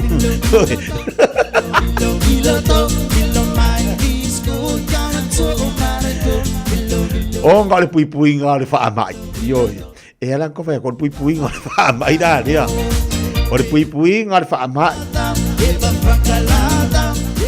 e o mi lo foi nga le filu hai ya ainga ya o wo e o mi lo foi ya fa e ka lo fai ya le ka ko filu ngi kai ya ya fa ya ko le ka le ya mai e wa le fa ya so ma ko le fa mi sa fa nga fi ka le ai nga filu hai ya va le ha le fusi ya ma le fa nga songi na le ya ki nga fa kula amole ya ka fa la songi ya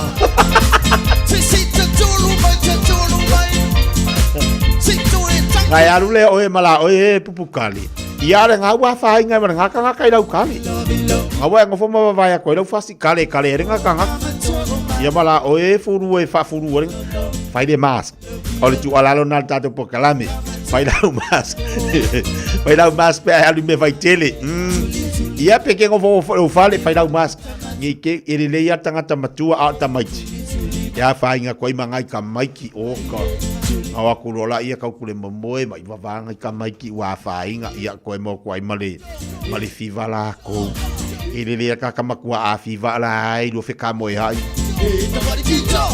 la ai lua nga ia fōlonga fiva wa ese me fiva mai hai ao ngai ka maiki e fiva loa ia e popole vale fo di matua la tau ia a ole fisosuangi aku ngamur ka kua kumu pai lau mask pe a ilo matua I fa tele lo fulu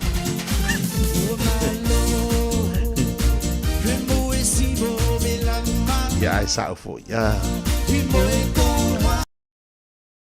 pe ya fa ma ir covid na overload fulu ya moele si desi pouco ai fa sa wa pare si desi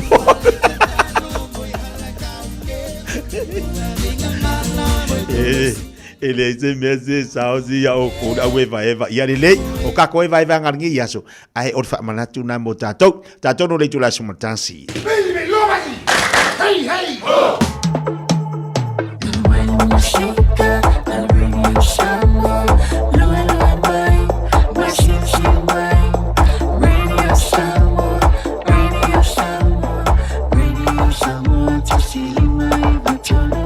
Radio Samoa.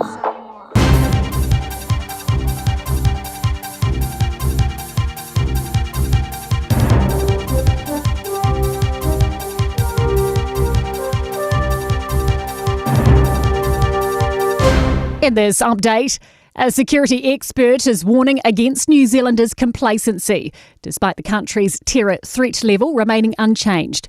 A Security Intelligence Service report indicates we are in challenging national security environments, keeping our threat level at low, meaning an attack is realistically possible. Massey University's John Battersby says despite minimal detail in the report, there is enough context to be confident geostrategic, online extremist and espionage threats exist. They know things we don't. It wouldn't surprise me if things have got a little bit worse.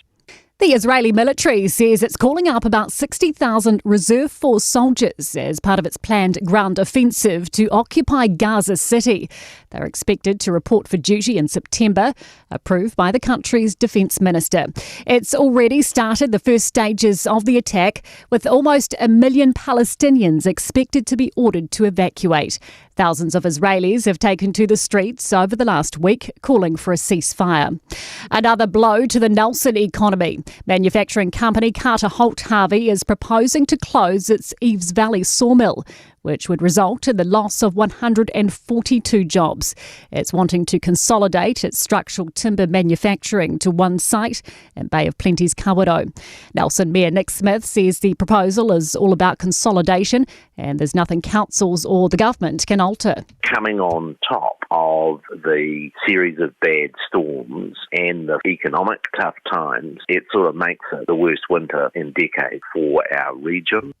More students are turning up to school than before the pandemic. Associate Education Minister David Seymour says 58.4% of students attended school regularly in Term 2, 5% more than last year. It's the first time that any term's attendance has been higher than the same term pre-COVID. And that is news. In sport, Israel Premier Tech have confirmed George Bennett in their team for the final Grand Cycling Tour of the year, the Volta a España, starting Saturday night. The event marks the 8th time the 35-year-old has been selected for the endurance race across Spain, having completed 6 and failed to finish 1. 2 other New Zealanders are competing. Finn Fisher-Black will pedal for Bora Hansgrohe and Dion Smith will ride for Intermarché Vonti. Cody Taylor is poised to join Kevin Mealamu as the second hooker to play 100 tests for the All Blacks. The 34-year-old will become the 14th stone in Sunday's Rugby Championship match against Argentina. He's started 66 of his 99 tests. And that is sport. Whai mea alofa I a inga maua I Samoa, e ala ili whaatawina o se hotel ta alofa voucher. E mawhai ona whaongaina mo aso ta ua whailongaina. E pe o aso whanau, whaipoiponga, pe whai malolonga mo ta whawhawai whaiungo vai aso. Whaatau e oi New Zealand nei, a e piki e lau a inga I Samoa. Tanga I ane ili pacific40.com/hotel. Ma whaatau nei loa. Pe wala au ili o lua tasi, o valu tolu tolu, lua lua lua tolu. O lua tasi, o valu tolu tolu, lua lua lua tolu. Being up to date with our COVID vaccinations is a way to take care of ourselves, our elders and loved ones. COVID is spread between people, which can affect us all in different ways, some more than others. To protect yourself from serious illness, a COVID jab is recommended for all people aged 50 years and over. It's free and can be given 6 months after receiving your last COVID vaccine or testing positive. To book or find out more, contact your doctor or chemist or visit bookmyvaccine.nz.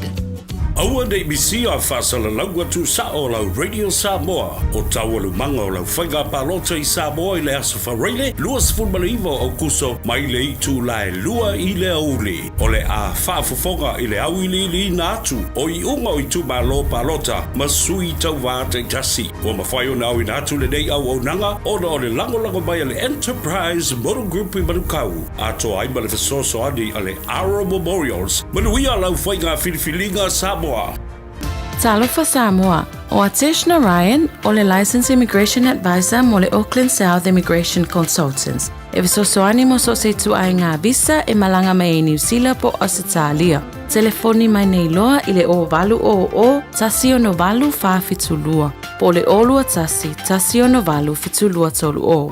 24 hours a day, 7 days a week, Radio Samoa streaming live on www.radiosamoa.co.nz.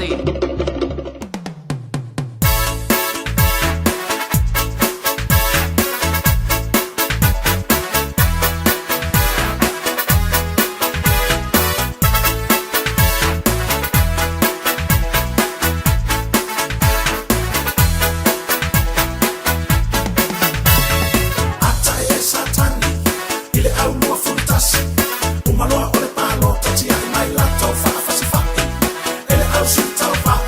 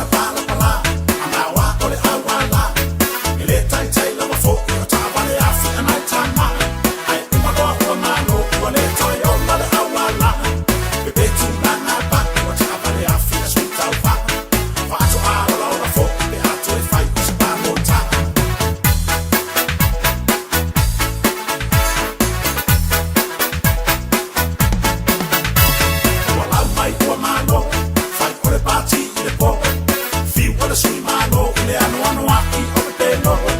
Ana le ai mato. E te le malo. Male le do ele sui ile au anti keriso. Pati ile sui malo ai sa palo tanya aho. Wala mai ua malo.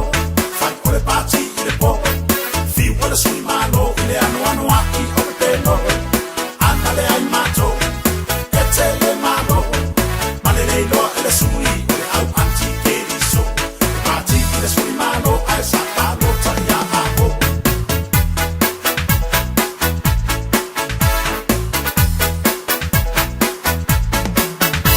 Ona poia, ona no fale fnau ngā pati mai o lalo le palapala. Sa wala watu ai o ia le motu tangata to tele o le o lo tutui lunga pasi.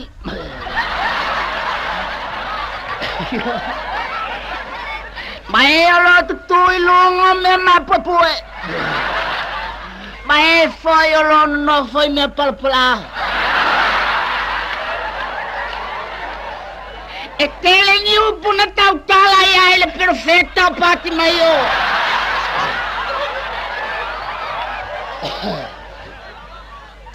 Maior perfetta sta mai perfetta. Ele é perfetta matua. Ela é titi. Ela é titi lava ia. A tato menata i upuna tau tala ia ele perfetta oka. Que lei loca waku a kawa pea.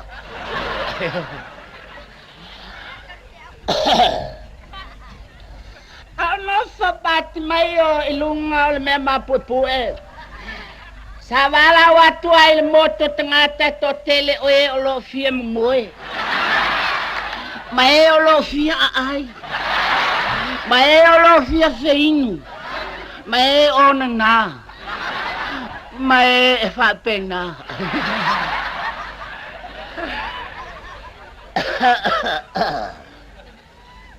Ole eu pusa tau tala ia ele perfecta e fa pea. Amu ia le more vai o ia.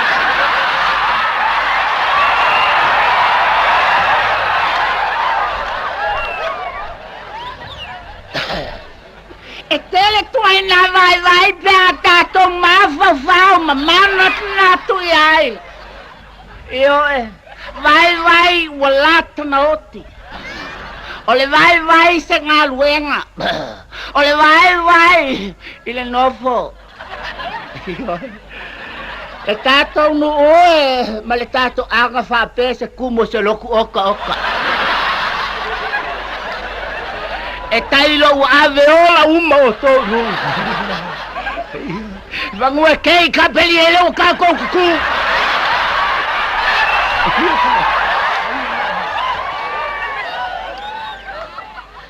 Le tato ai ngai ma le tato no ai mai se le tato malo fa fikai ngofo. Malo le fia moe. Fa fikai mole. Yo. Vai, o se me ese el tele. Yo. Fe awala mai ai vai. Yo. Ole feseli e pati mai o. Ele vai nga.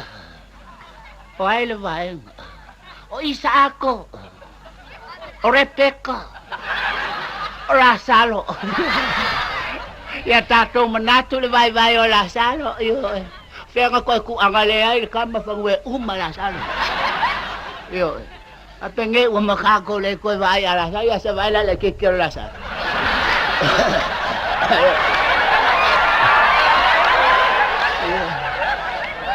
E la i titi Lazaro i ai mato Yo. Tele ni upu na tautala i ai le nei alu toto. Yo.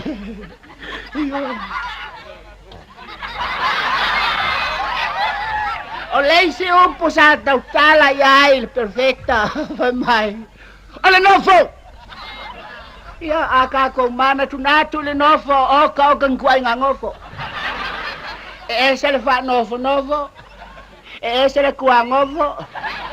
E se le nofo. Ia vai le nofo le ali.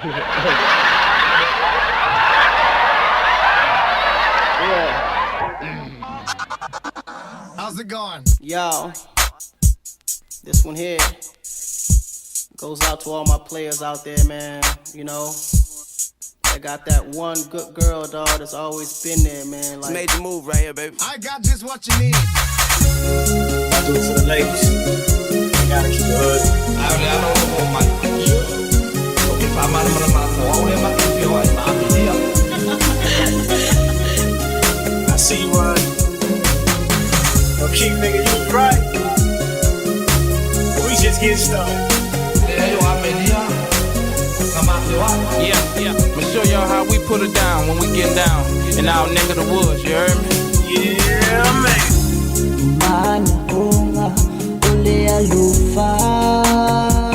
Check this out.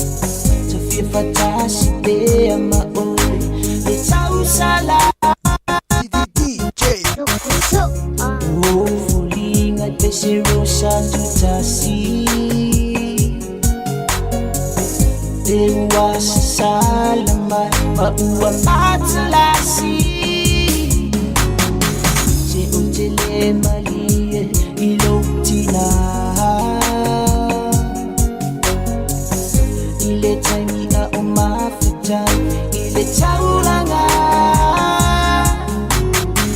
Femai oaia Olo umativa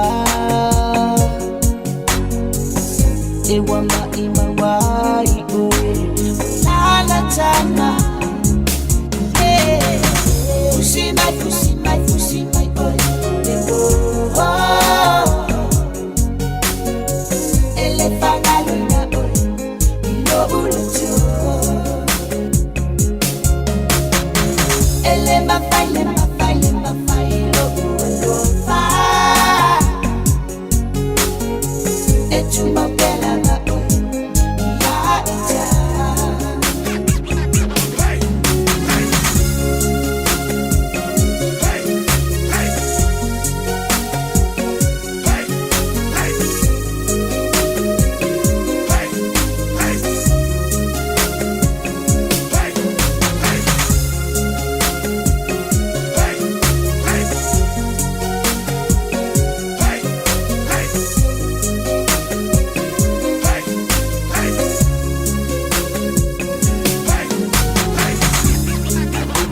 Talo peilo uachua Tuefa atisia Mafutanga Wana oe watasia ila filinga Etu mambea elefa aluaina Pussy my boy. Oh, elephant boy. No ulutu. Ele ma file. Oh,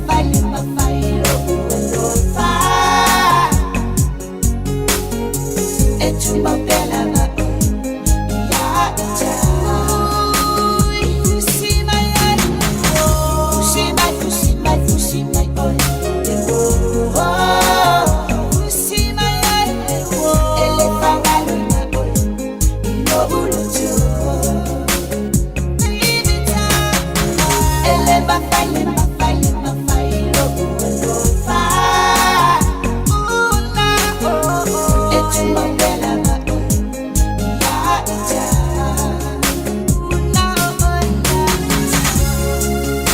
Niso tatu fafia fiang ole tai au.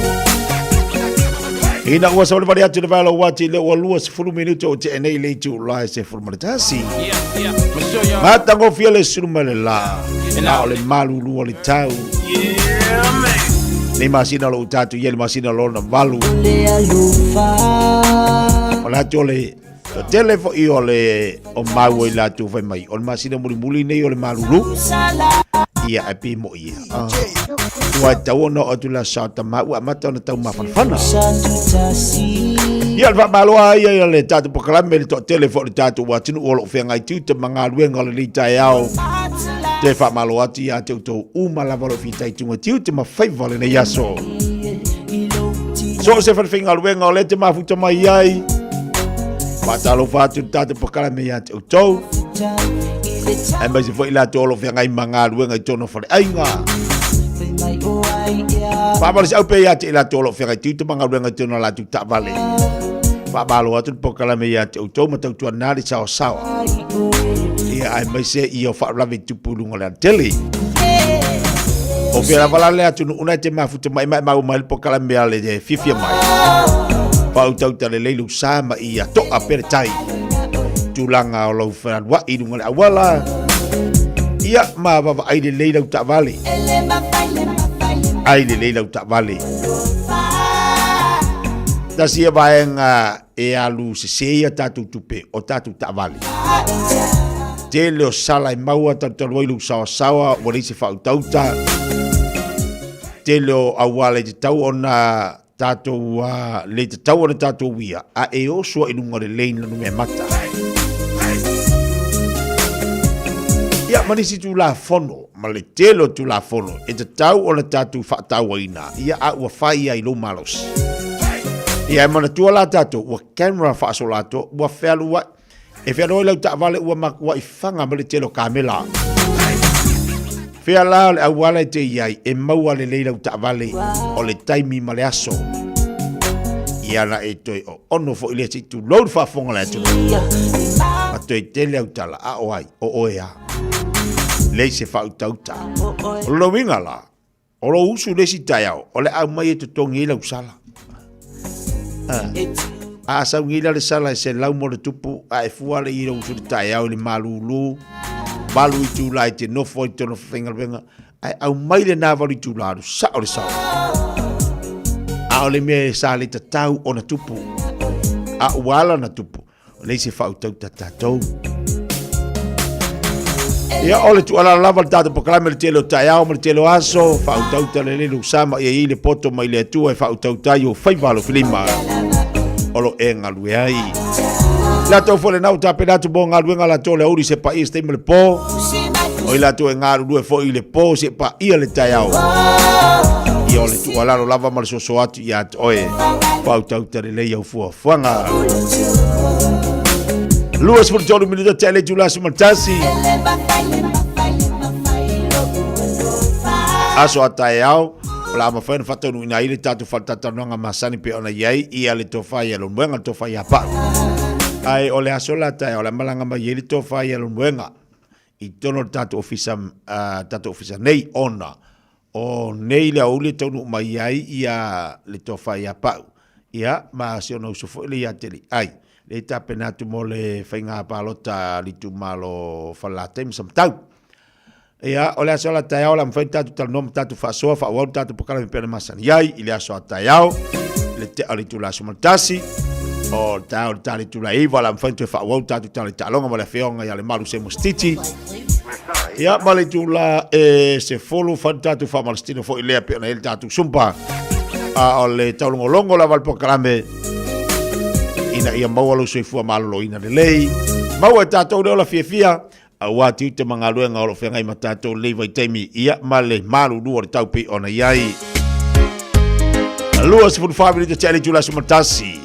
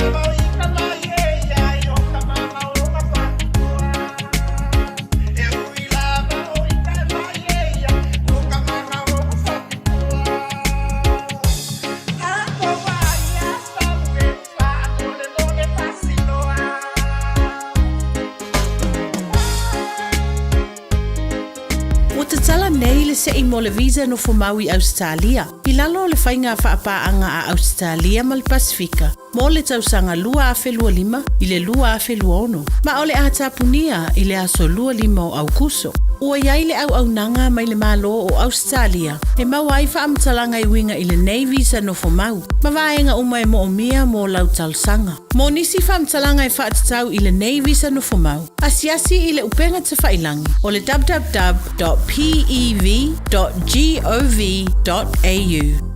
Avelo ainga tapua ia lelo whaiwala mara Samoa I lantalonga ma whiti rea soro September I le Rotorua International Stadium I le toru leo auri taungo fie pepa o whale se furutala mo tamaiti a lua se funu mo tangata matutua whaata whawhalo ainga mo le aso sauta ma tapua I lau manu Samoa maua pepa o whale I le ticketmaster.co.nz wa lango ina le talonga le Polynesian Spa Herbert o Rotorua ma le Mountain Shade Go Manu Wasilia ma le lua se funu tausanga le tautua le Aro Memorials e ngau sia lantu ma whaamana I o loa anangata maua maa fua I lau whaasoa ma whaifoi ona lei bai whausia I lau manao malafoina I Samoa tatala mai le asunga fua I le asfarei le mai leiva le taiao I le lima I le afiafi ma le astona I mai leiva le taiao I le tasi le awauli afia ne loa I le lua o Massey Road I Mangele tolu tasi tolu Great North Road I New Lynn po le tasi fan tolu Cavendish Drive I Marukau pe taga yane I le arrowmemorials.co.nz le Arrow Memorials wasilia ma le lusful tausanga o lana tautua. O le teime whaari ai le tāleni al tama I lunga o le leitio. A wale aso whapito o tama ua la tamai.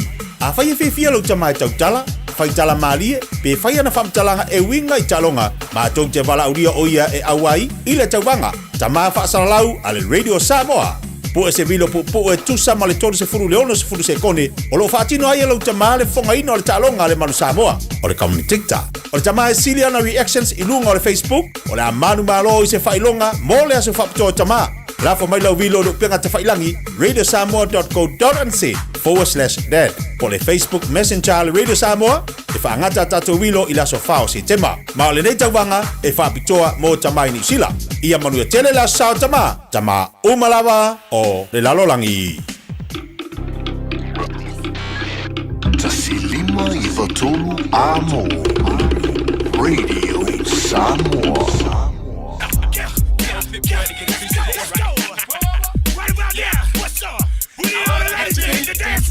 Countdown. 5, 4, 3, 2, 1. It's gonna be some stuff you're gonna see that's gonna make it hard to smile in the future. Oh yeah! In the mix, but we had one more important sound we wanted you to hear.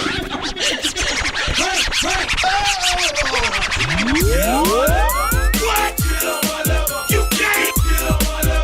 What? You can't. You can't. It's Drill Bill. It's Drill Bill. It's B.O.B. Let's go.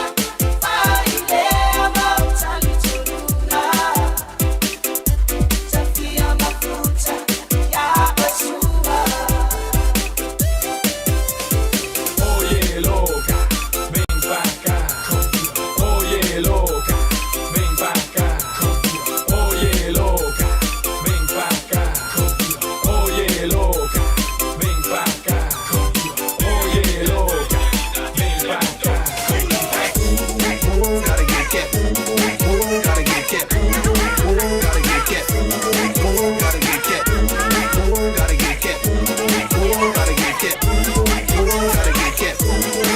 Gotta get kept. Gotta get kept.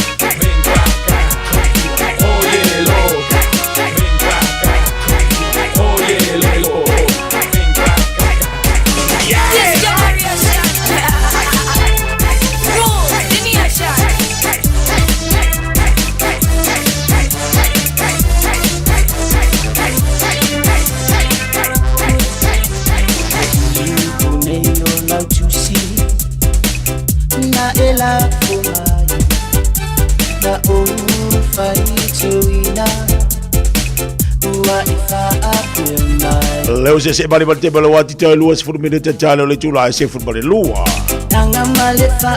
Ya tale tula se football lua to fa salawina fo leo tatu tala mai Samoa. Ele te tupa udanga ale afionga yang al bana. Cuma ba tipi au tanga baya. Ini sola tolo fisili mai. O lo ia ni tatu ofinga luenga fayo na ngalu mi Samoa. Pio na ile nga afionga yang al mana tipi au tanga baya.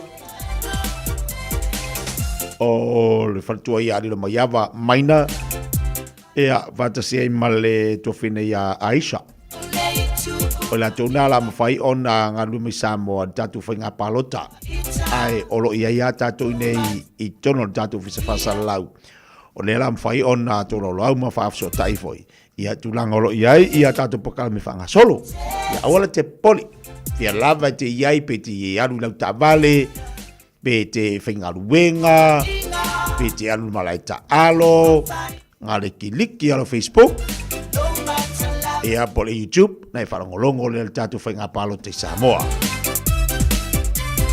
Ea ua awina sao atu lava, ia, pawale mea, olo wawa aipo whelo tu malo, o ai fo isuina e tau futuri maina, ia ele tatu whaingapalo ta mole nei fo I tau sanga.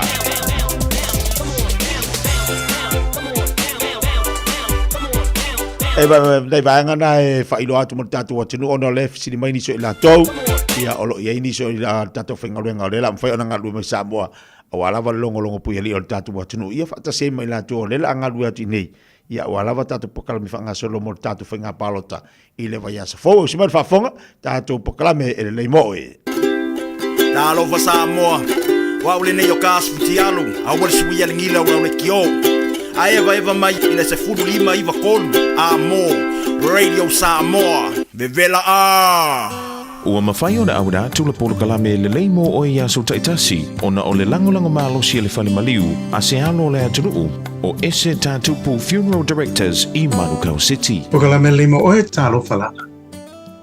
Amata ni tau sanga e lua o luto. O whaaleanga ina le aturuu o Aotearoa New Zealand I lo longa mai matangi I male a whao kapiri ela. O le mau tonu ma te meme a tangata umala. Ona o le tele nau o mea tau tino o tangata o whaanga ina o lau whanua o wala. O mali liu fo'i I a tangata. O sa ili ma fasili pea ma sa ili se tali pe aisia ma sa ili se fōr pa fita uli. Whaatalo no sui o le malo, ma tangata popoto I whaalawalawe whaanatura. O tusi lima fo'i, solo tangata o tua ia is tangata ia ma whaalawa tonga ma company. Ai o le tani lea a yopo, suma lua whaipo fitu ma le pala. Ia e fasili manu mai wha, la tu te awa o mai ia te oi. Ma manu whelelei, la tu te whailo mai ia te oi. Tau tala I ele. E a o mai ia te oe, e whaamatala mai fo ia ia, o le sami ia te oe. Mai tau le pupo ngā o yopo na le ai, se poto le larolangi na mawhai, o na maua le tali e mapu I ai te ngā o yopo. Whailo mai e yopo, a o tātou whisili pēr, aisea ia o le global warming. A whemai o le iloa e manu mai wha, o manu where lei o I o le samu, le mafu anga o whaalawe whaanatu. Na whai le tua le rorolangi, ma mea uma o iai. Na sila atu fo I le atua, ua matua ato toa male lei, ma fia iai. Ai pangalea, ua whaalea ngaina, e tangata le lalolangi. O le watangi maui, le lalolangi, le la uele ele, ona ua le tausia le lei e ona tangata. Ia e le lei, ona tātou teu mawhai le lei a tātou la pisi, ia ma teu ma alofa I lau whanua na whai e le tua mo tātou. Wa manatua e le lei mo. o le ese tatupu funeral directors o se fale maliu Samoa o le tali fo ilea o taimi whaingata ona o le malanga al maliu ma le oti. E mawhai foi ona latu awina atu ma awina mai tino maliu o e pele mai so o se atu nuo lalolangi. Mala auno le ese tatupu funeral directors i le lua ono lua toru fitu o. Lua ono lua toru fitu o. Pea fiu ane ele se fulu ma le balu Norman Spencer Drive in Manuka City. Amen.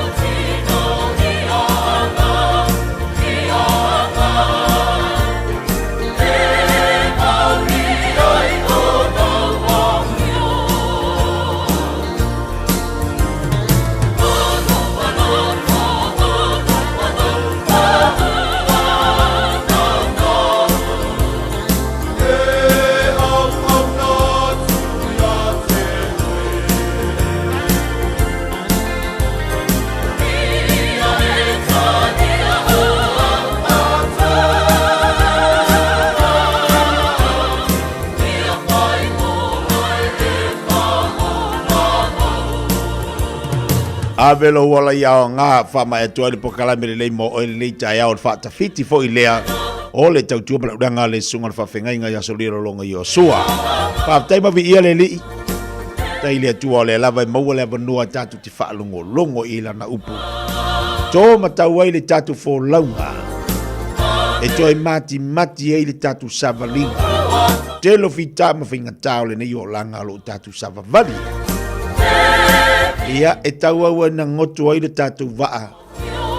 Te lo me tutupu o wha ma matangi o whawhitau. Ai te whawhafonga lo upo le tomo whaalongo longo ai.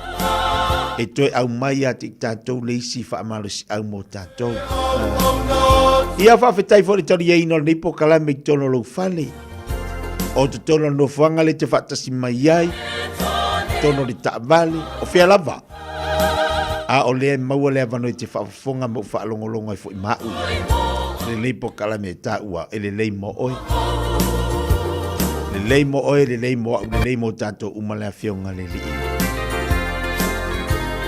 Tōrunga po kalame nei le aso atai au, i le lofa mo le anga leo le tua. Te maua le si lao lao, te e whaafonga i ai. Ia matatu whaalongolongo whatasi ai. Ina ua, tali watu ni taima le wati le ua toa iwa minute talo li tula se furma le lua. Whaamalo watu, niso tatu paanga le whatasi mai Samoa. Whaamalo whaftain maftamai si a pita. Whatasi mai mala inga ina le au waa, whatalo watu nei tai au. Aina le mamea to'o whatalo watu, Christina Tanuwasa maalolo se fumanuia, Fua Malaysia, Fua Prescott Malaysia whatalo watu nei tai au, Lene Sia, maalolo se fumanuia, Timu Enoka, whatalo watu tatu tautua ma tatu pokalame, Vienna Scanlon, whatalo watu fo nei tai au fou, ia mavi ia leli, tātou e vai musika. O mea e whaamarusi aua i atu oi. Ia manai pes senga whaleanga. Ia e tau e la tuolo iai ia whaanoanoanga o nere wala upa ia lea tua i tono ainga. Ia e le o e le whaia mo tātou le nei la langi ma le nei o langa lo tātou te ia. Pe ia na e whaafonga mai. E ia ilu tau manai tala maali e tala popo. E a vatu fsosani fo ia oi ma. O mea fusfusi e lalo nei fusfusi e lunga. O mea la e fai lalo nei e fai fo lunga. Rolo winga avero tato wala iao ngā moleri. O ani aso totoe. Wa au mai e lea tua fai lea mo ia. Iao ngā mo ia malana ngā ruenga. Being up to date with our COVID vaccinations is a way to take care of ourselves, our elders and loved ones. COVID is spread between people, which can affect us all in different ways, some more than others. To protect yourself from serious illness, a COVID jab is recommended for all people aged 50 years and over. It's free and can be given 6 months after receiving your last COVID vaccine or testing positive. To book or find out more, contact your doctor or chemist or visit bookmyvaccine.nz. O le manulula wa i tātou i New Zealand, o le maua lava le lua salau tala i le sei le Digicel, e vave eina mawhanawhana i o e Samoa. E se fulu whailonga ta i lua salau tala e anga waa i tātou i New Zealand ma Australia, pe halafo sa top up luas fulu lima tala pe siliatu, e whaunga ai le ClickX. E te anga waa fo i le sei pe a whaunga le ClickX e lafo ai lau seleni i le MyCash a le Digicel i Samoa. O le awha yela sei i asfrele te tasi, ma o le ni whapitoa e amante le aso whao o kuso, ai mai e le aso luas fulu male ono se tema e ia inga o le nei whaapitoa seki a Digicel. Talofa Samoa, o Ateshna Ryan, o le Licensed Immigration Advisor mo le Auckland South Immigration Consultants. E visosoani mo so se tu ai ngā visa e malanga mai e New Zealand po Australia. Telefoni mai nei loa i le o valu o tasio no valu whawhitulua. Po le olua tasio no valu fitulua tolu o. Talofa lawa, ua mawhai ona au wina atua tātou whasanalaunga o le pālota o le lua a whelua lima, ona o le langlong mai o le tātou company tāwale o le Enterprise Motor Group Manukau. O lo ua wha wau le mātou whapitoa, whaingoa ina o le Enterprise Smash Prices, a mata mai i le awhi tāla e o atu le tolu awhi tāla cashback o discount.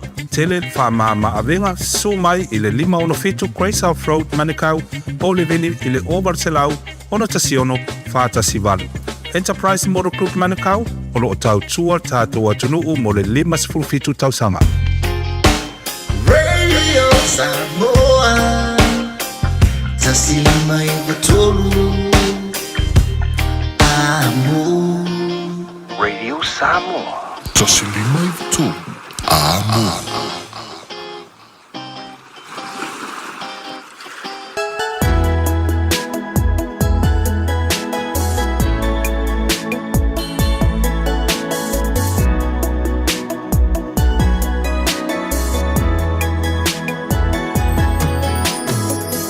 No fupea matangi na ua e alu Will never find na enough for my seo fayatu Tele upu matala wa etalina Usolo ilo vale maputanga aoe maita O ela maye Belong ale mapupo To feel my foot to my own belly low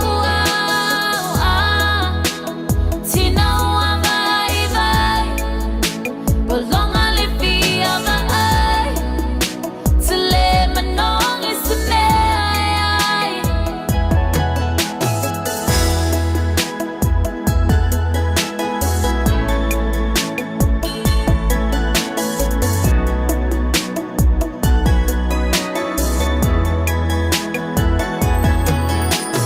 Solo pe amanatu ile mafutanga Ilata ufengaina Lelo faua lengangana Talela va bolonga ilo alofa Fia mapuile tu inana Uosilile ilo leola O ela maye Belong ale mapupo To feel my foot to my own belly low Tina wa vai vai Belong ale feel the eye To let my nong is to me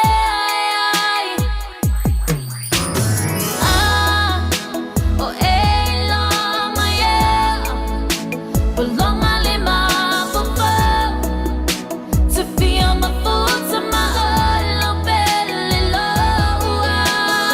Io e tu mai vai mosso pe na fa fonga mai ai. Da tu fa vie fianga le ni fa vanga le tai au. 2 minuto na tale o le tula e se forma le lua. Ta walunga tu ile ma se tau tua te tia le nei foi tai maleas. Mal fa mo la ta tu te feilo ile aso tai au ile lo fo le li.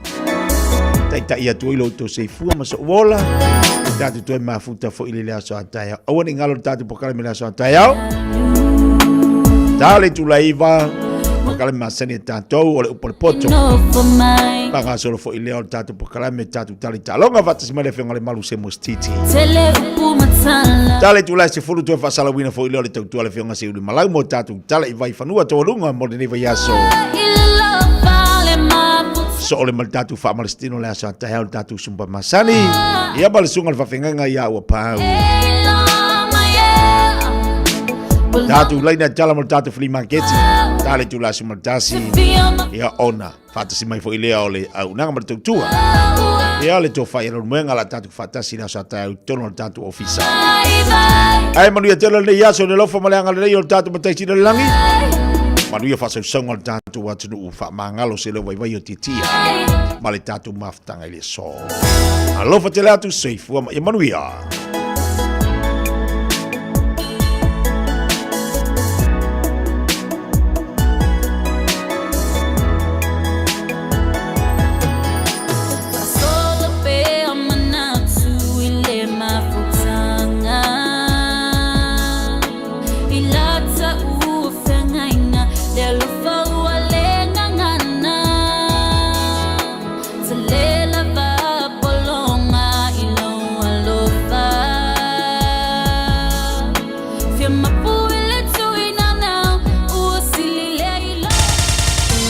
Si mai alau whaafofonga o le whaapoponga fo ele nei o talafau mai Samoa. Awina sa mai mo oe e lau leiti o whalongalongo le Radio Samoa. Tasilima iwa tolu amo. O te whatalofa lo tātou o tino o si mai al whaafonga o tala tauro ngolongo mai Samoa. O mōri mautu o whafonga le whoma ina whaia le tautonga whaapitoa. E sa iri aile mafua anga o le mali o le tina matua fitu walu tau sanga. O Dr. Caroline Sina Vaiana Gabard, ma le mōri mau o le whoma ina su e ina le tino mali o le tina. Ina wa taunu uantu le maota ngase ngase ma totua. Na whaamutai mo se teimi le tu mau su e ngā le whaamsinonga mawalunga. I le asoluro le vāia so nei mōri anga. O le sunga ia papali i sia whikau. Le olo o te te e rona whao o le maliu. Ia Dr. Caroline. I le mōri mau o le whoma i mai fiti. O ia le ana whea ngai ma le tonga whaapitona sa ili aile mafua anga o le maliu. Na ia whaeroa ai luma o le whaamsinonga i rana lipoti. O le tūngā, ma le onga o manua, i le ao po le uru o le na fia, na mafua ai o na whanolo na soifua. O ia manua sa matua whaina tele ai ni vaenga o le uru, ai le io o le a whaina i le whai ai. O nisi o manua sa fiai le vaenga pito i lungolo na tino i tau au. Whapese vaenga o na o ngā lima tau o ngā vale na ngau, ma o ia manu anga na whaalia le fōma i whaapitoa, po le pathologist i rana ripoti, na mafua i se mea maai ma se samala. Peon si le fio su e ngā leo leo, le ana whaeroa ai i lumo le whaamsinonga le amatanga o le nei whaamsinonga, i le asonga fua le vaia so nei, na maua le no fuanga na tupu ai le nei soli tū la fono, a upenga pe o le samala ma se naifi se i tulou. I mori maua leo leo sa whengai ma le suenga, sa whaeroa ai i lumo le whaamsinonga, o le whaamtalanga tautoa le ua molia, o lo ia tā uai o ia na whaatino ina, le soli tū la fono. Talu ai to e tasi le mori maua leo leo lo o malanga i fafo, e fito afu i mai lo tātu o tunu i le masina fou. O tolo ai nei le wha mai a ino mori maua leo leo i le aso se furu tasi, o le masina o se tema. E tasi le mori anga o le fasio tangata wha moe moina, tasi le mori anga o le fasio tangata pa i valea, ma mori anga o le umio ni a upenga matautia, ma le wha o manu atu ngā, o lo mori ai e leo leo papali i sia whikau.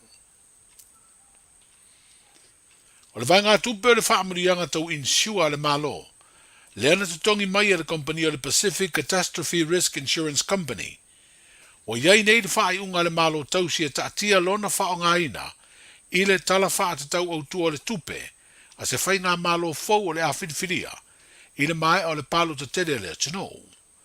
O whaai loa le ministau tupe o le malo tau si, le fionga lauti mu ia wele se va ai au wala o wha asara launga le malo. O le whao ngā ina o lea vai ngā tupe, e tusa ma le fitu se lau fitu su tasiafe, valu se lau wha se furu fitu ta la Samoa, i le fuafuanga fau o le tupe le malo, e wha vai lea i le lipoti a le komiti o wha vlewe wha fose i le malo. Leo le a wha ilo ai vai ngā tonu nā wha ina o le atinu, i le mawalunga o le ngalu nā fiai se vai ngā o Samoa, mafua mai le ngalu lolo po le tsunami, le ana mafua mai le mafui e valu tesi ma le valu lona malosi. Le sa lulu le so tolu se furu o Julai, ma fai nai se vaenga o le atunu o Rusia. O le vai aso uma vaena tau awa tuai le se leni, i le minstao tupe le malo tausi, e se sui o le Pacific Catastrophe Risk Insurance Company. O lo wha mao popo le lipoti le komiti o wha vlave wha fosei, e i loa tonu ai po o a vaenga na wha le ngaine le ngarulolo, a e peo na si le fia iei vaenga o le tātu utanu, na lo fia fale, i le mawalunga o le suasami. Po toi rua nei aso mai a le ono vai aso sa tau walo ai foi o fautasi, a vaenga wha upu fai a wala tau wha alawi loa o wha to sina le palota, lea sa mamori ai inu umai tu maloa la tau tāpenanga, e alai anawa tau wo iei folanga o ngā luenga, ma wha manianga le a mau e tangata, pe a fai o i lava le pāti wha upu fai e manu malo. O mai a wha lawi roa le vanga wha upu whai o le wha tua i le tua sa moa ua tasi, ma le sa moa ua poto poto, e peona sa whea inu ma fio anga i tu malo palo tole atino. O le vanga wha upu whai e pui pui a ia te tau tangata, o loo wha aua upea ma le fuafuanga, e te walunga i le asa to na i o le vai o nei, i le whaalau i loa i le tu malo o whale ata tolu. E ui o leo ua mai a whaalau i loa le whaatuatua i le tua Samoa o tasi, ma le Samoa ua poto i le awhi aio i tu malo, ai o loo moli mawina o loo whao ngā aso o loo tutoi o whaalau i loa whaato sina, i nisi o whaasaralaunga ma whaatalanuanga ia pāti whao bufai, e whao ngā ia lātou whisota inga te vavave, ma upenga ta whailangi, whapea nisi o au nanga tau televisi i tonu, o le tātou utanau. O le asoruro le vai aso nei, sa ta pena ai le whale televisi o le TV tolu i sana Porokalame, e whaatalano ai tai, o vaenga whao bufai a tolu, o le Hero PP, o le wha ASAT, ma le SAUP. Peitai, o lea ua whaailoa le pūlenga o lea whale televisi ua lea mawhai, o na whaataunu u lea tāpenanga, o na ua lea avanoa tai o ia pāti whao bufai, e mafua i nisi o fuafuanga ma tāpenanga lava o le whainga pālota, i le Vias Fau. Tasi leo vaenga tāua i teimi o whainga pālota, e sa idi ai sui o sufono o le pāle mene, e lei whaatino i na lava i lo tātu utano. O tamai tai o alala i Samoa mātunu e pe o Amerika, New Zealand ma Usatalia, wa whiriwhiri e le tātou au soka tamai tai i le mātutua, i la tau e lalo le sfurufitu tau sanga po le under 17, ma o le atau sini o le tāmilu sanga, o le ipo le langi lea mātutua o tamai tai o le awhaia lea, i le atunu o Morocco i le vao le aso se furufitu o Oketopa, ma le asavalu o November o le tau sanga nei. O le whailo ai o suafo le au o whiriwhiria i lea tāmilu sanga le langi, i le tā alonga soka, o se mita mitanga lea i le pūlenga le nei tā alonga i lo tātu utanu, ono se te mua le nei, wa au si ai le ati na o le soka i Samoa, se atu langa le lei ma mawalunga. Wa whailo ai se li poti e le Palestine, o le tā alonga soka i Samoa, sa le ai se manatu e au sia le nei teimi se atu langa mawalunga, ma o le nganga whaafitai lea i mātua, ma a inga o alo ma tamai tai o le atunuu, i la tau o wha mautu ma mau, ona o le anganga langolango ma le lotonuu, i le avea ma ave fua a Samoa, i le lorangi o le tālunga soka. O le atunuu o kore i saute o lato umia le ipo le siampini, o le lorangi le soka mo au tamai tai e ilalo, o le se furufitu tu sanga le mātutua. Talai o le whaato fitu le ngā luenga o le nei vai aso, soifu. Ta lofa lava, o le si ufofonga le nei o Samoa, le Radio Samoa. O le Casa Beds and Appliances, o le tali o manaonga, i o loa e whaatotonga ilo mauta, ini tau le lei, toi anangata, e mawai moenga ngā o si tutono